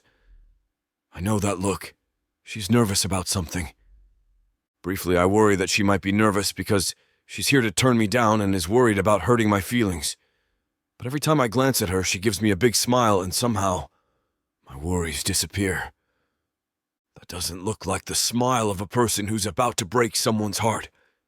It's 2 minutes before the end of the game, and the kids call for a timeout. We old-timers welcome the break, some more than others, and we gather in a circle. Just like old times, Matt comments, and we murmur our agreement as we think about the last huddle we had as kids. My teammates look at me, expecting some sort of play or an encouraging speech maybe, but I'm all out of speeches to give for the day. Just get the ball to me, I guess. The game continues with the ball on their team, and we scramble to steal it from them. They up their defense, and as the end comes closer and closer, I feel more and more hyped. At the 10-second mark, one of my teammates manages to grab the ball and pass it to me. 2 of the kids move toward me, and I make it to the 3-point line before I take the shot. And like in the movies, the buzzer goes off as the ball goes inside the basket. Silence, and quickly after, chaos. The crowd goes wild and the alumni win. My team surrounds me, patting my head and shoulders.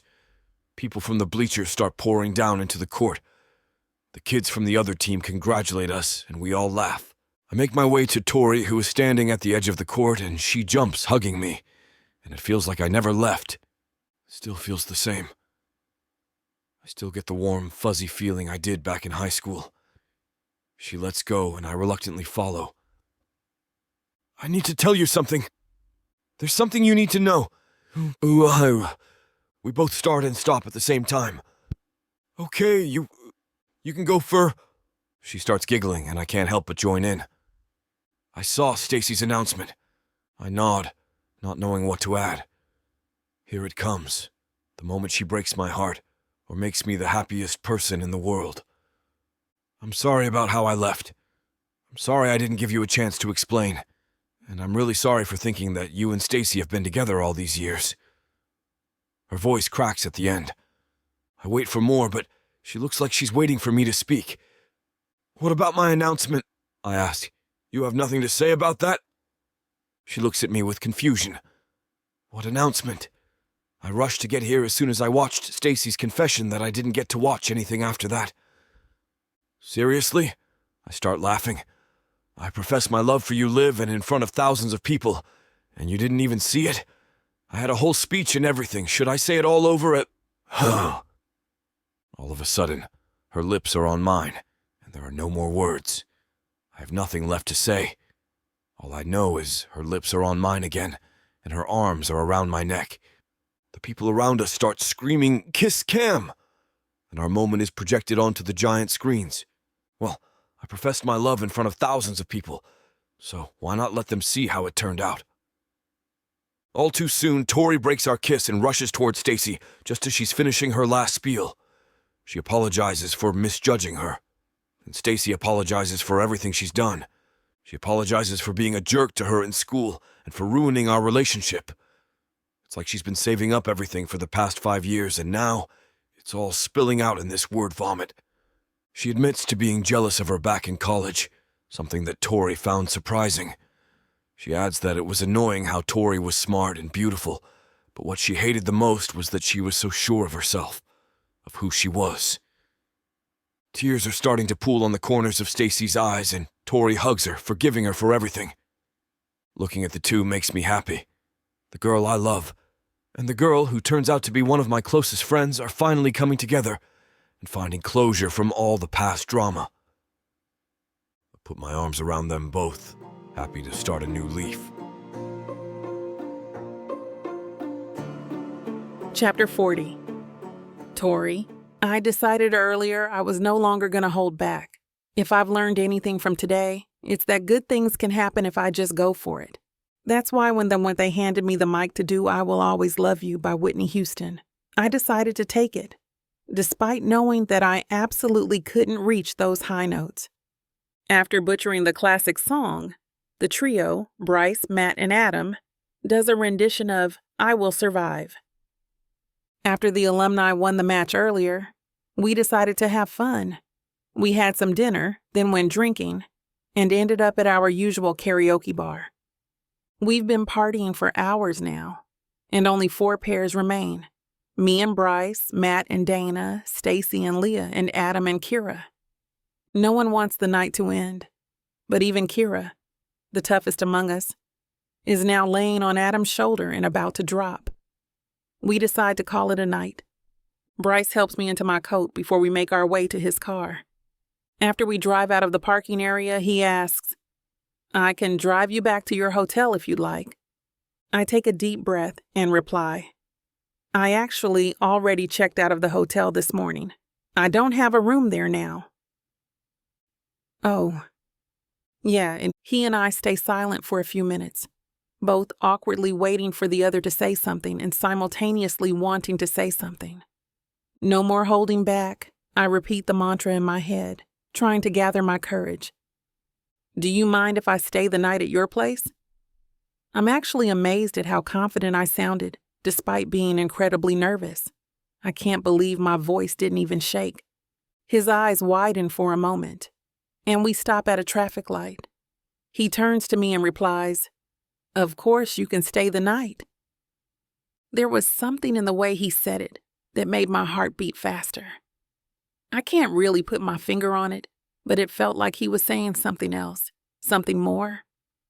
We stay silent once again. Only the sound of the engine can be heard. But this time, the awkwardness from earlier has disappeared and is replaced by something else. We slow down as we reach his apartment building, and my heart starts beating faster once again. We park the car and head toward the elevator in silence.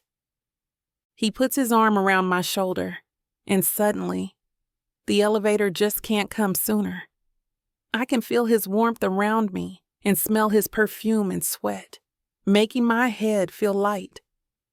We step inside the elevator, and as soon as it closes, he grabs and kisses me, pinning me to the wall of the elevator. No holding back. I put my arm around his neck, pulling him closer. His tongue slid inside my mouth, and a small whimper escaped me. I feel his hand slide along my back, down to my legs, and up once again. I wrap my arms around him tighter, wanting him to be closer. I want every part of me to be covered by him. I forgot where we were until the elevator dings before stopping at his floor. Reluctantly, we pull away. His eyes look hungry, and I wonder if mine reflects the same. "We could just do it here," he jokes, a little rawness in his voice that almost makes me want to agree. The elevator doors open, welcoming a gush of cool air that does nothing for the heat I'm feeling. He must have read my mind because he kisses me again, as hard as before.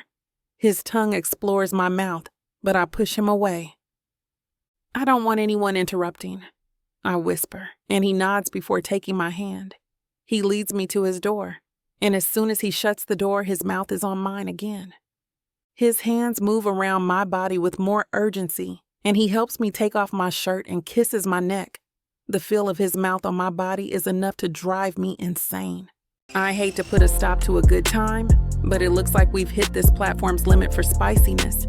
This platform's got some rules we have to play by if we want to keep giving you these stories for free. And trust me, this scene isn't something you want to miss. While we can't get into all the details here, you can still dive into the full, uncut version at tylerwalker.com. Miss Tyler has an entire collection of unabridged audiobooks and ebooks waiting for you. And the best part? You can treat yourself with 40% off when you use the code SAVE40. That's right. You'll save on any digital product, even bundles that are already discounted. Miss Tyler would never let anyone feel the kind of disappointment you must be feeling right now. So why wait? Treat yourself with Miss Tyler. When Nyla Thomas agreed to a fake marriage, she wasn't expecting it to land her in jail. Nyla Thomas, you are under arrest for the murders of Hilda and William Stone. She wasn't expecting to find out the truth about her family.